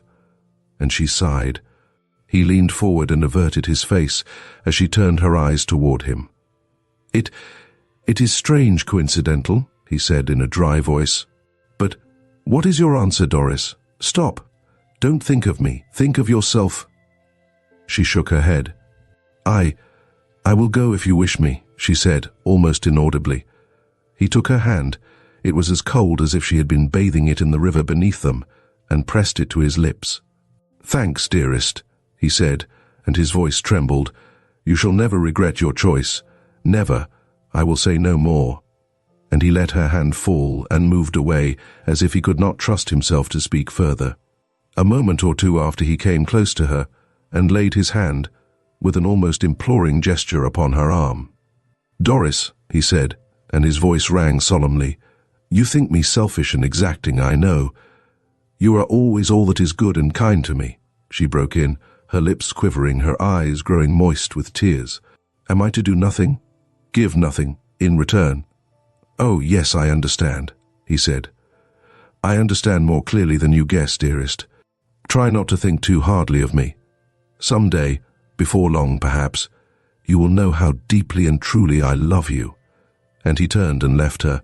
Doris remained standing on the bridge, looking at the sleepy river, with a dull pain in her heart and her eyes half blinded with the rush of emotion that seemed to overwhelm her. In a fortnight, in 2 short weeks. Not until this moment had she fully realized what she had done in promising to be Percy Levant's wife. But now, she leaned her head upon her hands and tried to crush down the rebellious thoughts that rose within her. Tried to wipe out, as it were, the remembrance of Cecil Neville, which haunted and tortured her. "I love him still," she moaned. "I love him still, and I am to be another man's wife in a fortnight. Oh, if I were only dead. If I were only lying at rest at the bottom of the river here. In a fortnight. Oh, what have I done? What have I done?" And she wrung her hands wildly. Then suddenly, with an effort, she fought down the mad remorse and misery, and in a dull despair murmured, "What does it matter? Why should I not marry him, or anyone else? What can Cecil Neville ever be to me, even if I were free? He will be the husband of Lady Grace. He has forgotten that such a person as Doris Marlowe ever existed, or, if he remembers me, recalls me as the girl who served to amuse him for a few days in the country. What a shame it is that I should give a thought to him who has been so base and mean, while this other, to whom I have pledged my word, is all that is good and true. Marry Percy Levant. Yes, I would marry him tomorrow if he asked me." And setting her teeth hard, she turned to leave the bridge. As she did so, a tall, thin old man, with a white, wasted face, from which a pair of sharp grey eyes gleamed like cold steel, came onto the bridge, and she made way for him. He was leaning on a stick, and as he raised his hat in courtly acknowledgment, he let the stick slip from his thin, claw-like hands. Doris stooped and picked it up, and, As she gave it to him and he was thanking her in Italian, his piercing eyes scanned her face with a cold earnestness. Doris bowed and went on, but some impulse moved her to look back after she had gone a few yards, and she saw him leaning against the bridge, with his hands pressed to his heart and his face deathly white. She was at his side in an instant and had drawn his wasted arm within her firm, strong one almost before he knew of it. "I am afraid you are ill," she said. He started as her sweet musical voice sounded in his ears and raised his eyes to her face. No, he said, evidently with an effort. "But I have been ill and I am a little weak, which," he added with all the old courtesy, "is my good fortune, seeing that it has procured me the happiness of your assistance. You are English. I took you for an Italian." "My eyes are not so strong," he stopped, from sheer weakness, and leaned upon her arm heavily. If the word can be used in connection with the lightness of his frail form, not so strong as they were. "I have the misfortune to be old, you see," and he forced a smile. "Let me help you to the seat there," said Doris gently. Thank you, but I could not think of troubling a lady." Disregarding his apologies, she led him carefully to the seat, into which he sank with a sigh of weary relief. Doris looked at him anxiously. It was a striking face, and a vague kind of idea crossed her mind that she had seen it somewhere before today, but she could not fix the time or place, and presently she found the keen, glittering eyes fixed in a meditative scrutiny upon herself. "You have been very kind to me, my dear young lady," he said, in a voice that still trembled a little. "Very kind. And you are English. Will you tell me your name?" "I am an old man, and claim an old man's privilege, inquisitiveness, you see." "My name is Doris Marlowe," said Doris, seating herself beside him, and looking down the road in the hope that a carriage might come up in which she could place him. "Doris Marlowe? No," he shook his head. "I never heard it before, and yet I fancied your face awakened some dim memories. Do you know me, Miss Marlowe?" Doris looked at him and shook her head. "No," she replied. She did not like to ask his name. "Ah, perhaps that is as well," he said, with a faintly cynical smile. "I mean that I am not worth knowing. And are you living here, Miss Marlowe? Your mother must be a very happy woman, having so sweet a daughter." And he drooped his head toward her with the old, graceful salute. A deep red stained Doris's pale face. "My mother is dead," she said. He put up his white hand with a pleading gesture. "Forgive me, my dear. Your father—" "I have no father," said Doris, almost inaudibly, and with a strange pang shooting through her heart. "There was one who was father and mother to me, but he is dead too." And her voice quivered. "You are young to have seen so much trouble," he said pityingly. "But you are living here with some relative, is it not so?" Doris shook her head. "I have not a relative in the world," she replied. "I am living with Lady Despard. I am her companion." "Lady Despard." He put his white hand to his head. "Lady Despard? I think I know her. And you are living with her? I envy her companion, my dear. I will do myself the honor of calling upon her. Tell me your name again. I forget sometimes. I am very old, older than you think, because you see I am so strong still. You smile?" Sharply. No, I did not smile indeed," said Doris quickly.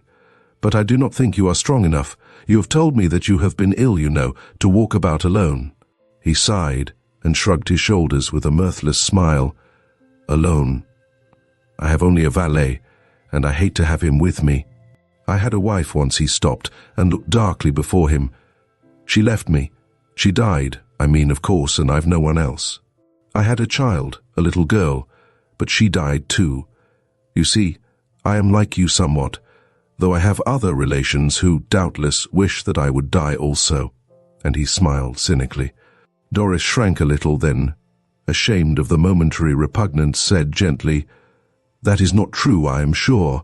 And now, will you tell me where you live? I will come with you if you will let me.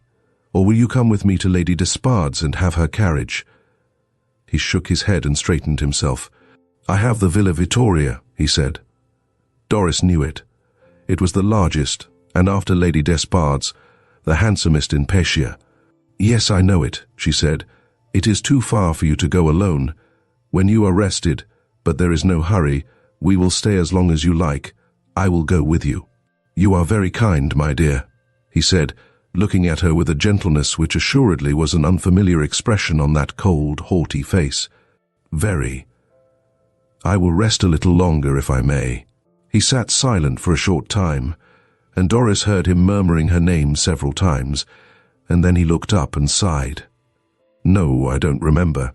And yet—" He passed his hand over his forehead with a wistful, puzzled look in his keen eyes. "I am ready now, my dear young lady," he said presently. "You see, I accept your kind offer," as he placed his hand upon the arm Doris offered him. "Not so long ago, fair ladies were wont to rest upon my arm. Now the order is changed. One gets old suddenly," he added with a grim smile. "And I have been ill. I think I told you. Yes, very ill. They thought I was dead, but with a gesture of defiance my race die hard. Die hard. And you have no father or mother. That is sad. Did I tell you I had a little girl once? She died. Yes, she died." His head drooped for a moment. "If she had lived and stayed with me, I should have had her arm to lean upon." "By heaven, I never thought of that before," he exclaimed in a suppressed voice, and his head sank lower. They crossed the bridge in silence and reached the Via Grandia, where Doris saw a man, whom she took for a servant, hurriedly cross the road and approach them. "I am afraid you are ill, my lord," he said, touching his hat. "I missed you on leaving the chemist's." The old gentleman drew his hand slowly from Doris's arm and took the servant's. "This is my man, Miss Marlowe," he said, "and I shall not need to tax your kindness and patience any longer. How deeply grateful I am for that kindness and patience I cannot tell you. But for you—" He stopped expressively. "Will you tell Lady Despard that I shall have the honor of calling upon her tomorrow to congratulate her upon having so sweet and beautiful a friend?" "Yes," replied Doris, allowing her soft, warm hand to remain in his, which seemed to cling to it confidingly. "But you have not told me your name yet," she added with a smile. "Have I not?" he said. "I am the Marquis of Stoyle, my dear." Doris recoiled, and drew her hand away so suddenly that his thin, feeble one fell abruptly to his side. "The Marquis of Stoyle," she echoed, every vestige of colour leaving her face. "Yes, I will tell her, my lord," and she turned and walked quickly away. The Marquis looked after her with knitted brows, looked so long that the valet gently pressed his arm as a reminder. "Yes, yes, I am coming," exclaimed the old man impatiently. Then he said, "Do I know that young lady?" "You saw her. Do I know her? She has been very kind to me. Very." "No, my lord, she is a stranger to me," replied the man. "A stranger." "Yes, yes." "And yet—" And, with knitted brows and troubled look in his eyes, he permitted his man to lead him away. Chapter 33. Out of the Past. "So the illustrious visitor turns out to be the great Marquis of Stoyle," exclaimed Lady Despard, with a laugh of surprise. "The Marquis of Stoyle, and you have been leading him about like a blind beggar. How I wish I had been there to see you. But it seems to have upset you, dear," she added. "You look really pale now, and why, you haven't been crying." And she drew Doris beside her onto the lounge. "No, I haven't been crying," said Doris quietly. Then, after a pause, she said gravely, "I have promised to marry Percy Levant in a fortnight's time, Lady Despard." Her ladyship started. What time did you say? A fortnight? Oh, nonsense. No wonder you look pale. I think it is a shame you should try to impose upon my credulity, Doris, for of course it is only a joke." "It is sober earnest, dear Lady Despard," said Doris. And then she told her of the letter of Spencer Churchill containing the offer of an engagement for Percy Levant. "And you intend to marry him and go with him. What on earth shall I do without you? What shall I do? What a wicked girl you must be to entice me into loving you so, and then to leave me. Why, I didn't expect this dreadful marriage to take place for at least 2 years, and now— 2 weeks! You must love him very dearly, Doris." "I respect him very highly," said Doris. "He is not like some men." She sighed. "He is true and steadfast, and he really cares for me, I think," in a low voice. "Why should I not make him happy if I can?" "Really cares for you? Yes, I should think he does. Why, child, he worships every inch of ground those little feet of yours tread on, and so he might, considering the many others who would be only too happy to take his place." "And why should you make him happy?" "Well, I don't know, but it seems to me, dear, that you are one of those women who consider that they were only born to make others happy. I only hope that you will make yourself happy." "Oh yes, I shall be as happy as I deserve," said Doris with a faint smile. "And you have quite made up your mind?" demanded Lady Despard. "Quite," said Doris. "Then the only thing to be done is to grin and bear it, for I know the stiff-necked, resolute kind of young person you are. Oh, there is one other thing we must do. We can set about getting your things ready." "I shall not want many," said Doris. "We are both very poor, you know." "Yes, I know," said Lady Despard dryly. "All the same, I suppose you will go decently clad." "And the wedding is to be very quiet," said Doris, pushing back the hair from her forehead with a weary little gesture. "Quite quiet. I don't want any bridesmaids." Lady Despard shrugged her shoulders.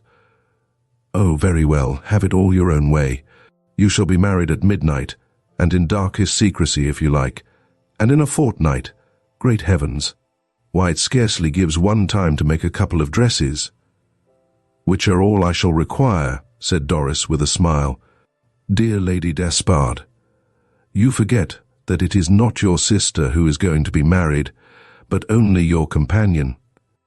Lady Despard moved away with a despairing gesture. "I only wish you were my sister. I would show you if you should make ducks and drakes of your future in this way. Don't let us talk about it any longer," said Doris, rising and stretching out her arms as if she were ridding herself of some incubus. "No, the better thing to do is to act and not talk.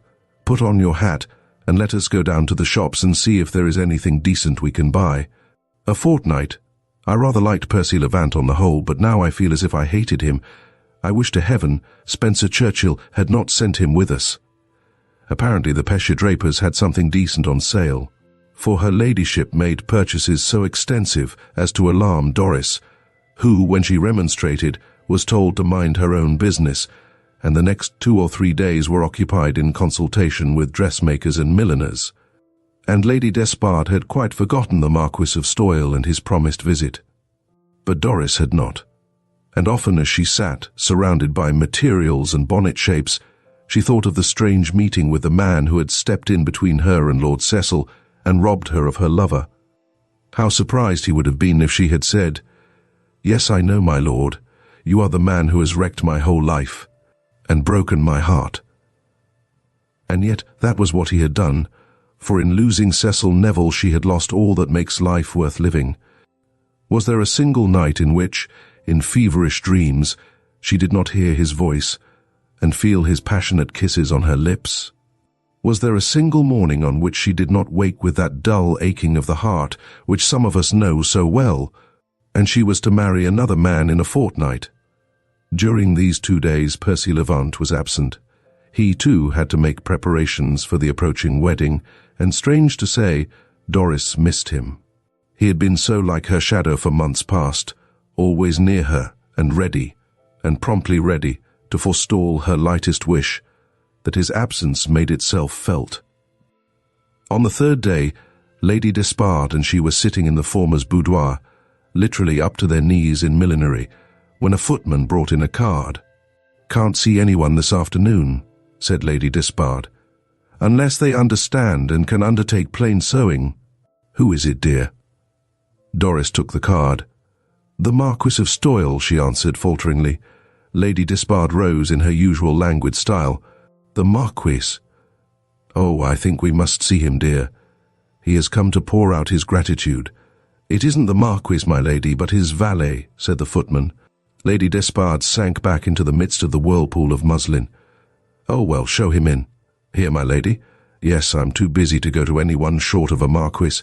The valet, a grave, distinguished-looking man, who might well have been taken for a Marquis, or for that matter a duke, entered a moment or two afterward and bowed. "His lordship's compliments, my lady, and he would be glad to know how Miss Doris Marlowe is." Lady Despard jerked her thumb lightly toward Doris. "That is Miss Marlowe." The valet bowed respectfully, very respectfully, to Doris. "His lordship is very ill, miss, or he would have done himself the honor to wait upon you to thank you for your great kindness to him," he said. Doris's face flushed for an instant. "I am sorry," she said, bending over her work, "but I did very little, as the Marquis knows. He is very ill, miss. That is, he is very weak. And—" he hesitated, "and he requested me to say that he should deem it a very great favor, indeed, if you would come and see him. He wished me to say that if he could have crawled was his word," my lady turning to Lady Despard, "he would have come himself. But he is quite confined to his room, and perfectly unable to leave it. The Marquis is an old man, you see, my lady, and has been ill, very ill." Lady Despard looked at Doris and seemed to wait her reply, and the valet crossed his hands and also seemed to wait, respectfully and patiently. Doris's white brow wrinkled painfully, and she laid a tremulous hand upon Lady Despard's arm. I don't know," she said in a troubled voice. "His lordship has spoken of you several times, miss," said the valet, in an earnest tone. "Indeed, he has talked of little else since he came home. He is very old, you see." Doris's gentle heart melted at the repetition of this simple formula. "What shall I do?" she whispered to Lady Despard. Her ladyship shrugged her shoulders. "I suppose you had better go." "Of course you will go. Why, you know you couldn't resist an appeal of this kind." Doris looked before her with wistful, troubled eyes for a moment or two. Then she laid down the work she was engaged on. "I will come with you," she said. When she re-entered the room with her hat and jacket on, she looked round, and taking some flowers from one of the vases, quickly rearranged them, and then said, "I am ready." "I will get a carriage, my lady," said the valet. But Doris shook her head. "It is no distance. I would rather walk." Lady Despard waved her hand to her with a smile made up of affection and amusement.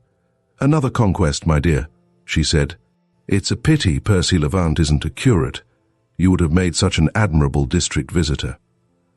On their way through the quiet streets, the valet, answering Doris's questions, gave her some information respecting the Marquis's condition. "It was the excitement of the grand party, you see, miss," he said. "The party given in Lady Grace's honour, the young lady who is to marry my Lord Cecil, that did it.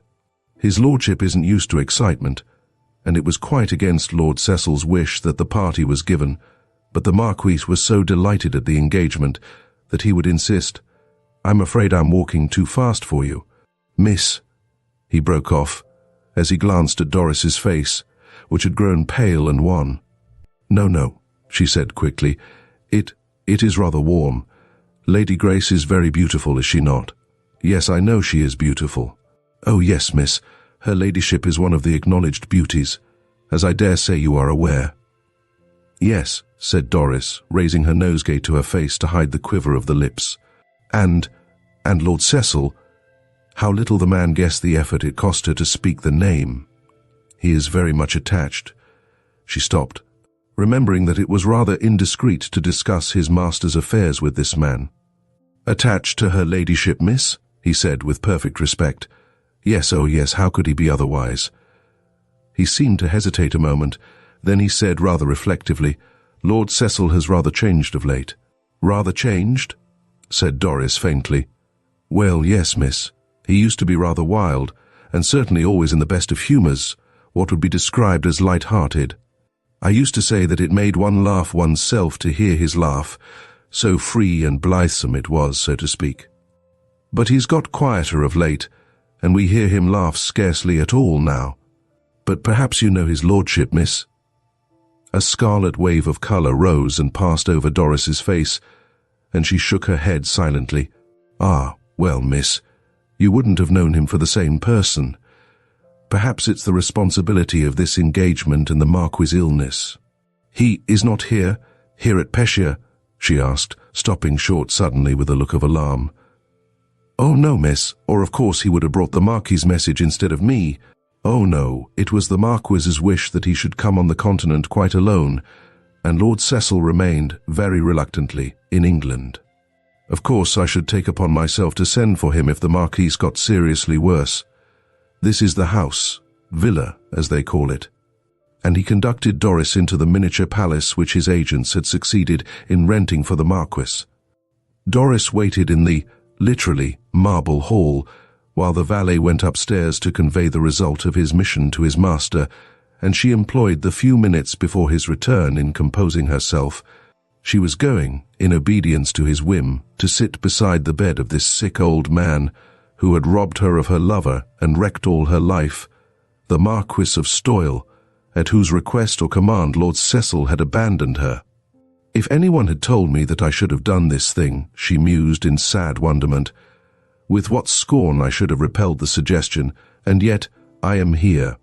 And, what is more wonderful still, I cannot hate him, could not if I tried. Is it because he is so old and ill and helpless and looks so unhappy? Only the wretched can feel for the wretched, they say." And she sighed as she followed the man up the stairs into a carefully shaded room. The great Marquis lay upon a couch wrapped in his velvet dressing gown, the brightness of which seemed to heighten the effect of his pallid, wasted face, with its piercing eyes shining like brilliants in their hollow, dark ringed sockets.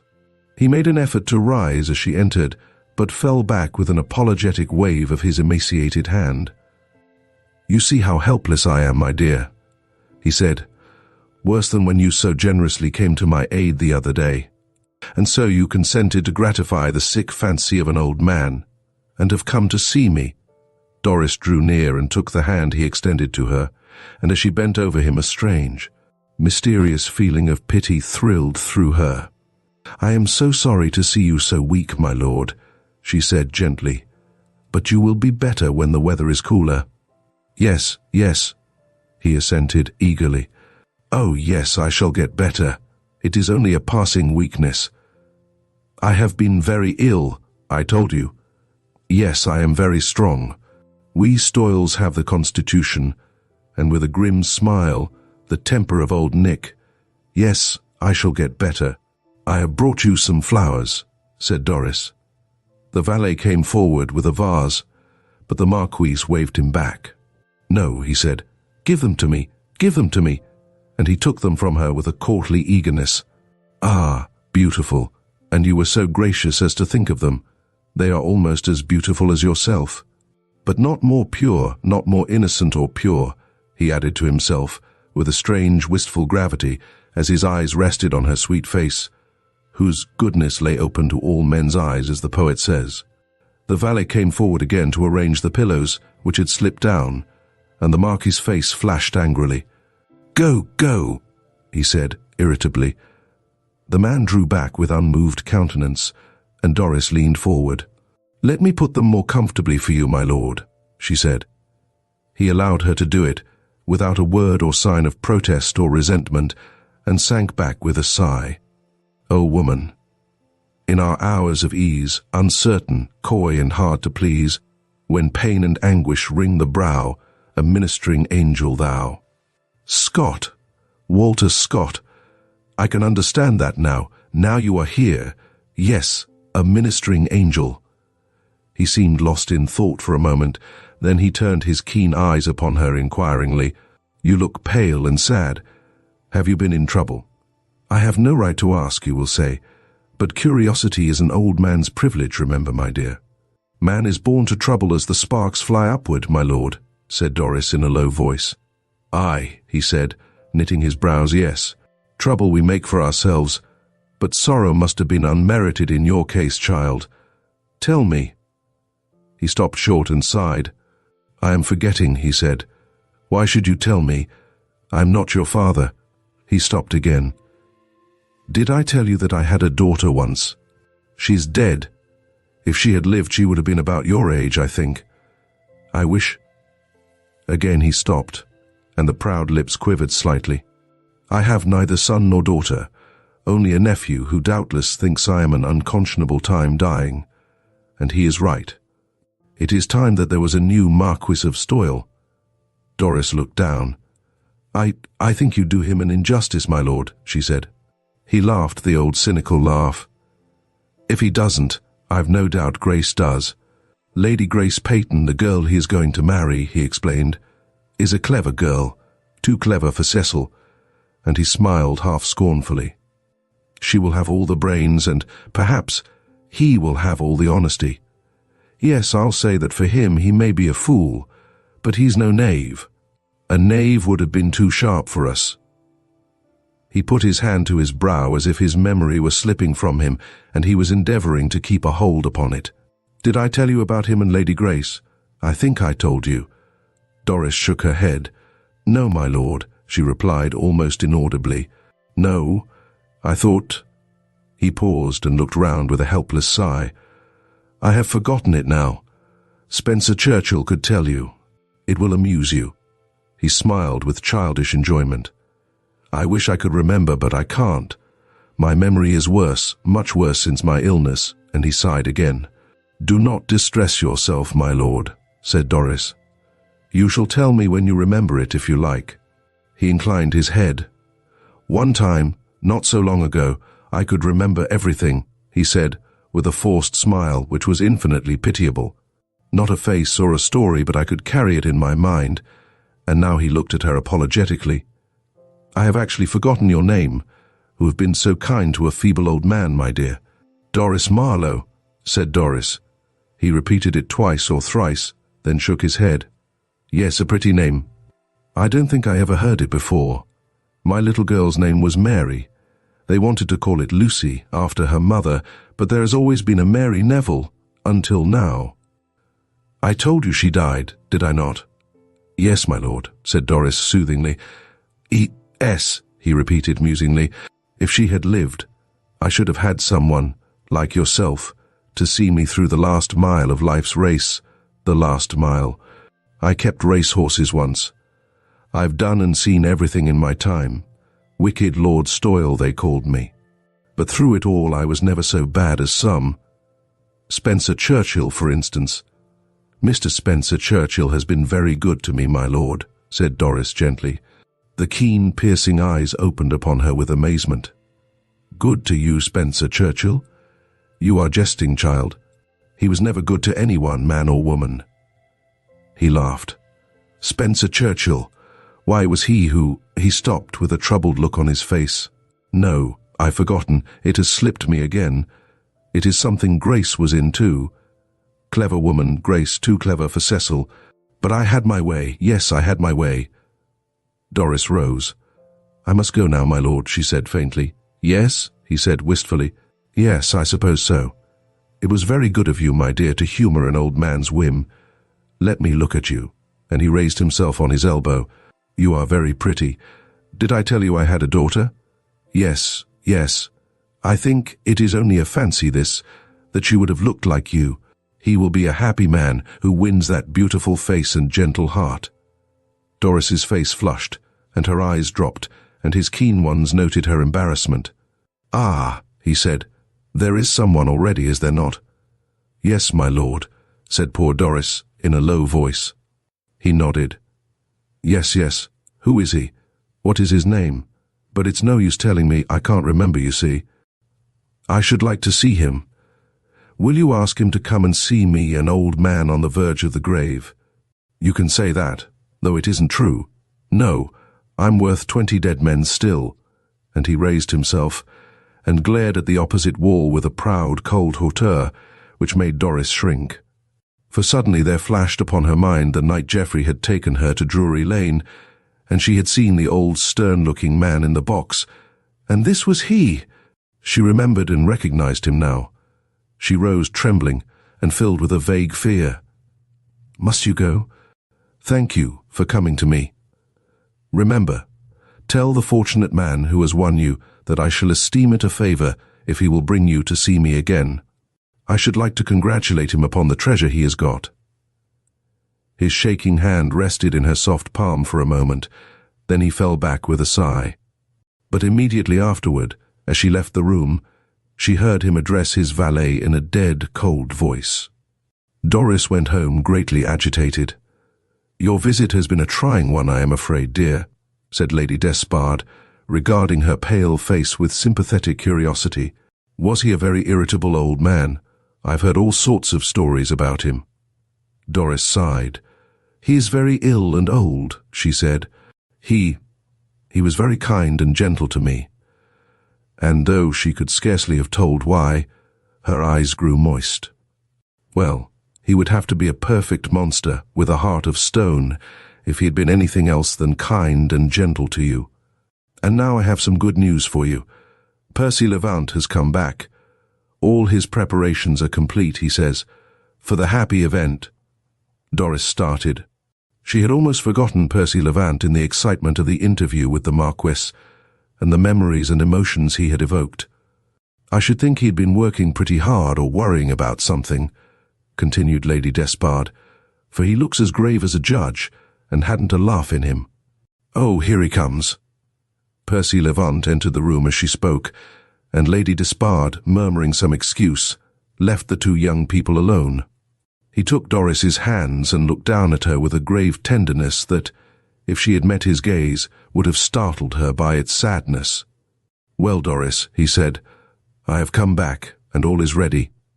"I am glad you have come back," she said, in her low, sweet voice. "Lady Despard has missed you terribly." "And you?" he asked. "And I," she answered, lifting her eyes to his face for a moment. "Yes, I have missed you. I have not so many friends that I can afford to lose one without missing him." "Friend," he said, almost inaudibly. "Well, yes, I am truly your friend. And you don't regret, you have no misgivings as to the future, Doris?" She paused almost perceptibly, then in a still lower voice replied, "No, I have no regrets, no misgivings. I trust you entirely." "Yes, dearest," he said, and he bent and kissed her hands. "And you may do so, I think, entirely. I must go and dress now." "Wait a moment," she said falteringly. "I have something to tell you." And she told him of her meeting with the Marquis and her visit to him. "The Marquis of Stoyle," he said, as she mentioned his name, and he let her hands drop suddenly. "The Marquis of Stoyle," and his eyes rested upon her face with a curious expression. "Yes," she said, her heart beating. Do you know him?" "No, but I have heard of him," he replied. "Who has not? He is the uncle of Lord Cecil Neville," and he watched her closely. Her face flushed for an instant, then grew pale again. "Yes," she said simply. "And will you come with me to see him? He is very ill, worse than he thinks, and nearer death than he would believe." "I will come with you if you wish it," he said. "I will do anything you wish, now and always, Doris." "Well, I do wish it. I don't know why," she said, with a smile that was rather troubled. "But I do wish it." "Then we will go," he said as a matter of course. "And now I'll go and make myself presentable." With his change of clothes he seemed to have got rid of the gravity and melancholy which Lady Despard had remarked upon. And that evening he was the Percy Levant of old, causing Lady Despard to laugh until she declared that she was tired, and bringing a smile even to Doris's quietly brooding face. Once or twice Lady Despard referred to the now rapidly approaching marriage day, but when she did so, he evaded the subject and changed it, as if it were too close to his heart to be spoken of lightly. "After all, dear," said Lady Despard, as she came into Doris's dressing room for a few minutes' chat before going to bed, "I don't know that you could have done better. He loves you to distraction, and he's awfully clever and light-hearted. You'll never know what it is to be bored for a single moment." And her ladyship, recalling the many wearisome hours she had endured in the society of her dear departed, sighed, "And he is really the handsomest man I have ever met. Yes, I don't know, dear, that you haven't done wisely in choosing him. But I wish he had some money and a title. I have a fancy that you ought to be called my lady. There is something about you, a certain dignity." Doris swung her thick hair over her shoulders and looked down at Lady Despard's pensive face with a smile. "That's spoke sarcastic, as Artemus Ward would say," she said. "I, my lady, plain Mrs., will suit me better than anything grander, I think." "I don't agree with you," said Lady Despard, "but it can't be helped now, and after all, one is none the happier for a title, and I do hope you will be happy, dear. You deserve it so very much." And she put her arm round the slim waist and kissed her. Doris slept little that night. The white, haggard face of the old man haunted her, and strangely enough, the frank, handsome one of Lord Cecil, in all its bravery of youth and strength, mingled with it in an inextricable fashion. At breakfast, Percy Levant was still in a bright humour, and jested even about their visit to the Marquis. Not content with playing the Lady Charitable herself, you see, Lady Despard, Doris must needs make a district visitor of me. What part do I take now? Am I to carry the basket with the tea and tracts, or what? Perhaps when you get there the Marquis will have forgotten your existence." "I am quite sure he is too gallant to do that," interrupted Lady Despard. "Or perhaps he will regard my presence as an intrusion and order me to be cast into the deepest dungeon. Anyway, I suppose we have got to chance it, so put on your things, Doris, and let us get it over." Doris filled a basket with some flowers and a bunch of grapes just to keep up the character, Percy Levant remarked, and the valet received them in the villa with an air of respectful gratitude. "His lordship has been inquiring for you all the morning, miss," he said. "He has spoken of nothing else scarcely," he said, as he led them upstairs. As Doris entered, she saw, or fancied she saw, that a change had taken place even in the few hours since she had last seen him, and his voice sounded to her weaker, as, raising himself on his elbow, he stretched out his hand toward her with feeble eagerness. Thank you, my dear," he said, his thin, wasted fingers closing over her soft, warm ones. "This is very good of you, very. And who is this?" "This is Mr. Levant," said Doris in a low voice. "Mr. Levant," he repeated in quite a different voice. "And who is yes, I remember. I thank you, sir, for granting my request." And he inclined his head to Percy Levant with stately courtesy. "I wish to see you very much. This young lady has been very kind to the old and feeble man you see before you.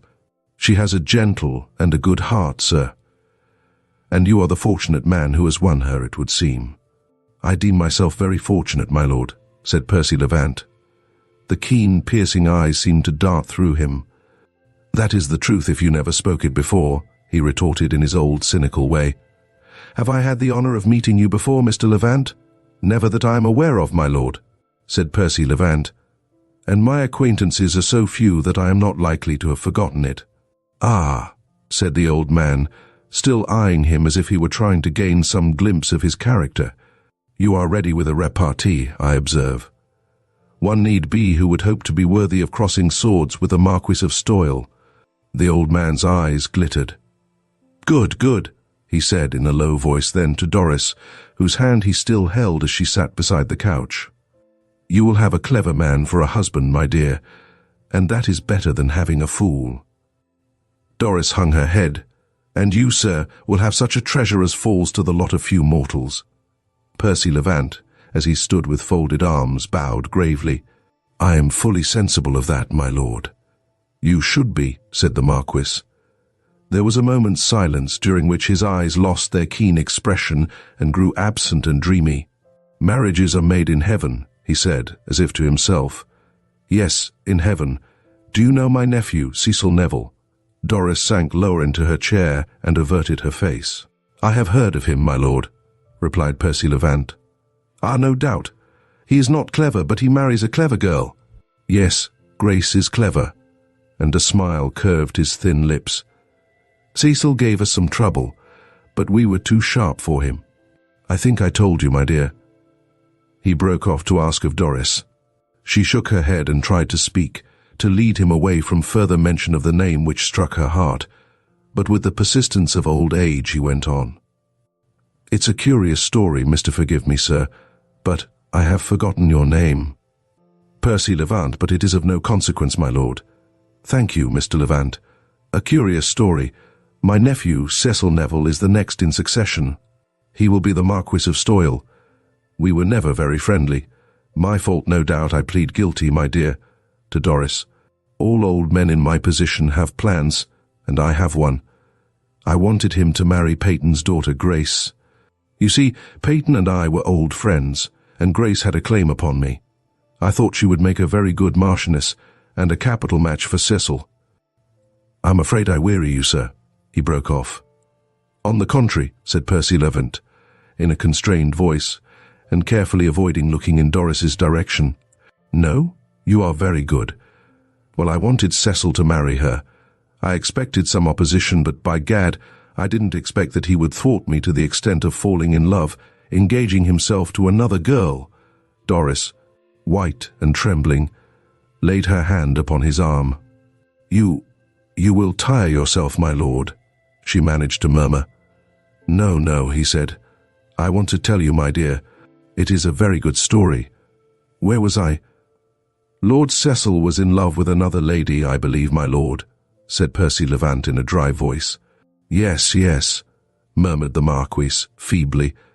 A young person by the name of... He stopped and knit his brows.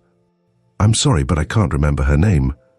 It is of no consequence, my lord, said Percy Levant, still averting his eyes from the spot where Doris sat with drooping head.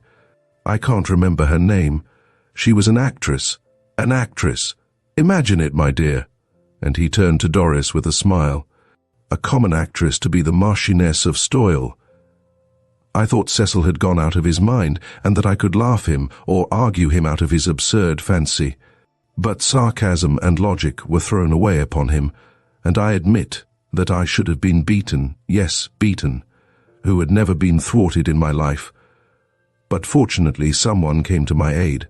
He stopped and dropped back upon the cushions, and Doris, with an effort, rose and gave him some water. Thank you, my dear, he said, gratefully, his eyes resting on her pale face with an affectionate smile. Spencer Churchill. Doris nearly let the glass fall and sank back into her chair.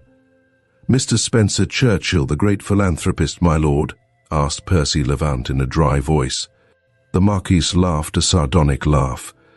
Yes, the great philanthropist, the man who takes the chair at the great annual meetings, the man who champions the cause of the widow and the orphans.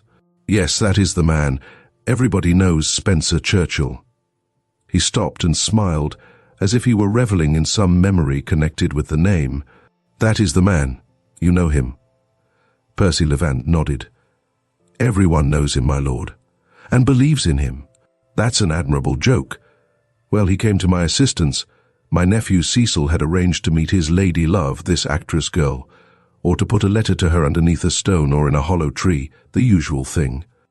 Mr. Levant, my lord, said Percy. Thank you, thank you. Yes, Mr. Levant. And my friend Spencer Churchill, the great philanthropist, suggested that I should send Cecil out of the way, and that he, Spencer Churchill, should forge a letter from Cecil dissolving the engagement and place it in the hollow tree or whatever it was. I forget. And he fell back, struggling for breath. Doris sat motionless as a statue, with her hands clasped in her lap. Percy Levant bent over him and gave him some water. It was dangerous work, for Cecil had not left for Ireland, and if he had caught Spencer Churchill... He stopped and smiled significantly. But I'll give Churchill his due. He risked the thing and exchanged the real letter for the forgery, and hey, presto, the engagement to this actress girl was done away with. The simple girl fell into the pit Spencer Churchill had dug for her, and he waved his thin white hand. There was an end of her, thank heaven. Yes, said Percy Levant grimly, his eyes still fixed on the white, wrinkled face. And Lord Cecil, what of him? Oh, he'll get over it in time, said the Marquis. I think he was hard hit. I remember when he came back from Ireland he was rather cut up. I think so. My memory is very bad, but he could not have felt it much, for he proposed to Grace. And Mr. Spencer Churchill, did he have anything to do with this engagement, my lord? The Marquis thought for a moment. I don't know, but I expect he had. Oh yes, he must have had, for I promised to give him a couple of £1,000 the day Cecil and Grace were married, and I dare say he did his best to earn it. Trust Spencer Churchill for that. Yes, and Lord Cecil and Lady Grace Peyton, are they married yet? Asked Percy Levant. The Marquis shook his head. No, they are waiting until I get better, And I am getting better. I shall be quite well directly, and, my dear, an idea has just struck me. You shall be one of Grace's bridesmaids." Doris started and shrank back speechlessly. Suddenly she felt Percy Levant's hand upon her arm. "Say yes," he said hoarsely. I cannot," she almost moaned. Percy Levant looked at her, then he took her hand in his and held it for a moment. "I understand," he said, and dropped it gently. "Your lordship is very kind," he said, "but Miss Marlowe is going to be married very soon, and probably before Lord Cecil. You have not told us the name of the young lady whose engagement to Lord Cecil was so cleverly broken off by Mr. Spencer Churchill. What was it?" Doris rose, pale as a ghost, and caught Percy Levant's arm. No, she breathed. "No, do not ask him that." The Marquis knit his brows. "Her name?" he said, in a low voice and with a bewildered air. I can't remember. I am an old man, you see, sir, and her name? What was it?" Doris, drooping like a lily bent by the storm, clung to Percy Levant's arm. "No, you shall not ask him," she panted. Slowly, painfully, he removed her fingers from his arm. "There is no need," he said, inaudibly to the Marquis. "You have told me already. Her name was Doris Marlowe." Chapter 34. "I too am free." "No need to tell me," said Percy Levant in a voice inaudible to the Marquis. "I know." Doris sank back into her chair and covered her face with her hands. The Marquis leaned forward, regarding her with alarm. "What is it? What is the matter?" he inquired, agitatedly. "What have I said?" He broke down and began to cough and tremble, and the valet hurried to his side, but the old man waved him away with feeble savageness. "What is the matter with her?" he demanded of Percy Levant as imperiously as his weak voice would let him. "Miss Marlowe is not strong, and the heat of the room come, Doris." He broke off more gently, and he drew her hand through his arm. She was going with a glance of reproach, at the thin, wrinkled face. Then her heart seemed to yearn, and she touched the wasted hand stretched out to her. "Heaven forgive you, my lord," she murmured, with infinite sadness, and allowed Percy Levant to lead her away. The Marquis almost rose in his alarm and anxiety. "Where are you going? What have I said? Come back!" Then he fell on his side, gasping for breath, and the terrified valet sprang to the bell and sent for the doctor. Doris walked home in a state of mind easy enough to imagine, but very difficult to describe. Imagine the emotion of a tender-hearted woman who for many weary months has deemed the man she loved with all her pure, ardent nature false, and then suddenly discovering that she has misjudged and wrongfully condemned him. The sudden shock of joy that ran through her almost seemed to deprive her of her senses, and it was with the greatest difficulty that she could refrain from crying aloud, "Oh, my love, forgive me, forgive me." And if she did not say it aloud, the prayer rose from her heart. The cruel letter, which she read and reread daily in the hope that its perusal would crush out her love for him, was false. A fiend in the form of a man had betrayed them both, and Cecil was true. He had loved her, Doris, until he had received that letter which she had given to Spencer Churchill, had loved her and deemed her as false as she had thought him. For a time, her mind failed to realize the web and woof of the plot which the philanthropist had woven with such devilish cunning, but though she did not know all the threads and lines of the scheme, she gradually began to understand how completely she and Cecil had been deceived. But why? What was the motive? She put the question away from her and returned to the delicious thought that after all, he, Cecil, had not deserted her, that the wicked letter was a forgery, and that her faith in him was restored to her. And Percy Levant watched by her side, tenderly supporting her trembling arm in silence. Love bestows a keen insight into the feelings of the one beloved, and he knew all that was passing through her mind. And read it as one reads a printed book, and he kept silence. They reached the villa, and he led her into the hall. "Go up to your room and rest," he said in a low voice. "Yes," she said with a little start, as if she had forgotten his presence. "Yes, I am tired, very, very tired," and she pressed her hand over her heart. "Rest," he repeated. "I shall remain in the house in case you should want me." And he dropped her hand and, strolling into the drawing room, walked to the window and looked out with the face of a man who has received sentence of death and to whom all mundane matters can be of no consequence whatever. Doris went upstairs to her own room slowly and sank into a chair. Cecil was true. Cecil was true. Cecil loved me, she repeated to herself 100 times. Then suddenly she started, for on a chair opposite her she caught sight of her wedding dress. It was as if a ghost had suddenly risen to dispel her newly recovered joy and happiness with a word, a breath. Cecil had been true, yes, but he was engaged to Lady Grace, and she, Doris, was within a few days of her marriage with Percy Levant. The sudden revulsion of feeling sent the blood from her cheeks and made her blind and dizzy, and she stretched out her hands as if to push some terrible phantom from her. So she sat for a full minute. Then her brain cleared, and she saw the situation distinctly and plainly. She had regained her faith in her lover, but it was too late to save her. After all, Spencer Churchill had effected his purpose, whatever it was, for Lord Cecil Neville was almost wedded to Lady Grace. And she uttered a cry, almost a sob, as she thought of the man who was waiting for her downstairs. If Lord Cecil had loved her, so had Percy Levant, and with a love as strong and as true. Could she desert him? If so, then she would prove herself as false as she had deemed Cecil Neville, who could be nothing to her now, for was he not to marry Lady Grace? He had forgotten her, Doris, by this time, and even if he had not, her word was pledged to the other man who loved her so devotedly. What should she do?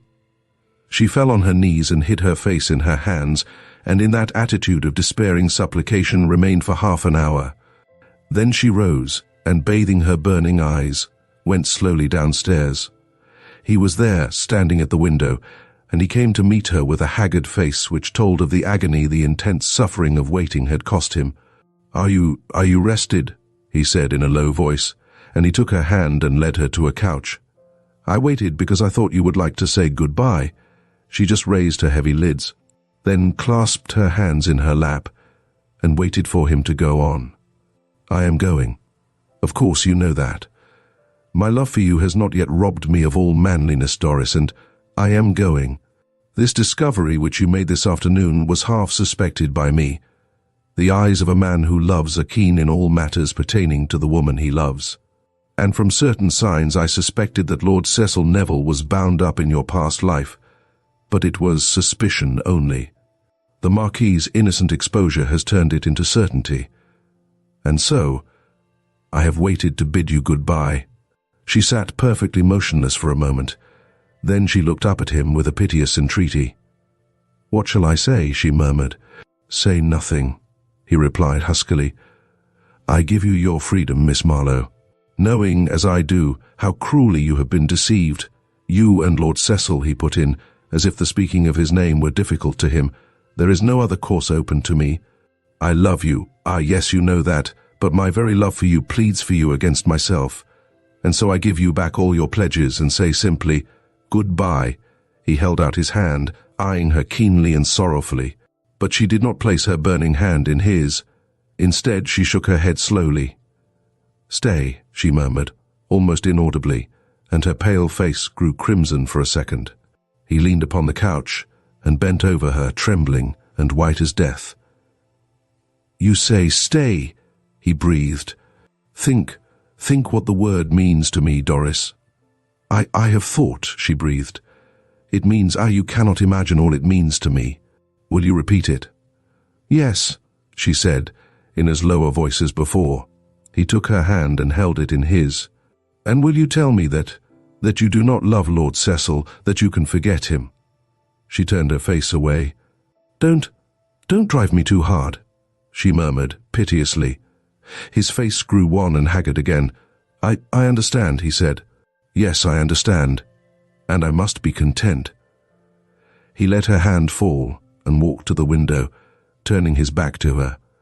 Then he returned, and kneeling beside her, said in a low voice, "Doris, I asked you to trust me. I ask it still. Remember that no man, not even Lord Cecil, with a touch of bitterness could love you more dearly than I love you. And trust me." "Yes, I trust you. I have always done so," she said, almost inaudibly. "We are to be married on the 16th, he said musingly. "Everything is ready, Doris." She inclined her head. "We will be married on the 16th, he said almost solemnly. He raised her hand to his lips. "Don't look so scared, Doris," he said with a curious smile. I'm a better man than you think me." And dropping her hand, he left the room. Doris had burned her boats. There was no returning across the river. She had pledged herself now irrevocably. The next morning at breakfast, the Marquis's valet called to inquire after Miss Marlowe. "His lordship has been in a terrible state, miss," he said gravely. He was afraid that something he had said had offended or alarmed you, and although he was put at a loss to remember what it was, the idea distressed him very much, and seems to be preying on his mind. He was very ill indeed last night, quite wandering, so to speak, and the doctor did not leave him for a moment. "Please tell the Marquis that I have forgiven all that he said, that I know he was not aware there was anything to offend me in the incident he related," said Doris painfully. "Yes, tell him that whatever it was, I forgive it freely." "Thank you, miss," said the valet, with a look of relief. "His lordship will be very glad to get the message." "Begging your pardon, miss, but his lordship seems, if I may be so bold, to be wrapped up in you. He was talking about her ladyship, the Marchioness, last night, her ladyship and the little girl, and he kept repeating your name, as if you reminded him of her." Doris sighed. Percy Levant stood gravely regarding the tablecloth, saying not a word. "I suppose you have sent for Lord Cecil, as the Marquis is so much worse," said Lady Despard. The valet shrugged his shoulders. "I certainly intended doing so as soon as the telegraph office was open this morning, my lady, but directly the Marquis became conscious he distinctly forbade me doing so. Of course, I should not disobey him while he was sensible, and there was no immediate danger. The Marquis demands implicit obedience from his household, my lady." "Perhaps Miss Marlowe will be able to call and see him this morning," said Lady Despard, glancing inquiringly at Doris, but Doris grew pale and shook her head. "Not today," she said in a low voice, and almost pleadingly. "Tomorrow, perhaps." The valet bowed. "Thank you, miss," he said gratefully, and as he withdrew he added respectfully, "A sight of you will do him more good than all the doctors in Italy, I am sure, miss." If Doris had promised to pay the sick man a visit, she could not have done so, for Percy Levant, without consulting either of the ladies, ordered the phaeton and pair and calmly requested them to get their things on. "I am going to take you ladies for a long drive," he said, with that air of resolution which all women admire in a man. "You, Doris, because you need it for your health's sake, and you, Lady Despard, because you are in danger of becoming a monomaniac." "Oh, indeed," retorted Lady Despard languidly. "And what's my mania, pray?" "Wedding millinery," he replied, pointing to the confused mass of lace and muslin amid which Lady Despard seemed to exist. "Well, there's some truth in that," she said with a smile. "And anyway, I suppose we shall have to go, Doris? And this is the man whom we thought all milk and honey, so meek and docile as scarcely to have a will of his own," she added, pouting. "You see what you have done, my dear. You have completely spoiled him by being foolish enough to promise to marry him." She went for the drive, Percy Levant taking the reins and Doris seated beside him, and in after years she remembered, with a singular vividness, every incident of the day, almost every word he spoke. Never had he been in lighter humour or in better form, and if his object was to drive, for the time at least, all remembrance of the Marquis and his story of Spencer Churchill's villainy from her mind, he almost succeeded. And as the hours sped by, the exquisite scenery, the keen fresh air, and the unflagging wit and humour of her companion brought the colour to Doris's pale cheeks and drove the lines of care and trouble from her brow. And through it all he permitted no sign of his own suffering to become visible. The handsome face was serenely cheerful, the pliant lips wore a settled smile, causing Lady Despard to look at him once and exclaim, with a sigh, "I wish you could sell me that butterfly nature and disposition of yours, Percy. I would give you more than half my kingdom." "Would you?" he said, turning on the box and glancing at Doris as he did so. "Would you?" And a curious expression flashed across his face for a moment. "I'm afraid you would be like the man who thought he was doing a clever thing in buying a sovereign for 19 shillings and sixpence until he tried to change the coin and discovered that it was a counterfeit." They went to a country inn, at which he had ordered dinner by a servant sent on before, and Lady Despard was enchanted by the dainty simplicity of the menu and the manner in which he played the host. And when he strolled off to smoke his cigar and leave them to trifle with the grapes and the ripe figs which nestled in the centre of a huge repousse dish of such flowers as only Italy can produce, Lady Despard patted Doris on the cheek, causing her to start from a reverie, and said, "Yes, my dear, I will say it again, you have done very well. He will be simply a treasure of a husband. I assure you, I don't know another man in all my extensive list of friends and acquaintances who could have behaved so perfectly. Fancy taking 2 women out for the day, keeping them amused every minute, and then giving them all the nice things women love, not ugly chops and steaks, but all these delicate things for dinner. And he'll be just as fresh and bright all the way home, of course. Yes, I must repeat it, my dear. I think you have made an excellent choice, and if I hadn't registered a vow never to marry again, why, oh, there's time to cut you out yet if I tried very hard, so don't look so exasperatingly self-confident. And now the best thing you can do," she went on as Doris smiled and sighed, "is to go and find him and repay him for all his trouble with one of those sweet little speeches of yours, and several of those upward glances of those blue eyes which seem so innocent and commonplace, and yet, as I have been told, drive poor men to thoughts of suicide. Go and find him, my dear. He hasn't gone far, and is, of course, waiting for you to join him. I shall be quite happy and content for an hour, I assure you. Come back when the moon is up above those trees, and then we will start." "Which means that you want to go to sleep," said Doris, smiling as she rose. "Quite right, dear," assented Lady Despard serenely. "I want to go to sleep for a few minutes, and dream that I, too, have got a handsome young man who is fortunately poor enough to have to work for me, and who worships the ground I tread on. Go and find him, and be good to him, for he deserves it." Doris went slowly in the direction Percy Levant had taken, but she did not see him, and presently, losing herself in her thoughts, she wandered across the lawn which stretched between the inn and the high road, and, leaning against the low wall, gave herself to brooding over the confession which the Marquis had made, if confession it could be called. Presently she was startled by the sound of wheels coming down the steep road to her right, and a few minutes afterward she saw a travelling carriage pull up at the door of the inn, amidst a great bustle and confusion. The stamping of horses' hoofs, the click of changing harness, and the shouting of outriders. Then she heard voices asking and answering questions, and among them the landlord's suave tones, begging someone, the travellers presumably, to enter and rest themselves while the horses were fed. Doris listened in an absent kind of fashion, in which the noises and voices came to her like those in a dream, until, suddenly looking up, she saw the moon had risen above the tree-tops. And she turned to go back to the arbour in which Lady Despard was doubtless sleeping the sleep of the just. As she did so, she heard a slow step at her side, and glancing in its direction, saw a tall figure coming toward her with a slow and listless step. She was drawing back into the shadow of the shrubs to let him pass without seeing her, when suddenly the moon smiled from behind a cloud and poured its light full on his face, and she saw that it was Lord Cecil Neville. Yes, it was his face, but how altered! Pale and haggard it looked, as if as many years as minutes had passed over it since she saw it last in all its bright, fresh youthfulness. And it was the shock caused by this change in the beloved face, as much as the sudden appearance which kept her rooted to the spot. She could not have moved if her life had depended on it, and he was almost upon her before he noticed her.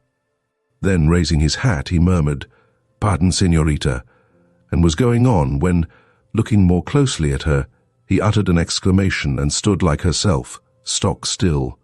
For a space in which one could count 20, These two stood looking into each other's eyes, speechless. Then he said, "Doris," and stretching out his arms, made a step toward her. For a second, the desire to sink upon his breast was terrible, but she fought against it and shrank back.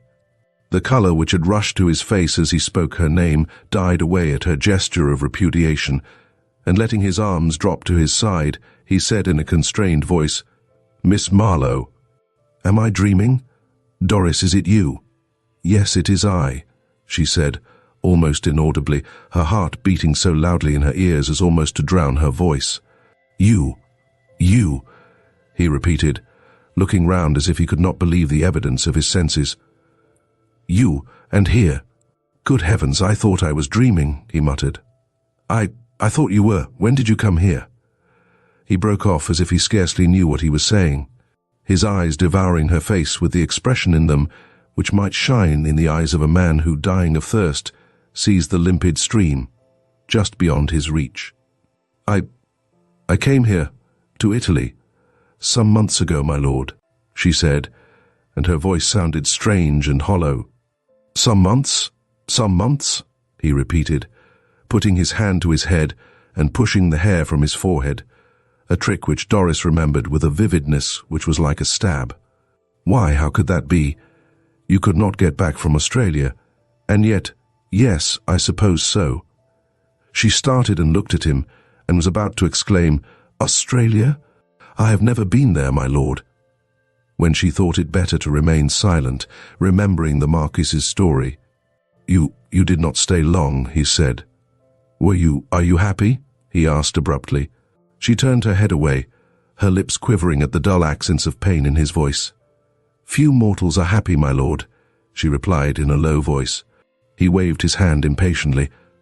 "For heaven's sake, don't address me as if we were strangers," he broke out. "It is a farce in which I find it impossible to play." "Doris," he stopped and drew nearer to her. "Are you so hard of heart or so light of memory that you can forget, absolutely forget, all that passed between us, you and I? Have you forgotten Barton Meadows? The day I fell off the horse at your feet, the day I told you that I loved you and asked you to be my wife, the day you promised to be my wife?" She shrank back against the wall and put her hands against it as if to sustain her and keep her from falling. "Have you clean forgotten?" he demanded bitterly. "I have tried to forget," she panted. "Oh, heaven!" he exclaimed with suppressed passion. "And they say women have hearts. They boast that women are gentle and merciful. You tried to forget, and of course you succeeded. While He drew near to her and looked longingly at her pale face, all the lovelier for its pallor and the intense light shining in the beautiful eyes, the tremor on the perfectly curved lips. "While I have thought of you day by day, night by night, I swear that there is not a night in which I have not dreamed of you, in which you have not stood beside me to mock me with those eyes of yours, to murmur the vows which fell so readily from those sweet lips. Great heavens, how cruel, how merciless even the best of you can be!" In the fury of his agony, it almost seemed as if he were about to strike her with his upraised hand, and Doris felt a wild thrill run through her as the conviction that he still loved her forced itself upon her. "He loves me still. He loves me still," she almost cried aloud. "Yes, the best of you," he repeated dully, like a man whose senses are half numbed with pain. "For I counted you the best, and, heaven help me, I still count you so. Doris, I don't know by what name I should call you, but till I die you will be Doris to me. Doris, why did you deceive me? I have lain awake at nights trying to answer that question. I ask you to tell me now that all is over between us." And he bit his lips till the blood came as he gazed at the lovely downcast face. "All is over, and we are miles apart, worlds apart." And he stifled a groan. "And you can tell me safely. Why did you treat me as you did? Was it simply deviltry, coquetry, what? What fun, amusement was there in it? They said you were practicing your profession upon me, that I was a mere block which you were acting, always acting, up to. Was that true?" She made no reply, but stood statue-like, her hands pressed against the rough wall, her heart beating in dull, heavy throbs which seemed to stifle her. "Was it true? If so, then you were the wickedest, the cruelest woman God ever made, he said fiercely. There are some women whose trade it is, professed flirts, to fool and betray men, but they carry the sign of their trade on faces and voices, and we men are aware of them. But you, with that innocent face of yours, with that sweet girlish voice of yours, with those eyes whose truth a man might stake his soul upon. He stopped and gazed at her as if his soul were slipping from him. Why don't you answer me? He broke off, almost savagely. Her dry lips quivered. A longing so intense as to be almost irresistible assailed her, the desire to exclaim, I did not deceive you. I did love you. I still love you. No treachery of mine parted us. But she remembered the promise she had made to Percy Levant, the promise renewed only that morning. Remembered that he, Lord Cecil, was either already married or pledged to marry Lady Grace, and she remained silent. He drew a long breath and shrugged his shoulders. You can't answer. I suppose it was merely for amusement that you led me on to loving you, merely for amusement that you got the heart out of my bosom, merely for amusement that you promised to be my wife, and still merely for amusement, broke my heart. She turned. They say the worm will turn if trodden on too persistently. Was it only a broken heart you offered to Lady Grace, my lord? She said. The moment after she had spoken the words she would have recalled them, for she saw by the sudden pallor of his face, the quiver of his lips, how much they had cost him. I see, he said in a low voice. You seek to excuse yourself of unfaithfulness by accusing me. No, she breathed, but he went on, disregarding her. Yes, I am engaged to Lady Grace. It is quite true. All the world knows it, with a suppressed bitterness. But I did not ask her to be my wife until you had jilted me. Jilted. It is too light a word. Men use it as a jest. But you did not jilt. You deserted and betrayed me. I, she panted. Yes, he said passionately. You waited until I had left England to please and conciliate my uncle, and then, disregarding my letters, my appeals to your love and your honor, you coldly, like a finished coquette, cast me off with a few cold words. Good heavens, I cannot recall it without feeling the old pain, the old madness. He broke off. Oh, Doris, you have broken other hearts than mine, I dare say, but you never broke one that loved you half as dearly, half as truly as mine did. I would have staked my life, my honor, on your truthfulness. I would have upheld it in the face of the whole world, and, with a bitter smile, should have been rightly laughed at for my pains. Doris, the treachery that was sport to you was death to me. Look at me. He drew nearer to her and folded his arms. That day I lay with my head in your lap. I was a young man, with all a young man's keen zest for life, with all a young man's keen desire for life and belief in happiness. I feel like an old man now, bereft of all hope, haunted by the memory of your deceit. This is your work. Be proud of it if you can. She hid her face in her hands, lest it should tell him too much, and he mistook the gesture and attitude for a confession of her guilt, and it moved him to a softer mood. I beg your pardon, he stammered. Don't, for heaven's sake, don't cry. That won't do any good. I'm awfully sorry I should have blared out what I felt. It's all past and gone now. Of course you are married. Her lips formed the word no, though it was not audible. No, he exclaimed, and the blood rushed to his face. Not married? Then you are still Doris Marlowe, still Doris. The Doris I think and dream of. He laid his hand on the wall and bent over her, trembling visibly. Not married? Why, I don't understand. I thought, that is, Doris. A strange change in his voice smote upon her ears suddenly, a tone of wild, mad hope. Doris, I thought you were utterly lost to me, that you were married. Why have you not married? She remained silent, and the color came and went on his face, and his eyes flashed. Why, Doris? You must answer me. Is it because, no, you can't have remembered, and yet you are still Doris Marlowe, the dear, sweet Doris who won my heart in Barton Meadows. Doris, you drive me almost mad. The mere sight of you wipes out all the weary months since we parted. You are free still? Free? By heaven, I can scarcely believe it. He drew nearer, panting heavily, like a man who suddenly dares entertain the hope that dawns upon him. Not married. Doris, do you remember? Let me look at your face. Why do you turn away from me? Are you playing with me still? If you are not married, there must be some reason. Great heavens, don't deceive, don't betray me now. Listen, I too am free. I will be free. I'd give up all the world for your sake. Doris, listen to me. It may not be too late.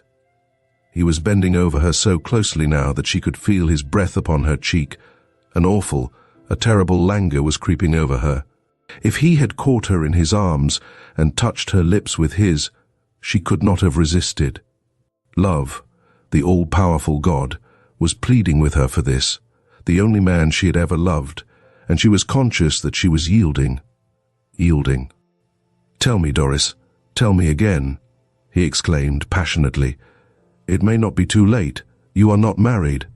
And I thought, they told me. My darling, my love, my Doris. His hand was upon her arm, his lips close to her face, his breath stirred her hair. She felt powerless to move. In another moment she would, by no consent of her own, have been in his arms, when, suddenly, she felt herself drawn from him, and a voice said, in calm, clear accents, Lord Cecil Neville, I believe. Cecil drew himself up to his full height. My name is Neville, he said haughtily. Percy Levant slowly and gently drew Doris's arm within his. So I imagine, my lord, he said, not sternly nor haughtily, but with a calm, almost judicial, gravity. I could have wished that our meeting could have been under freer circumstances, and he nodded significantly. But as it is, allow me to introduce myself.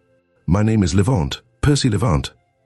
Lord Cecil gave the short military bow which is half a nod and half an obeisance, and glanced at Doris, who leaned upon Percy Levant's arm, and hung her head, her quivering lips and pallid face, bearing evidence to the emotions which wrung her heart. Yes, I am Cecil Neville, said Lord Cecil. I am he paused, an old friend of Miss Marlowe's, whom I did not expect to meet here. You are a relation, I presume? No, said Percy Levant, meeting the half-fierce gaze of the dark Stoyle eyes. But I hope to be. I have the happiness and honour to be Miss Marlowe's affianced husband. Cecil Neville drew back a step, and his face grew white. I beg your pardon, he said stiffly. I did not know. Why did you not tell me? He asked, turning to Doris with white lips and reproachful eyes.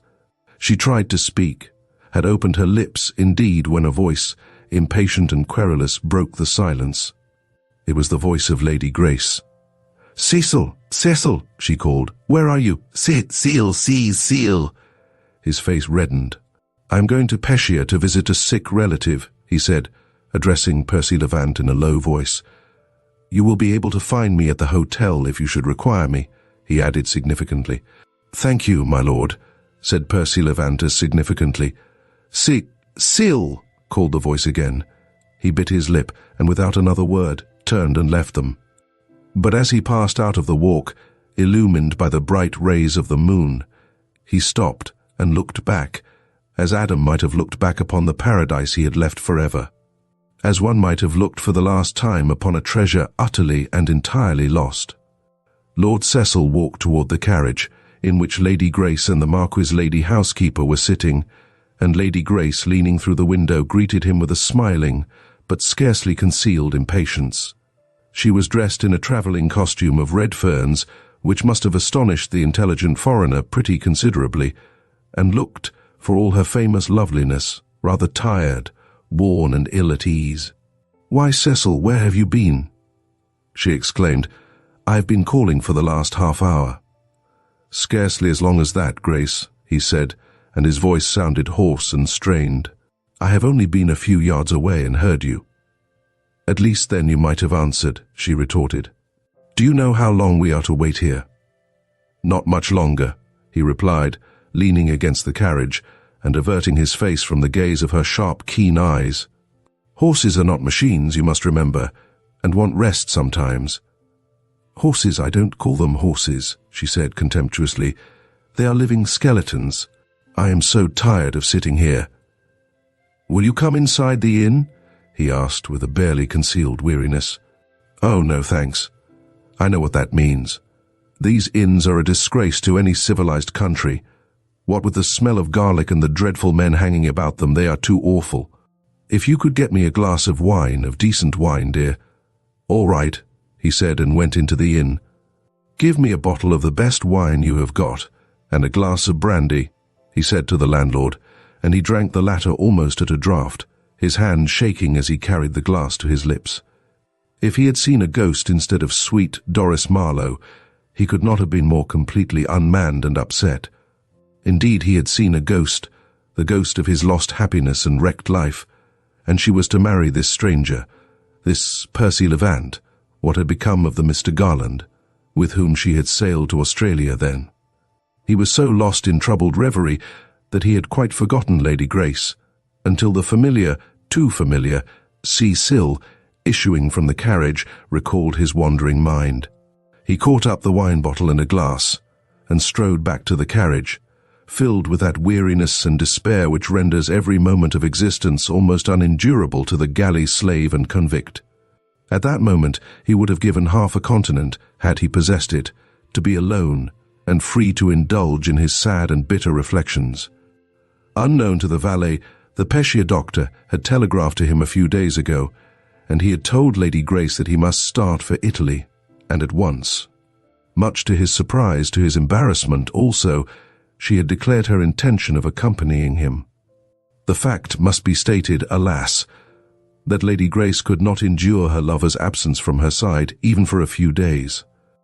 Her love for him, her passion as it must be called, had become the absorbing sentiment of her life, and like all absorbing emotions, it tortured her. She knew for a certainty, that he did not love her, and all her days and nights were filled by devouring jealousy and discontent. She was rendered wretched if he spoke to or danced with a young and pretty girl. She was jealous of his past as a whole, but madly, fiercely jealous of the girl Doris Marlowe, from whom she had, by the assistance of Spencer Churchill, succeeded in separating him. She knew he did not love her, that she had entrapped him into the engagement, and she dreaded with an agony of apprehension lest anything should occur to separate them. It is not too much to say that she hated the Marquis for being ill and causing the postponement of her marriage. A woman, when she knows that love is returned, is full of trust and confidence, but Lady Grace, knowing that Cecil bore her no love, was full of distrust and suspicion, doubt and fear. She was never happy, nor at ease, unless he was in her sight, and she found it simply impossible to allow him to go to Italy without her. Sometimes, in the dead of night, she would awake with a start at a cry of terror from a nightmare in which she had dreamed that he had discovered her share in the plot which had robbed him of Doris and bound him to herself. And by day, she lived in a constant dread that some accident would reveal the conspiracy and deprive her of him. So intense an anxiety began to tell upon her, and already there were lines and wrinkles on the face which artists had painted and of which poets had sung. To put it briefly, Lady Grace's punishment had commenced even in the first hour of her triumph. Black care sits behind every sorrow. But he is never more safely seated than when he rides behind the man or woman whose success depends upon a lie. She knew that the world would talk and shrug its shoulders if she accompanied Lord Cecil to Italy, although she took the elderly lady as a chaperone. But she set the world's opinion at naught, just as she had done when, in obedience to Spencer Churchill's prompting, she went down to Lord Cecil's chambers.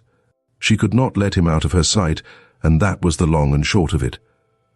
Lord Cecil took the wine to the carriage and poured some out for her, but she only put her lips to it. "It is too awful," she said irritably. "Pray hurry them on, Cecil. I am sure those horses must be rested by now. It is sheer laziness." "Who was that you were talking to when I called you?" she asked, abruptly, her keen eyes fixed on his face. He felt himself growing white. "Nobody you know," he said abruptly. "Try and drink some wine, it is not so bad." "Are you sure I don't know them?" I thought I heard English voices." "You don't know them," he said almost curtly. "Let me out and let me see," she said querulously. "I am sick of being cooped up here."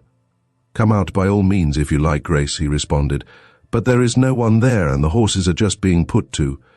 As he spoke, the postilion led the weary animals into the shafts, and Lady Grace sank back with a restless sigh. "We shall find the Marquis dead," she said callously. "We seem to have been years on the journey. Yes, he'll be dead." "I trust not," he responded grimly. "I'll ride outside and smoke a cigar," he added, as the postboy smacked his whip. She flung herself back among the cushions. "Oh, very well," she said petulantly. Lord Cecil got on the box, and the carriage rolled onward to Pescia and the fate awaiting them. Chapter 35. The Approach of the Shadow. Heaven only knows what complexion Cecil's thoughts took during the journey, but he was graver and grimmer than ever when he got down at the door of the villa to help his affianced bride to alight. The Marquis's valet received them with surprise, tempered by satisfaction. "I am glad you have come, my lord, though I did not like to take the responsibility of wiring for you. The Marquis is much worse. Oh yes, decidedly much worse. He's asleep just now, but it is quite as well that you came." "I will see him at once," said Lord Cecil. "And I too," said Lady Grace, slipping her arm within his. The valet led the way upstairs. The old man was lying apparently asleep, but as Lord Cecil bent over him he opened his eyes, and after a few seconds said, in a feeble voice and with the old cynical smile, "Oh, it's you, Cecil, is it? And is that you, my dear?" Turning his eyes in the direction of Lady Grace. "Yes, it is I, dear Marquis," she murmured. He started. "Oh, Grace, is it?" he mumbled. "I thought it was she." "She? Who, dear Marquis?" she demanded. He smiled. "No matter. And so they have sent for you, have they? They think I am in danger. You have come on a fool's errand, both of you." I don't mean to die yet, Grace." "Oh, I hope not. Pray don't talk of anything so dreadful," she responded with a false smile. "Why, you know," and she bent lower with a fine affectation of modesty, "you are to dance at our wedding, dear Marquis." "Ah, yes," he said wearily, and with none of the enthusiasm she had expected. Yes, of course. You are going to be married, you and Cecil. Yes, I remember. I'll make haste and get better. In a day or two." His eyes closed and he turned his face away. "He may last for weeks, months, even years, my lady," said the doctor, of whom Lady Grace made inquiries with a scarcely concealed impatience. "Marvellous constitution, you see, and with care," and he waved his hands deferentially. The days passed in what her ladyship declared to be a tediousness almost insupportable. She had the best rooms of the best hotel, but they were not grand enough for her fine London taste. And, as for the scenery, Lady Grace would have exchanged the whole Alpine range for a quarter of a mile of Hyde Park. She would have been happy enough if Cecil could have spent every minute of his time with her, but this Cecil could not do. In his present condition of mind, the society of his engaged wife nearly drove him mad, and he spent most of his time either beside the Marquis's bed or at the villa. "Surely you do not intend to play the part of sick nurse, my dear Cecil," Lady Grace remonstrated when, on the third morning after their arrival, he told her that he could not go out riding with her, because he had promised to sit with the Marquis. "Not exactly that, Grace," he replied quietly, "but I am naturally anxious about him and wish to be with him, more especially as, strange to say, he seems to desire my presence." "He must have changed to an extraordinary extent," she retorted, with something like a sneer on her exquisitely carved lips. Cecil nodded. "Yes," he assented simply, "he has changed for the better. I suppose we shall all feel the approach of the great shadow. Poor old man." She stared at him, then laughed, a cold laugh of amusement, almost of mockery. "Really, you are the most forgiving of men, Cecil." "I'm afraid not," he said, stifling a sigh. "I'm sorry I can't go with you, Grace." "Oh, I dare say you will be happier with the Marquis," she retorted, as she turned to the glass to arrange her riding hat. "I only hope and trust that the Marquis will soon get better, and allow us to leave this place. I was never in a duller hole in my life." "They call Pescia pretty too," he replied absently, as he followed her out and helped her to mount. Then he lit a cigar and was going across to the villa, his mind heavy with thought, when suddenly Percy Levant stopped in front of him and raised his hat. Cecil's face reddened for an instant. Then, as he responded to the greeting, he said, "I expected to see you before this, Mr. Levant. Will you walk upstairs?" Percy Levant declined the offer. "What I have to say will take but a few minutes," he said gravely. "We neither of us desire a prolonged interview." "I am at your service," returned Lord Cecil with a slight bow. Percy Levant eyed him with a strange expression, scarcely that of resentment as of dull, heavy sadness. "I presume, my lord, you conceive that I am here to demand from, or offer, you the satisfaction which an appeal to arms would afford both of us," he added grimly. "I can only say that I am prepared to accept any proposal you may have to make, Mr. Levant," said Lord Cecil. "But I am obliged in honour to say this. I don't want you to take it as an apology. Great heavens, no. But I'm bound to say that the words you heard me address to Miss Marlowe the other evening were uttered in complete ignorance that her word was plighted to you or any other gentleman." Percy Levant bowed. "Were you in ignorance that your word was plighted to another lady?" he said in a low voice.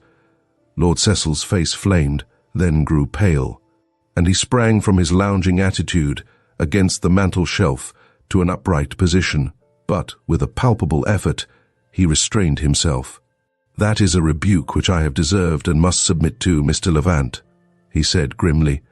"It is true that I am engaged to Lady Grace Peyton, and that I had no right to address Miss Marlowe as I did." But he turned his face away for a moment. "But I think if you knew all the circumstances of the case, you, even you, would feel more inclined to pity than to condemn me. But I don't appeal to your consideration. As I said with a touch of hauteur, I am at your disposal in any way and at any time." "You mean, of course, that you are ready to fight, my lord?" "You interpret my meaning," replied Lord Cecil calmly. "I have no doubt you feel aggrieved. I should if I stood in your place. I have no doubt Miss Marlowe," his lips quivered, "has told you of our past relationship. Miss Marlowe has told me nothing, but I have drawn my own conclusions. I have been content to accept Miss Marlowe's silence, complete silence, respecting the past." "Ah, yes," said Cecil with a repressed sigh. "What does it matter to you, who have the priceless boon of her present and future love?" The words were wrung from him, and he would have recalled them if he could have done so.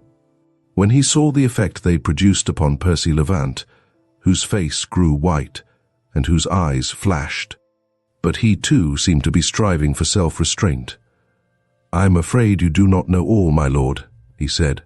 "But to come to the business which brought me here, Miss Marlowe and I are to be married on the 16th. Lord Cecil bit his lip and nodded. "So soon?" he said, almost inaudibly. "Well, sir, why do you tell me this?" "Because I have to make a proposal to you, my lord. You expect a challenge from me." "I have expected it for the last 3 days, Mr. Levant." "Will you, my lord, permit me to withhold that challenge until the 16th? Lord Cecil stared at him. "Till the day of your marriage," he exclaimed. "Exactly," returned Percy Levant. "Such a request astonishes you, no doubt. It is only natural that you should demand my reasons for this delay, but I shall ask, as a favour, that you permit me to keep them to myself until the 16th. I have another request to make, which, I fear, you will deem as strange as those which have preceded it." "Go on," said Cecil, knitting his brows. "I shall be glad if your lordship will permit me to call at the Villa Vittoria, Lord Stoyle's residence, at 4 o'clock on the 16th. I shall have an explanation to make, which you may consider an ample excuse for accepting any challenge I may offer." Cecil, after a moment's perplexed consideration, turned to him. "I haven't the least idea of your motives in these requests, Mr. Levant," he said with a quiet dignity, "but I don't think I can do anything else than grant them.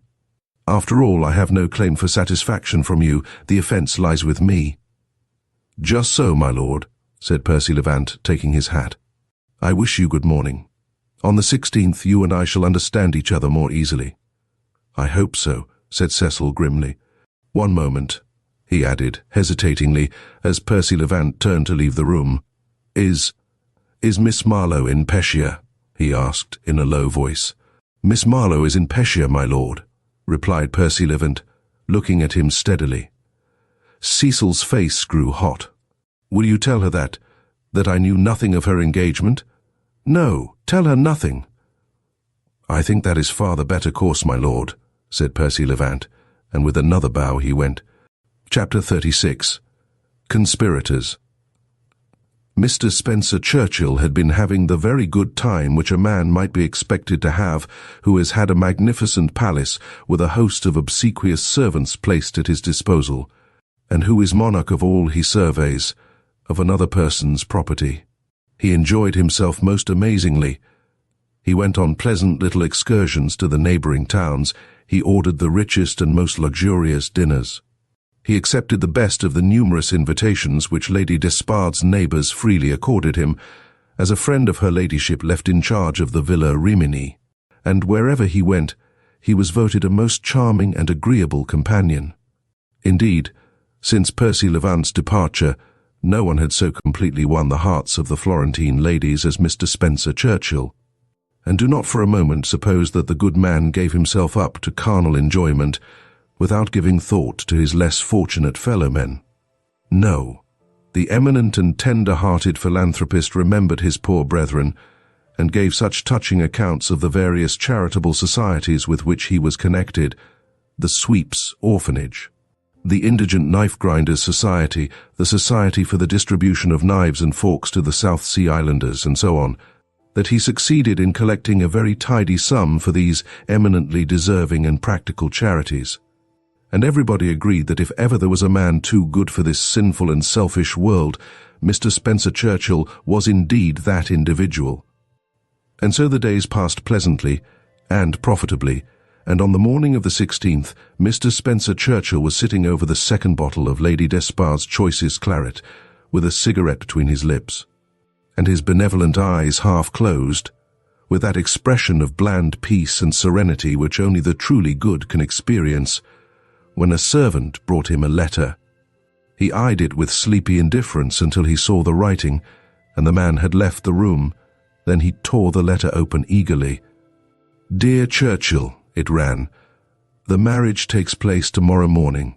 Come without fail to the Villa Vittoria here at 4 o'clock tomorrow afternoon. P.L.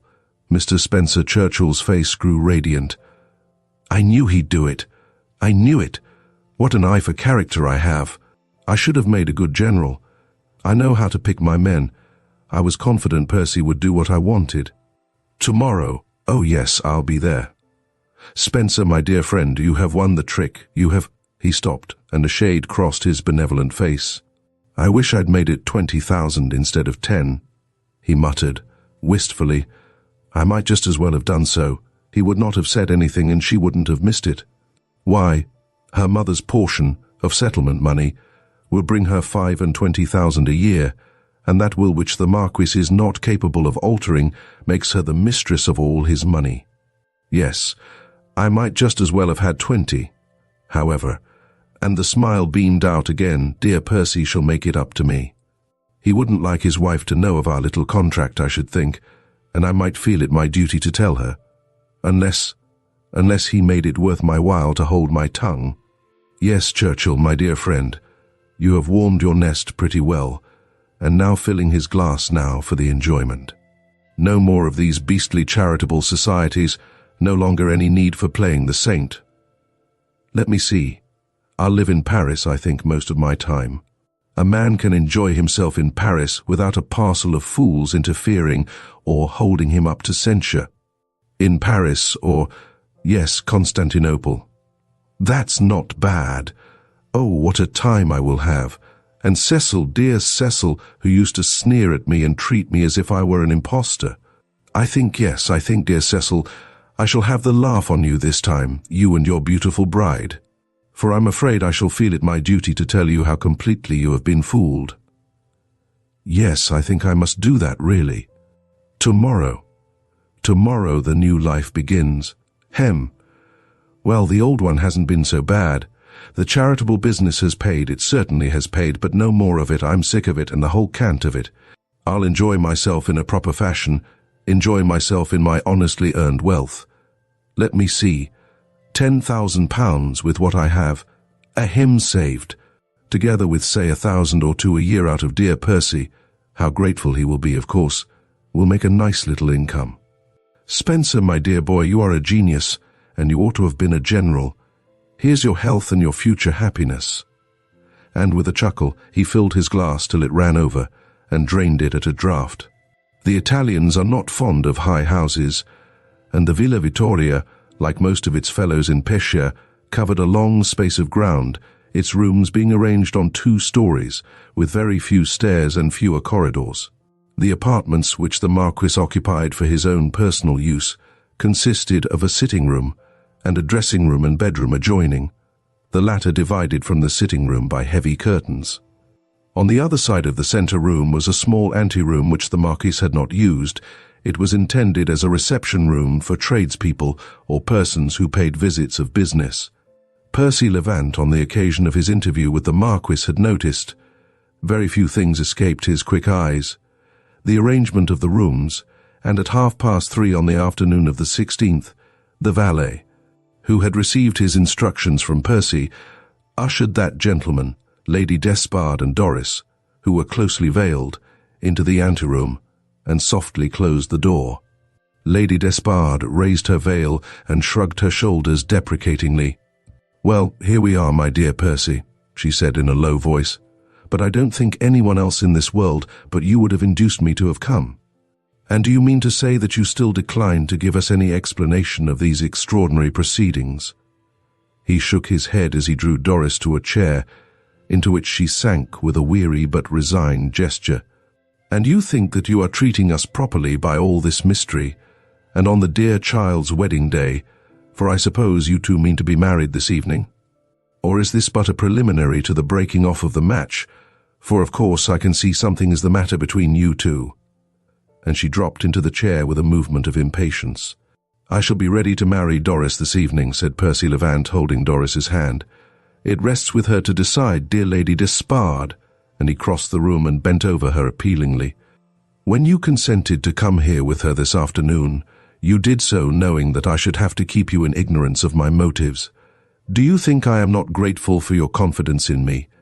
Do you think I would inflict unnecessary pain on dear Doris?" "And oh, I don't," she said with languid irritability. "I'm quite ready to admit that you love her to distraction, but it certainly is enough to drive one out of one's senses, these mysterious proceedings of yours. And Doris tells me nothing lately," she added. Doris raised her lovely eyes pleadingly, but remained silent. "Don't blame her," said Percy Levant gravely. "She too is in ignorance of this which I am about to do, and my motives. She trusts me, will not you, Lady Despard?" "Well, I suppose I must," she said, shrugging her shoulders. "But why have we come here?"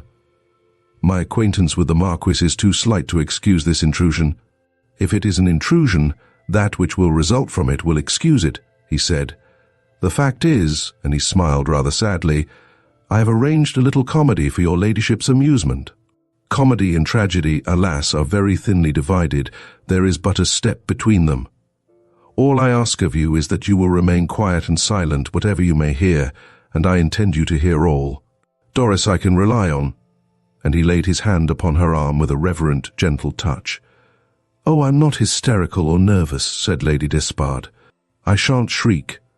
However sensational your conjuring trick, or whatever it is, may be, come and sit beside me, dear, will you? And, Percy, remember, if the Marquis should hear of our visit here, and want to know why on earth we came, I shall refer him to you." "I abide by that," he said gravely. "And now I'm going to leave you," he added, as they heard the valet speaking to someone in the hall. "Doris," and he bent over her, "you will be patient and brave." She looked at him trustingly. "I will be silent at least." "I can promise that," she said in a low voice. "I am content with that," he said. And if you should hear that which might shake your faith in me?" he asked, his face pale and his lips quivering. "Nothing can do that," she responded. "We shall see," he said almost inaudibly, and left them, closing the door behind him. Lady Despard took Doris's hand and caressed it. "For all my bravado, I feel rather nervous, dear," she said with a forced laugh. "His manner has been so strange of late, and you have had something on your mind, Doris." "Oh, of course I have seen that, though I would rather have died than asked you to tell me." "And I think I would rather have died than tell you," said Doris with something like a sob. "Has there been a quarrel between you? Do you want the match broken off? For heaven's sake, speak while there's time if you want it broken off." Doris shook her head sadly. "No, I shall marry him this evening if he wishes it," she murmured. "If he wishes it. Why, of course, she broke off, her hand closing nervously upon Doris's burning fingers. "That is Spencer Churchill's voice."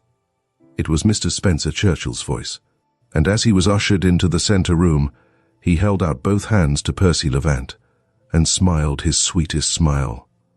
"My dear Percy, may I congratulate you? May I?" "You may," said Percy Levant, giving him a hand. Spencer Churchill drew a long breath and laughed, an oily laugh of vast contentment.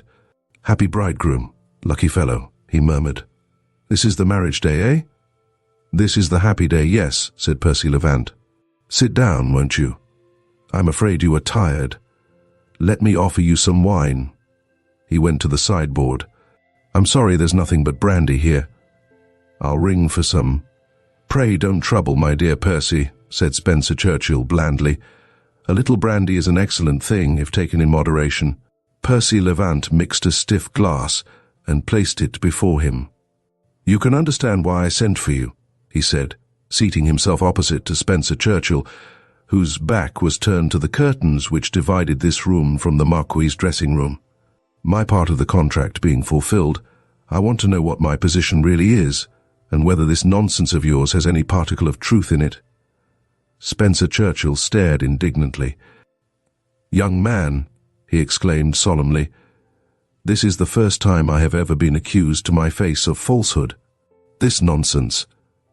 If you allude to the agreement, the perfectly legal agreement which you signed and which I hold, you will discover that it is anything but nonsense." "I'm delighted to hear it, of course," said Percy Levant. "Don't be angry. Well then, seeing that I'm to give you £10,000 as a fee for your assistance in procuring me a wife, I should like to know exactly how I am to manage it. I should like to know all about my wife's property." "Your wife? How well it sounds," chuckled Spencer Churchill. Then his face grew suddenly suspicious. "By the way, my dear Percy, have you the marriage certificate?" "I am not of a suspicious nature." "Heaven forbid. I am indeed too trustful and confiding. But I should like to see the certificate, my dear boy." "Certainly," assented Percy Levant cheerfully. "I'll go and ask my wife for it. Indeed, she may as well be present." No, interrupted Spencer Churchill, putting out his hand. "Never mind, don't trouble. The fact is, there are some things which Mrs. Levant, had better not hear. And to tell you the truth, my dear fellow, your wife is a young lady I'm not over-anxious to meet. There's something about her which makes me uncomfortable. I'll take a little more brandy, my dear Percy. A capital and useful spirit, if used in moderation. I have been recommended to take it by my medical man." Percy Levant rose to get the decanter. As he did so, the curtain parted and Lord Cecil Neville stood in the opening. Percy Levant made a circuit so as to approach him. "Remember our understanding, my lord, and wait," he said in a whisper. Lord Cecil seemed to hesitate, his eyes fixed on Spencer Churchill suspiciously. Then he dropped the curtain, which again concealed him. "There you are. And now to business, Churchill." "Yes, to business," said Spencer Churchill unctuously. "I dare say, my dear Percy, you think I have earned that £10,000 very easily. By the way, it ought to have been 20, it ought indeed." And he shook his head solemnly. "I'd as soon pay you 20 as 10, said Percy Levant carelessly. "You would? Give me your hand, my dear boy," exclaimed Spencer Churchill with blind enthusiasm. "You are just what I always thought you, a noble youth, a truly noble and unselfish young man. You would just as soon give me 20, yes, or 30. I'm as unselfish as you are." said Percy. Spencer Churchill's emotion was so great at this fresh proof of his dear young friend's unselfish generosity that he was constrained to turn his head aside and wipe his eyes. "You are an honorable, a noble young man, my dear boy," he murmured. "And now I will lay the whole story before you. But, as I said, don't think I have not earned the money. My dear Percy, are you aware that your wife was once engaged to Lord Cecil Neville, the Marquis's nephew, the heir to the title?" "Eh?" And he chuckled. "Really?" "Yes, yes. Oh, it's true. And I assure you that they would have made a marriage of it, but for me— Oh, don't look so surprised. Bless my soul, if I am not a match for a simple and confiding couple like those, why—" He raised his hand. "But it was a troublesome affair, my dear Percy, and cost me a deal of thought.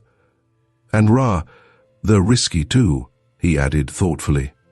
"Forged letters, that is fictitious correspondence, though rendered inevitable by the circumstances of the case, is dangerous." "I see," said Percy Levant distinctly. "You forged letters from Lord Cecil Neville to Miss Marlowe?" "Yes, but quietly, my dear Percy. Bless my soul, you and I don't want to publish our little mutual confidences on the housetops, and this room is rather public, isn't it? What's behind those curtains? Good gracious!"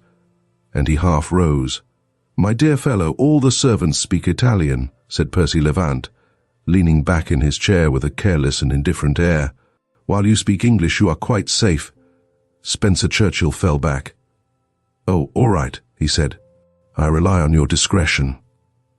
"Well, it didn't suit me that Cecil should marry Miss Marlowe for several reasons. One being that I could not drive a bargain with him as I could—" He stopped. "As you could with a penniless adventurer like me," finished Percy Levant. "I understand. And so you succeeded in separating them and selling her to me. That's quite clear. I've no doubt you managed it very cleverly. I should think forgery and that kind of thing would come easy to you, my dear Churchill. So Mr. Levant," exclaimed Spencer Churchill pugnaciously and half rising from his chair. Then, as he met the steady gaze of the dark eyes, he subsided again and waved his hand pityingly. "My dear Percy, you wrong me. What I did as much in the interest of my dear friend, the Marquis of Stoyle, and the young man himself. It was the Marquis who assisted me, I assure you.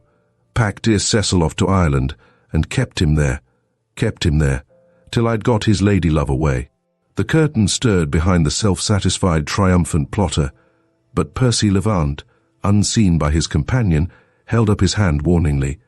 "Really? And the Marquis is gratified, no doubt. But after all, this is not my business. I want to know."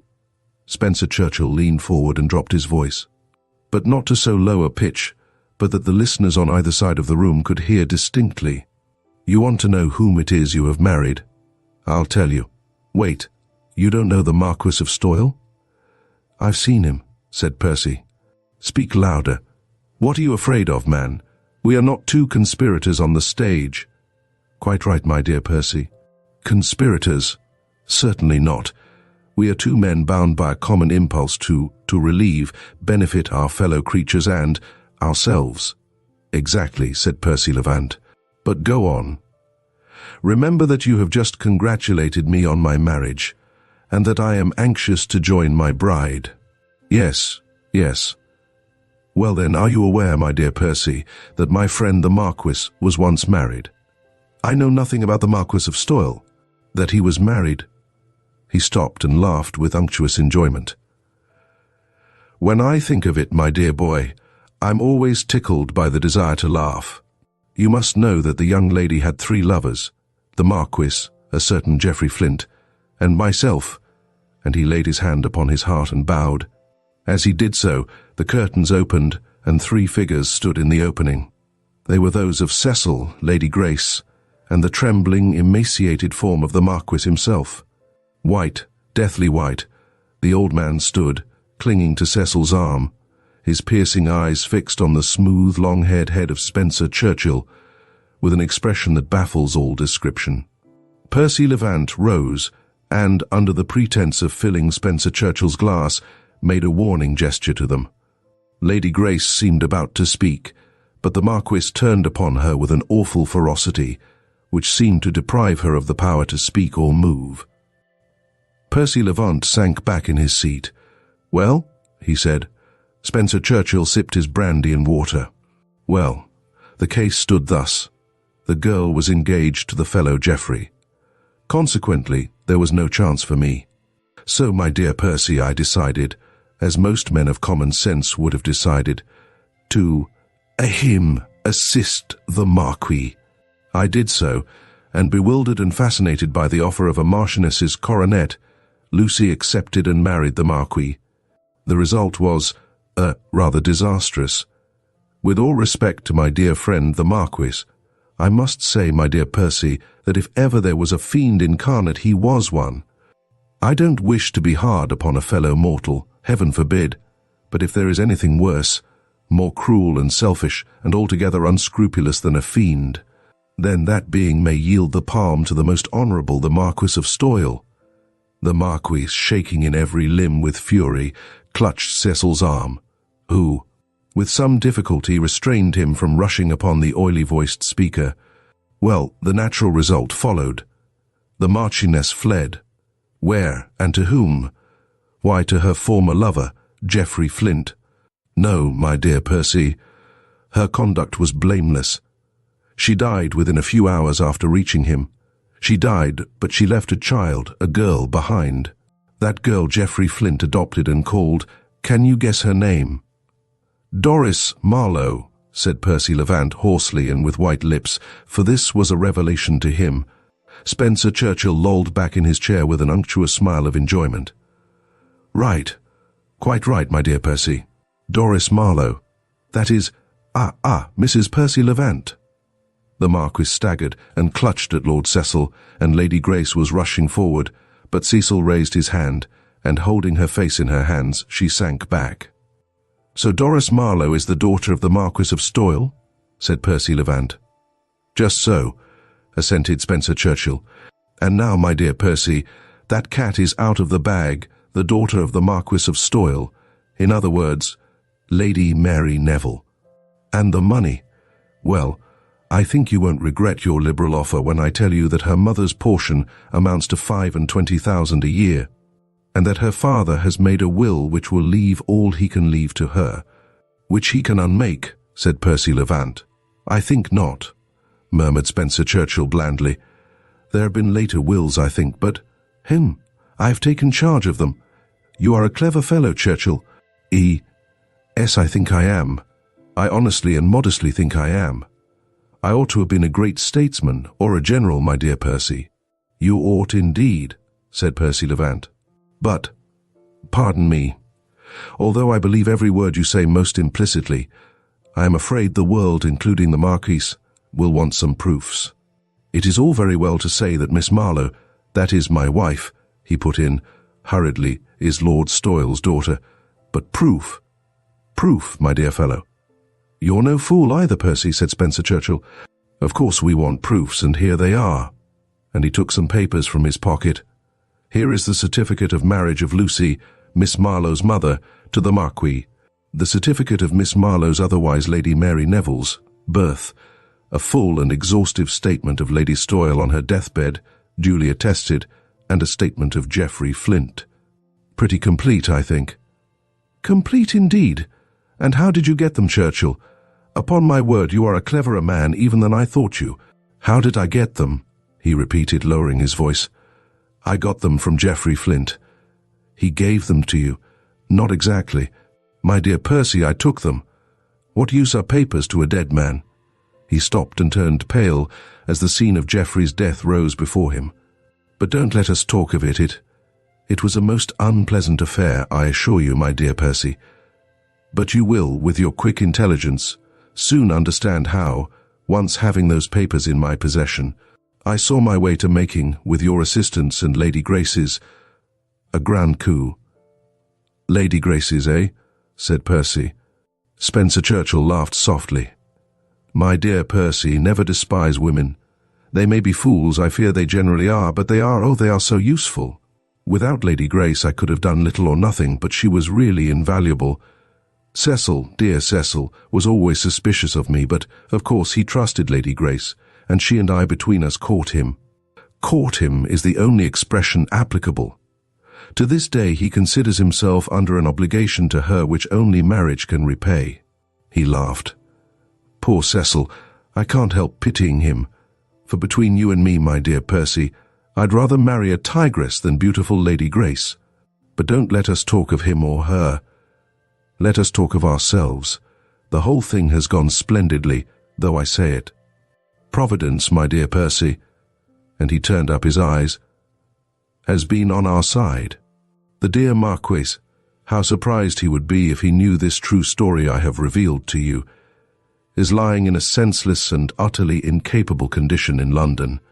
Cecil and Lady Grace are going to be, if they are not already, married, and you, my dear Percy, are the happy husband of Lady Mary, the daughter of the Marquis of Stoyle. Think of it, realize it, and oh, my dear Percy, make it 20 instead of the 10,000 you agreed upon. Here are the papers. They are at your service, indeed. I consider that they belong to you. He pushed the papers across the table, smiling with oily triumph and satisfaction, and Percy Levant leaned forward to take them. When a thin, wasted hand clutched them claw-like, and a harsh, strained voice said, "No, they are mine." Percy Levant sank back into his chair and wiped the perspiration from his brow, but Spencer Churchill sprang from his seat and grabbed at the papers mechanically. Then, as he encountered the piercing eyes fixed upon him, he too sank back, and in a terrified voice gasped, "The Marquis!" Chapter 37. Foiled. "The Marquis!" gasped Spencer Churchill, and he sank back, still staring at the haggard and wasted face, from which the piercing eyes glared down at him like ardent coals, with a fearful, horrified gaze. Then he half rose, and, with a grotesque attempt at a smile, wagged his head at Percy Levant, who stood erect and alert. This is a very pretty little plot, my dear Percy," he said. "But you don't imagine that the dear Marquis will take your word against mine. Marquis," and he managed to raise his eyes to the fierce face with a ghastly attempt at a smile, "I am sorry that you should have been deceived by what was palpably an attempt on my part to lure this gentleman into a trap. You don't know him, but I do, and I must introduce him. This man is an adventurer, a scamp who would sell his soul for a £10 note. You won't let his word weigh against mine, against Spencer Churchill's." "It is quite true, my lord," said Percy Levant. "As this man says, I am an adventurer. I have been willing to sell my soul for a £10 note. I am utterly unworthy of belief."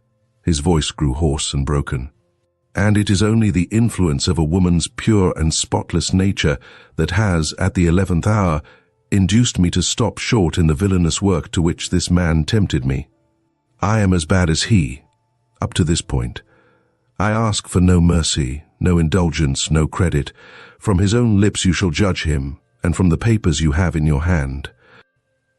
The Marquis just glanced at him, no more, then turned his fierce eyes upon Spencer Churchill again.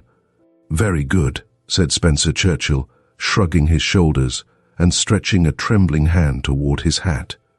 I leave the whole business to you, my dear Marquis. I will not condescend to answer the accusations which... He shuffled nearer to the door, and his heart rose as he saw that neither Percy Levant nor the Marquis made any attempt to stop him, which my character will enable me to repel. "I wish you success, Mr. Percy Levant, and good morning." He made an ironical bow as he backed toward the door and was turning to make a rush for it, when Lord Cecil stepped before him. At sight of him, Spencer Churchill's face grew livid, and he put up his hand as if to ward off an expected blow, but Lord Cecil scarcely looked at him and passed to the Marquis's side. Is this true, my lord?" he demanded hoarsely. The Marquis dropped into a chair and, still clutching the papers, gazed up at him with a wild despair, which would have touched even Lord Cecil if he had not loved Doris too well to think of anyone but her. "It is true, my lord," said Percy Levant, solemnly and sorrowfully. Would to heaven that both he and I had lied. It is true, every word of it. The separation between Miss Marlowe and yourself was worked by Spencer Churchill. He did, by word and deed, sell her to me. Lord Cecil made a movement as if to strike him, but Percy Levant stood patient and unresisting. And yet more, my lord. It was he who set the trap which caught you and handed you, fettered and bound, to his accomplice. Grace, it must be a lie, broke from Cecil's white lips. A hollow laugh rang out behind him, and Lady Grace glided from her dressing-room. All eyes were fixed upon her as she stood, her exquisitely clad form posed in an attitude of contemptuous defiance. A hectic flush burned on her cheeks, and she swept the group with a disdainful glance as she fanned herself. "Permit me to bear my testimony to this gentleman's veracity," she said. Spencer's face, which had cleared suddenly at her appearance, fell again, and he shrank back and leaned against the wall where he stood, nervously passing his hands over each other. "What he states is quite correct. I don't know how he discovered it, but he seems to have made a tool of dear Mr. Churchill, while dear Mr. Churchill was under the pleasing delusion that he had got a submissive and willing dupe in him. It is probable that he knows the whole scheme. For it was a scheme, Cecil, and, with a disdainful smile, a very good one. Any but the most trustful of men would have seen through it. I compliment you, my dear Cecil. I suppose I must say Lord Cecil now upon your credulity."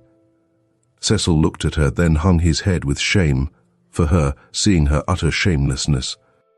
"I am utterly at a loss to conceive why my dear Mr. Churchill should have exerted himself on my behalf. Of course, I knew it was from no love he bore me, but I understand it all now." Cecil turned his back upon her, and leaning his elbow on the mantel-shelf, covered his eyes with his hand. "Mr. Spencer Churchill is really and truly a remarkably clever man, but, like some other clever men, he has chosen his tools badly. I can't understand why he should have confided in a person of Mr. Levant's character." And she shot a contemptuous glance from under her half-closed lids at his pale face. "But having done so, he has of course been betrayed. Put not your trust in. Adventurers will for the future be an excellent motto for him." She laughed, and the fan moved a little more quickly. "And now, having borne my testimony to the truth of Mr. Levant's assertions, I have only to express my sympathy for dear Mr. Churchill's discomfiture, and your disappointment." My dear Cecil, her face grew red, and her delicately moulded nostrils expanded with a malignant enjoyment. "Your terrible disappointment. If you had only known all this a few hours earlier, why, you would have thrown off your new love and been on with the old. But, as it is, Mr. Levant, with all his newly born penitence, has been clever enough to secure Miss Marlowe, otherwise the Marquis's daughter, for his wife, and you are tricked. It is a vulgar word, Lord Cecil, but it is the only suitable one." She laughed again, and her fan moved rapidly. "Won't you see, or do you, this penitent and remorse-stricken gentleman's game? You don't. Why, you observe that he has married the lady he wanted, and by his betrayal of his accomplice saved his £10,000. Mr. Levant, I congratulate you upon your dexterity," and she made him a sweeping curtsy. "Mr. Spencer Churchill is clever, I admit. I too always had an idea that I possessed a turn for intrigue, but you are a genius, and the honours remain in your deserving hands." Percy Levant remained as silent, as impressive, as a statue, but Spencer Churchill, whose face had reflected every word Lady Grace had uttered, began to draw himself upright, and a low, chuckling laugh broke from him. "You are right," he said, half gloatingly, half fearfully. "You and I are out of the game, dear Lady Grace, but I really do think that dear Lord Cecil is in the same boat. Yes, Mr. Levant has been one too many for us all. All. My dear Cecil, you have my profound sympathy in the loss of the young lady you had set your heart on. My dear Marquis, if I may be permitted to offer a word of humble advice, I should recommend you to forgive your newly found daughter, the ballet girl. No. Pardon the actress, and welcome as a son-in-law the gentleman upon whom she has bestowed her hand. It is true that he is an adventurer, that he sprang from the gutter, that he bought her and captured her by a plot, but he is her husband after all, and really, he is no worse than the stock from which she sprang. He will be a worthy addition to the House of Stoyle. Forgive the young couple, the adventurer and the actress, and make them happy with your blessing. Do, my dear Marquise." Lord Cecil's hand closed spasmodically, but he kept it at his side. Percy Levant stood silent and impassive, and the Marquis merely raised his eyes from the paper upon which they had been fixed. I really don't think we need remain any longer, dear Lady Grace," murmured Spencer Churchill. "I really don't think we have any right to intrude upon this happy family party. We must leave them to settle their little differences, eh? Allow me to escort you to your hotel. I have to preside at a charitable meeting in London the day after tomorrow, alas. Or I should like to remain and see the mutual reconciliation, but duty. He crept nearer the door and offered his arm, but Lady Grace, with a haughty gesture, waved him off. "No. You would like to linger till the denouement?" "Yes. Then I must go alone." "Stop," said Percy Levant quietly. Spencer Churchill pulled up and looked at him sideways. I beg your pardon. Move at your peril," said Percy sternly. Spencer Churchill sidled toward the window, and with a quick movement threw it open. "You mean to threaten me, detain me, offer me violence, my dear Percy," he said with a leer. "I think not.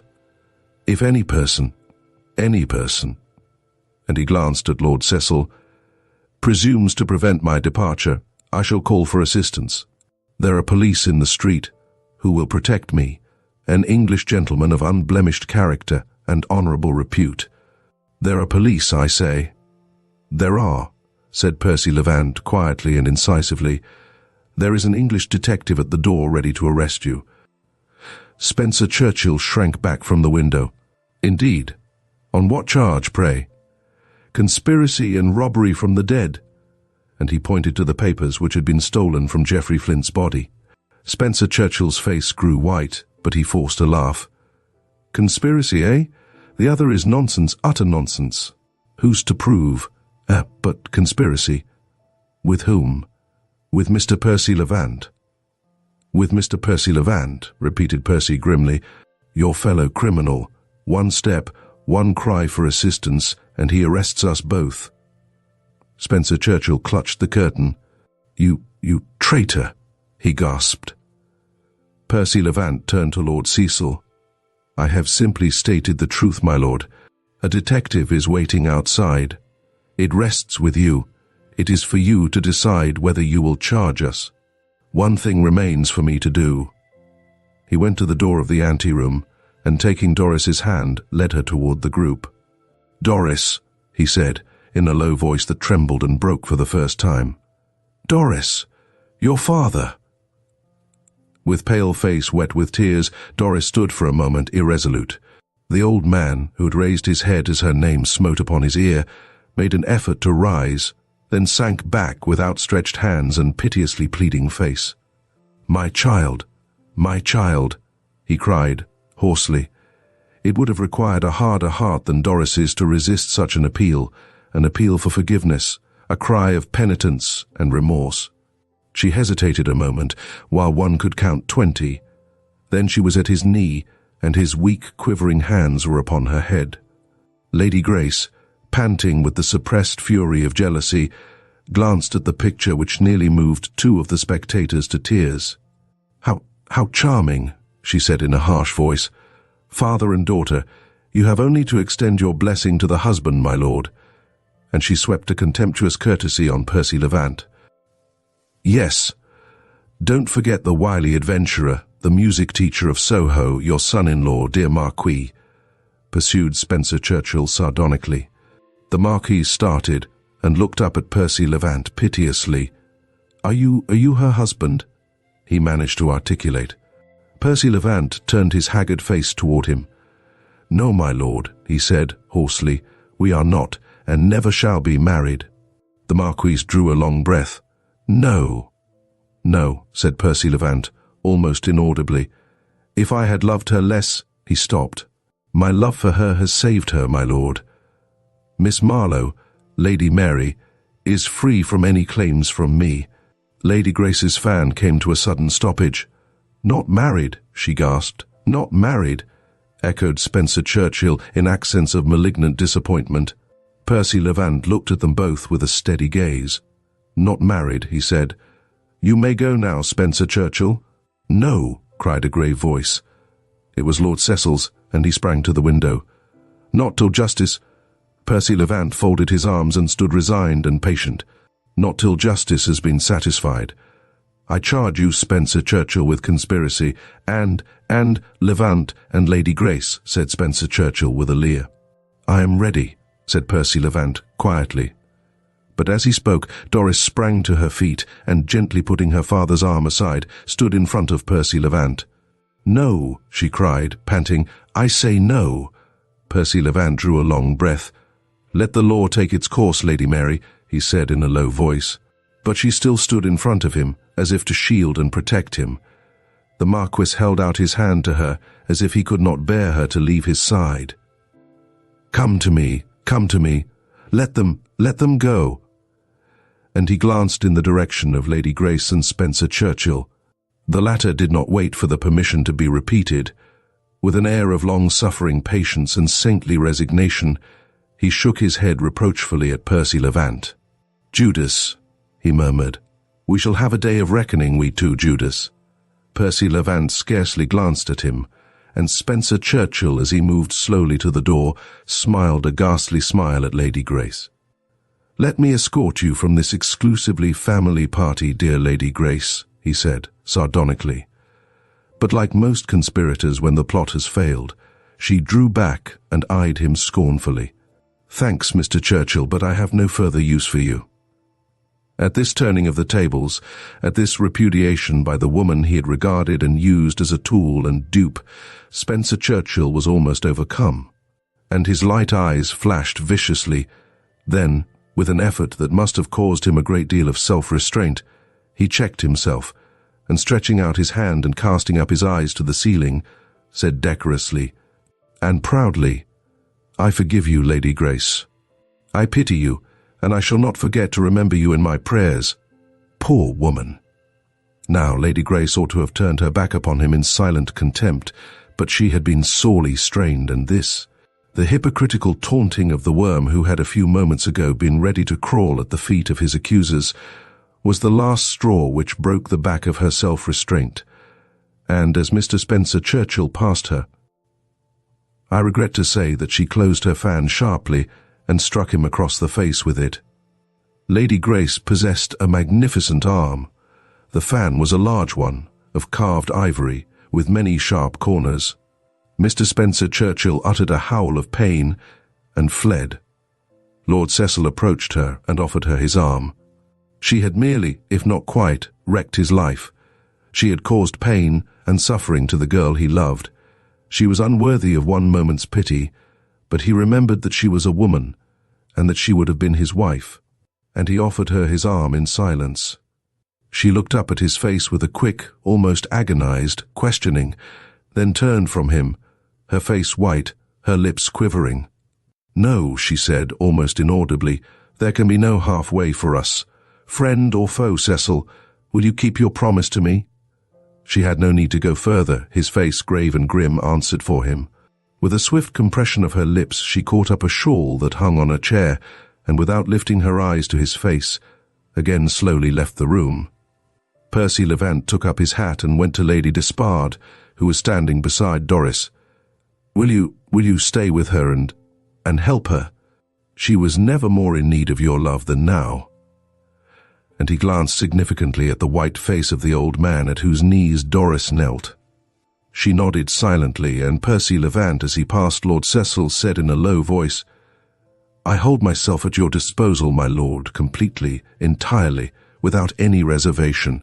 Then he stopped and looked at Doris, a look impossible to describe, easy enough to imagine, and seemed about to speak, but with a sigh he turned and walked out, and Doris scarcely knew that he had gone. Chapter 38. Retribution. Lady Despard and Lord Cecil stood beside the Marquis's bed, at which, still holding the hand now slowly growing cold, Doris knelt. Death, whom the old man, with the stubborn obstinacy of the Stoyle race, had hitherto kept at bay, was drawing near, very near. They had carried him from the adjoining room, speechless and sightless, and so he had remained through the long hours of the night. It was morning now, and white and weary with all she had undergone, Doris saw the rosy streaks faintly penetrating the window shutters. Now and again the valet or the doctor, or perhaps Cecil, moistened the old man's lips. And now and again Doris smoothed the pillow, which might have been of stone for all it mattered to the head that rested on it. On the bed, and clasped tightly between the rigid fingers, were the papers which proved her right to the title of a peer's daughter, and beside them the will which might make her the mistress of the Stoyle wealth. Suddenly, quite suddenly, as if, though appearing so incapable of effort, the old man had been battling in the darkness for consciousness and strength, the Marquis opened his eyes and looked at her. "Doris," he said. "Mary." "I am here," she said, inaudibly to all but him. His fingers closed on her hand. "Cecil, all who are here." They drew closer to him, and he flashed his dim eyes upon them. "Listen to me. These are my last words. I acknowledge this lady to be my daughter, the child of my wife, Lucy." A spasm shot across his face. "My will, the will which leaves all to her, is my last. Remember, my daughter, my child." His eyes closed, and they thought he was dead, but his lips opened again, and Doris, if no other, heard the words that struggled from them. "Lucy, Lucy, forgive. I am punished. These were the last words of the great Marquis of Stoyle, who had all his life boasted that he had earned the title of wicked, whose heart had never once melted until death came to turn it into the dust to which even penitence and remorse are impossible. The wicked flourish as the bay tree, and the truly good are unable to live through persecution. If anyone imagines that Mr. Spencer Churchill was utterly annihilated by the disclosure of his pretty plot, that person is very little acquainted with the peculiar character of which Mr. Spencer Churchill was a prominent type. For a week or two the good man betook himself to Paris, and there, in that quiet and peaceful spot, soothed his troubled spirits with, doubtless, pious reflections. But shortly afterward, he emerged from his retreat, and the papers of London announced that the great philanthropist would deliver a lecture at Exeter Hall to aid the funds of the Broken-Winded Horses Society. The subject of the lecture was to be a glorious and inspiring one, truth. Punctually at the hour announced the eminent man, with placidly serene face and softly, tenderly melting eyes, stepped onto the platform. Amidst the cheering of the audience, the majority of whom were ladies who waved their pocket handkerchiefs, which they well knew they should presently require, Mr. Spencer Churchill began his address. It was eloquent, touching, impressive. The handkerchiefs grew quite moist long before it was concluded, and when at last his soft and tearfully sympathetic voice died away in his final words, many a soft-hearted woman, and dare I say soft-headed man, felt perfectly convinced that Mr. Spencer Churchill was far, far too good for this wicked world. I am surely convinced that the hour will come in which the world will see him without his mask and be ready to stone the hypocritical villain whom they almost worshipped as a saint. But the hour has not yet come, and the great philanthropist still flourishes as the bay tree. Great will be the fall thereof when the truth he so loves to talk about shall prevail, and the axe lays the accomplished hypocrite low. May we be there to see. A year passed away, and the sun, which goes on shining, though marquises die and hypocrites continue to flourish, shone through Lady Despard's beautiful boudoir in Chester Gardens. In her favourite attitude, half reclining, half sitting, her ladyship nestled among the soft cushions of her favourite couch. Near her sat Doris, who, though known to the world as Lady Mary Stoyle, shall be Doris to us till the end of this eventful history. She was sitting at a writing table, spread with letters and volumes, some of them fearfully like pages of account books, and her beautiful face was puckered up with a charming frown. Every now and then she consulted one of the appalling volumes, and then wrote for a few moments, after which operation she would grow more puckered, and draw a series of perplexed and bothered sighs. "How happy you look, dear," said Lady Despard with a smile after watching her for some time. Doris started slightly and turned round to her. "I thought you had gone away hours, days, weeks ago. Happy? I am almost driven to distraction. I do wish there were no such things as accounts, or at any rate that I had nothing to do with them." Lady Despard laughed. "Muckle coin, muckle care, my dear. Though I sympathize with your misery, I must confess I rather enjoy the sight of it. I suffered so much when I came into my own property. Oh, the weary, weary hours I plodded through heavy columns of figures and dreary statements. But I've got used to it, and that's what you will do in time." "In time?" "Yes, when I have grown prematurely old and grey," said Doris with a vexed smile. "I never understood what hard work it is, this being rich. I am afraid we shouldn't like it if we were very poor.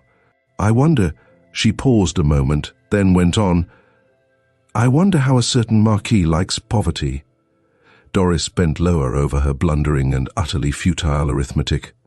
"I don't know," she said stiffly. Lady Despard smiled.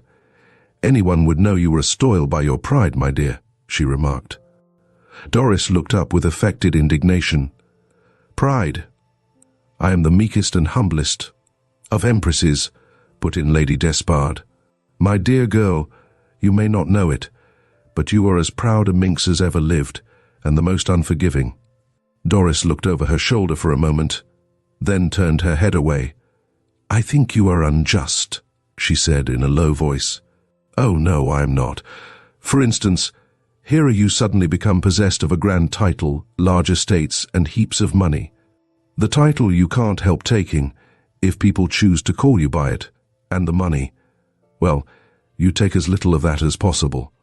But not once have you set your foot in any one of the houses that are yours, or upon a spot of the many acres which your father left you. That's pride, though of course you'll say it isn't. I haven't finished yet. Counsel for the prosecution first.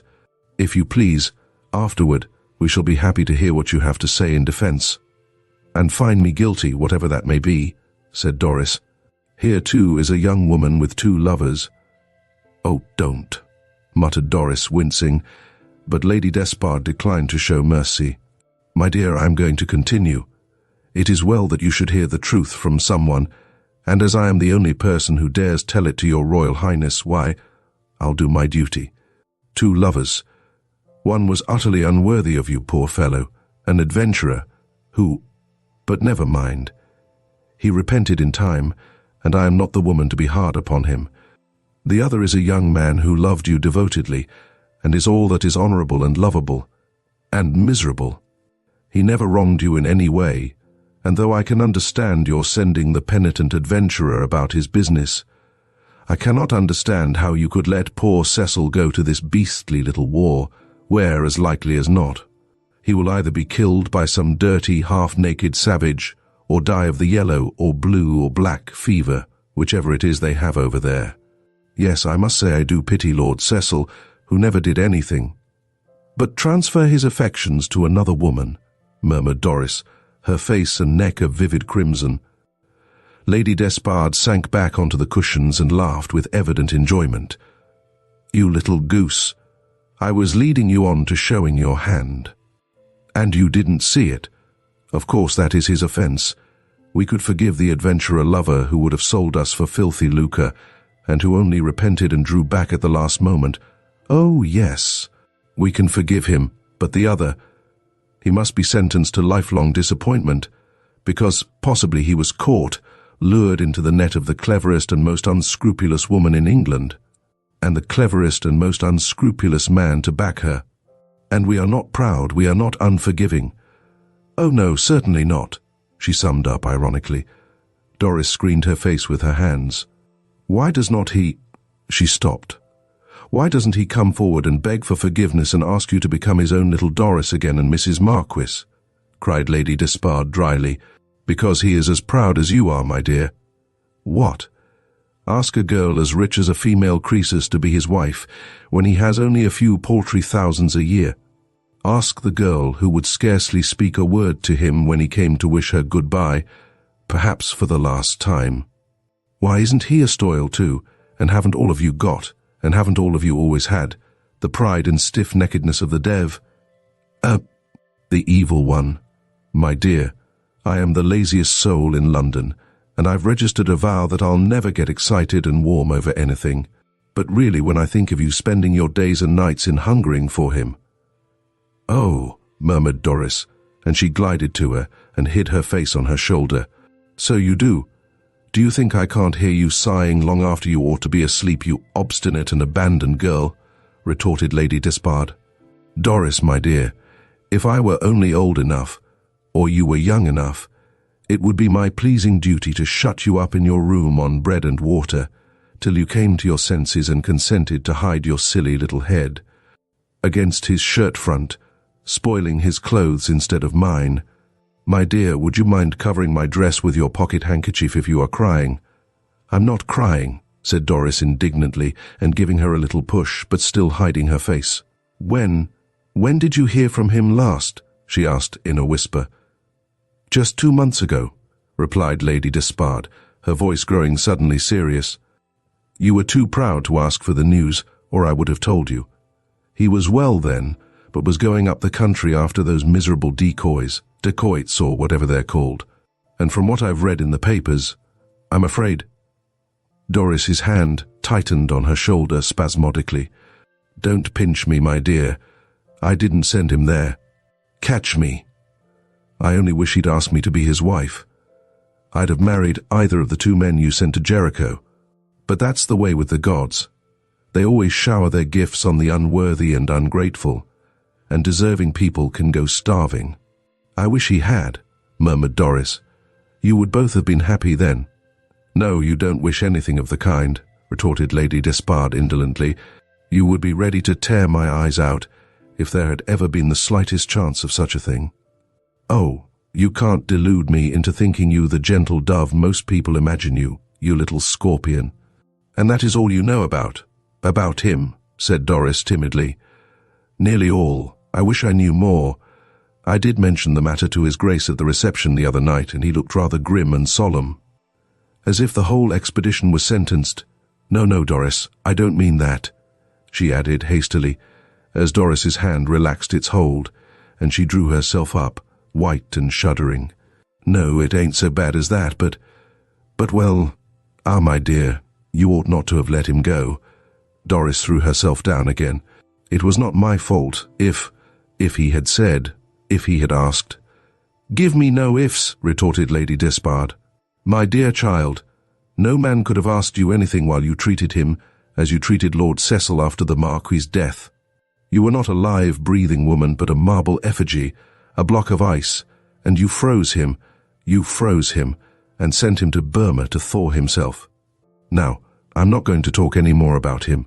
Get on your habit, and let us go for a ride. Thank heaven, I love no man, and no man loves me. Hey-ho."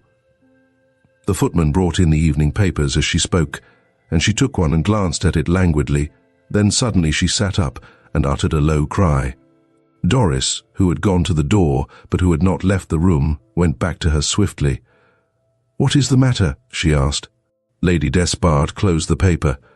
"I thought you had gone," she said. "Matters nothing. The pins and needles in my feet." "There is something in that paper," said Doris in her low voice, her eyes fixed on it. "Tell me what it is." Lady Despard hesitated a moment, then she shrugged her shoulders. "Well, you'd buy one and see for yourself, so I may as well show it to you, but don't imagine the worst at once." She handed her the paper and pointed to a letter from the seat of war. In a few, but alas how pregnant, words the correspondent told the story of the disaster which had befallen a detachment sent into the interior.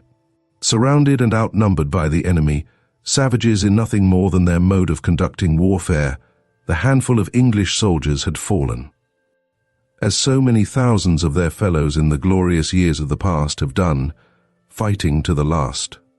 There are only the few details which can be crammed into a column of newspaper type, but one line stabbed Doris to the heart. I am sorry to say that an aide-de-camp, the Marquis of Stoyle, better known as Lord Cecil, accompanied the detachment. Throughout the campaign, Lord Cecil has distinguished himself by his bravery and devotion to duty, and by his genial and modest disposition had won the hearts of both officers and men. If, as there is too much reason to fear, his lordship has fallen with his ill-fated comrades, his loss will be sorely felt, and he can never be replaced. It will be remembered that he succeeded to the historic title just 12 months ago, and very shortly before joining the regiment. Doris said not a word, but stood staring at the paper, with dry eyes, and that awful feeling of benumbing anguish, which crushes pain for a time, but to lend it additional force afterward. Lady Despard put her arm round her. "Doris, Doris, my dear," she murmured. "Don't give way. While there's life, there's hope. We can't tell what may have happened. I have reason to hope, to think—" She stopped and actually sprang to the door, and throwing it open, said hurriedly, "Come in. Oh, come in." The next moment a tall figure, with a sunburned face and one arm in a sling, entered, and after a glance, one anxious glance at the white face, rushed forward and caught Doris to him with his sound arm. Lady Despard waited until this happened, then glided out. They sat up very late that night, and Lady Despard's boudoir was so dimly lighted that as she reclined on her couch she could not see, or pretended not to see, that Doris, as she sat at the Marquis's feet, had got his hand fast locked in hers, almost as if she dreaded lest he should vanish as suddenly as he had come. And every now and then she, glancing fearfully at Lady Despard, laid the brown hand against her cheeks, and near, very near, to her lips. There was not much talking, for Lady Despard was merciful, but at last she looked up. "And now, my dear Othello, if you can and will deign to recount some of your adventures, Desdemona and your humble servant will be gratified. Though I have known since yesterday that you had escaped, I haven't any of the details, and I will confess to a faint and lazy kind of curiosity, touching that interesting wound now, which I do trust will soon be all right, for it must be so awkward." She stopped and glanced at Doris with provoking archness. "Yes, tell us," murmured Doris. Lord Cecil, he shall be Cecil for us to the end, looked suddenly grave and hesitated. "Yes, I want to tell you, and I must," he said, "not about myself so much as—" He stopped. "Did you see the list of the killed? Did they give a list of names?" "No," said Lady Despard. "It was all surmise. Why do you ask that?" "Because—" He stopped again. "Doris," and he laid his hand on her head soothingly, "there was another person whom you know in this awful business, besides myself. Can you guess his name?" Doris shook her head apprehensively. Lady Despard leaned forward. He became a fast and devoted friend of mine, Doris. But for him, I should not be here, dearest. He came out with the hospital, and I saw him first beside my bed. He pulled me through the fever." He stopped again, and Doris held her face low down, out of the lamplight. "We were great friends after that, and when our detachment was ordered to the interior, he volunteered. I tried to dissuade him. There was no reason that he should go, but he insisted, and on the evening of the fight he stood by the guns with the rest, and with the rest fought like a lion. Once or twice I found a moment to speak to him, for he was always near me. When the fast struggle came, I joined in the rush, that's the only word for it, and saw a couple of the dacoits making for me. One I cut down, the other gave me this," he pointed to his arm, "and would have settled me. Hush, dearest, don't cry. But this friend was near me still, and he threw himself between us." He stopped and drew a long breath. "I don't remember any more till I came to and crawling about came upon him. He was alive, just alive, but he knew me. I took his head on my knee and bent down. 'Doris, my darling, Doris, my dearest.' 'Hush, hush. Tell her that her love saved me from worse than this, Cecil,' he said. 'Tell her that I died with her name on my lips. Be good to her, Cecil, be good to Doris.'" Lady Despard was crying audibly. "You know, dear, who it was that saved my life," said Cecil in a low voice. "It was Percy Levant." And he drew her head upon his breast and kissed her with protecting tenderness, as if he were responding to the dead man's solemn injunction. When the Marquis and Marchioness returned from their long, but for them not too long, honeymoon, society, deeming it incumbent upon itself to bestow an impressive welcome on two of its most distinguished members, gave a ball in honor of the young, and as the journals put it, romantic couple. It was a very grand affair, and the Morning Post next morning devoted a column and a half to its description and a list of the high and mighty and famous guests, and stated, rather emphatically, that the most beautiful woman in the room was the young lady in whose honor the entertainment was given. It went into newspaper raptures over her manner, her smile, her dress, and lastly, her jewels, which, as it said, consisted of a suite of magnificent diamonds, the Stoyle diamonds, and poetically declared that their brilliance was only outshone by the wearer's eyes. They were very beautiful as a matter of fact, and no other jewels in the magnificent assemblage could compare with them, excepting perhaps a suite of pearls set in antique silver, which was worn by Lady Grace Peyton. Twice in the course of the evening, Doris and she met each other, and on both occasions, while Doris, with the meekness which somehow always distinguishes the injured innocence, turned her head aside, Lady Grace stared at her rival with a bold, defiant flash of her handsome eyes. "I think," said Lady Despard, as she stood for a moment in a corner with Doris, "I think that for cool, unbrazen impudence, Grace Peyton excels all the world. Most women, all other women, having done what she has done, and knowing that we know what she has done, would have buried themselves in some German watering place for the rest of their lives. But oh no, she not only thinks fit to put in an appearance here tonight, but actually flaunts that set of pearls which she got by fraud, stole, if anyone ever stole anything in this world, from your husband. The whole set." "No, not the whole set," murmured Doris softly, as she looked at Lady Grace gliding through a waltz. "I have the ring." "You have? Why, I have never seen it. The ring? No, you never saw it," said Doris, a warm flush rising to her lovely face. "I don't wear it on my finger, dear, but here," and she touched her heart. "She is welcome to all the rest while I have that, and him," she added, turning to her husband as he came up to them. "Thank you for experiencing the conclusion of Charles Garvice's A Woman's Soul with us. As our heroine's story reaches its end, we hope you've enjoyed the depth and emotion of her journey. Don't forget to like, comment, and subscribe to Storytime Haven for more engaging tales and literary adventures.